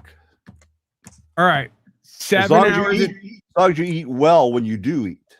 I'm never coming back here, John. How about that? I'm never broadcasting again. because you, that's it. The last broadcast will be interspecies fellatio with John's Take. If you go to John's Take channel, there's no content there. And this is my last broadcast officially. Because you want to take me beyond 7 and 8 hours. All right, seriously, I'm going to throw you out. Get out. Do it the nice way. Do it the easy way or the hard way. Have a good meal. Good luck, everyone. Danelle, I wish the best for your son. You know, only the best. You know. No, John. Seriously, don't go. All right, he left. We love that guy. Love John. John's Take, everybody. All right. I didn't think you were bringing me back on the screen. All right, you're back, or no? You got to go. You probably got somewhere to be, right? Yeah, I got to take a piss. Yeah, I'm gonna let you go because you probably got somewhere to be. John's Take, everybody. YouTube.com/@John's Take. Go there, even though there's no content there. Just go there. Be there. Witness that is there. Go ahead, Mr. Django Unslaved. Well, Paul, as always, it was a pleasure. If you're going to broadcast next week, I do it Tuesday and Thursday, and I can join from the start. Yeah, I'm never coming back. I just said that. So. Oh, okay. Well, then I'm going to take over the broadcast. Give me the keys. Oh, yeah. Start a channel. Django Unslaved. I just gave you the whole thing, right? YouTube.com/@Django Unslaved and hashtag homeless or Cash App sign homeless AI for contributions and support. I love that one. I will text you when it's set up. All right. I'll see you later, Donnie. Donnie L, everybody. Our favorite Jewish black guy. He told us that one day. We had a great interaction. 2 hours in, he dropped it on me. He goes, I'm actually a Jewish black guy. That's not, I always get this wrong, but he said something similar to that. I don't always quite get it right. All right, folks. I don't know what just happened. We got crazy and carried away. Actually, no, I do know what happened. I am so Christ-like, and I love you all so much, just like Donnie Trump and the state of Israel, that I decided to devote 8 hours of my meaningful and powerful and inspiring life to you people, so that you could have somewhere to be during the start of World War III, because you love me and I love you people, okay? And what better place to be during the start of World War III than with extended family and friends here at Unslavia, okay? So like, share, subscribe, restream, and all that for a chance to win. Don't ask what. It's just a chance to win. You don't get to ask what you win. You just get to be a part of it, right? You find out if you win at some point. So back, who knows when. Paul unlisted on the way out. Say goodnight to the bad guy.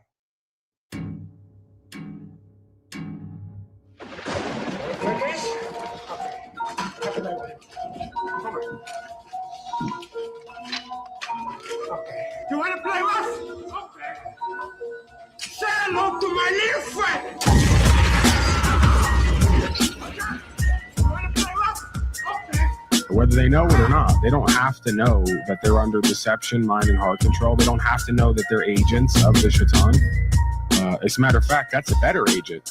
An agent of Shaitan, the deceiver, is best when they don't know that they're doing it. God damn it. They just think they're little old them on their path, and This is the understanding, and they put it forth all day, every day. I may be doing it right now. Keep me honest. Use your discernment. Pray about it. So yeah, they loop all day, every day about natural law, and that's great. I'm not saying that's bad. Natural law, left brain, right brain, masculine, feminine, divine feminine, divine masculine, holy union, co-creativity, psychology, sociology. That's all great. We do that here to the best of our ability, right? For what it's worth. The issue that I've had and continue to have is, where's your results and actions on the ground? Where's your solutions-oriented lifestyle? If you're deep in debt, let's go over the list again. Where's my list? Okay, right there it is. If you're deep, okay, hold on. Okay, if you're deep in debt, right? You're voting for masters. If you're begging your audience for debt slave notes because you can't get it together, That's poor and true. broke. You're following statute, policy, and code like it's law. When you finally go to court, where it all matters, where it's all won and lost, where it's all put on record, you fold like a cheap card table, like Alex Jones, another one you can put on the list. Another loser, failure, who is all bark and no bite. Another loser, failure, who does a broadcast every day talking about New World Order and global government and fear porning and shouting and holding up guns, saying he's going to go to war with New World Order. And then when it comes time to just go to court and put yourself on record, you look like the biggest bitch west of the Mississippi. So, again, this ain't soft sit mumbo jumbo. This ain't whistling Dixie. We're going to need to get our asses in gear. And by we, I mean you, whoever you are. Stand on rights, freedom, principles, spiritual faith, be self-sufficient, self-sustainable, live on the land in accordance with God, in alignment with the supernatural, right? Live debt-free as much as possible, live within your means, be an activist, stop complying, stop obeying. What did the founders say? At least one of them. I don't know if he didn't sign the Constitution, but essentially make every act of your beingness and your life a rebellion, a passive rebellion. It's not some sitting alone somewhere, with no love or care or no joy or happiness, clutching to some gun and Bible, as the Obama Knights would have you believe, right?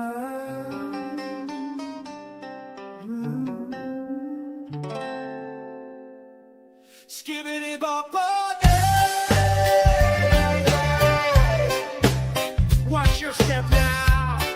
Jump back, catch the law. Just the other day I was watching the chat. Half the slaves was talking about they homeboy Jack. Did you see what he said? OMG, what'd he say? OMG, I'll have to tell you, I was watching all day. Those cupcake motherfuck turds don't know how to be free. If they only knew the law, they could see what I see. I know the law really well, cause I read UCC. If I was a life coach, listen to me. That's you, caught in the drift, waiting for a sign, looking for a leader that you can't define. That's you, stuck in an echo, never breaking free. You follow the current, but you don't even see. Skibbity-bop.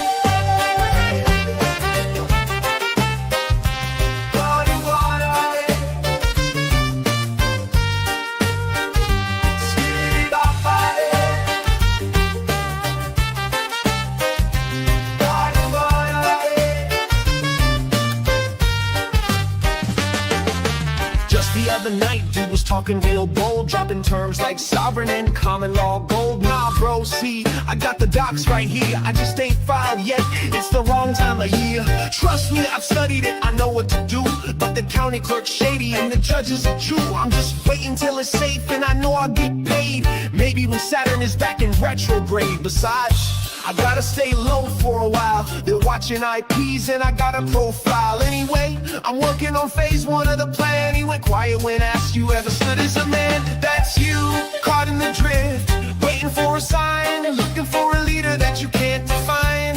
That's you, stuck in an echo, never breaking free. You follow the current, but you don't even see. Skibbity-bop.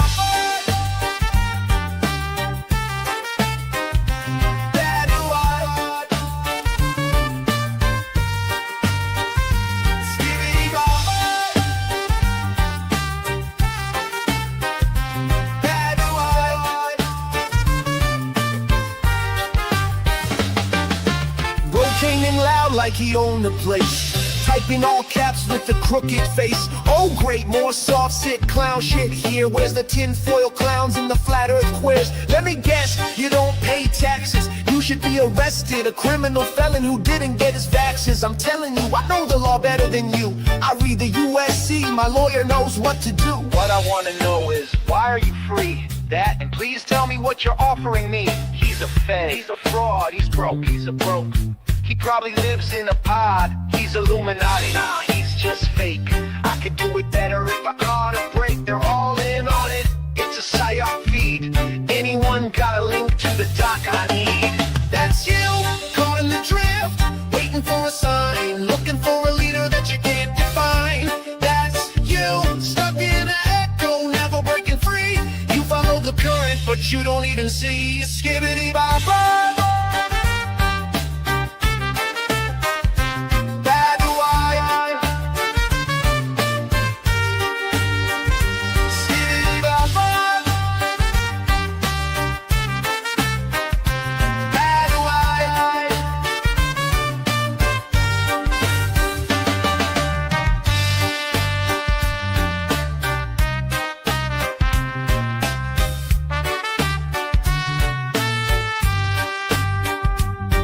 Listen to me.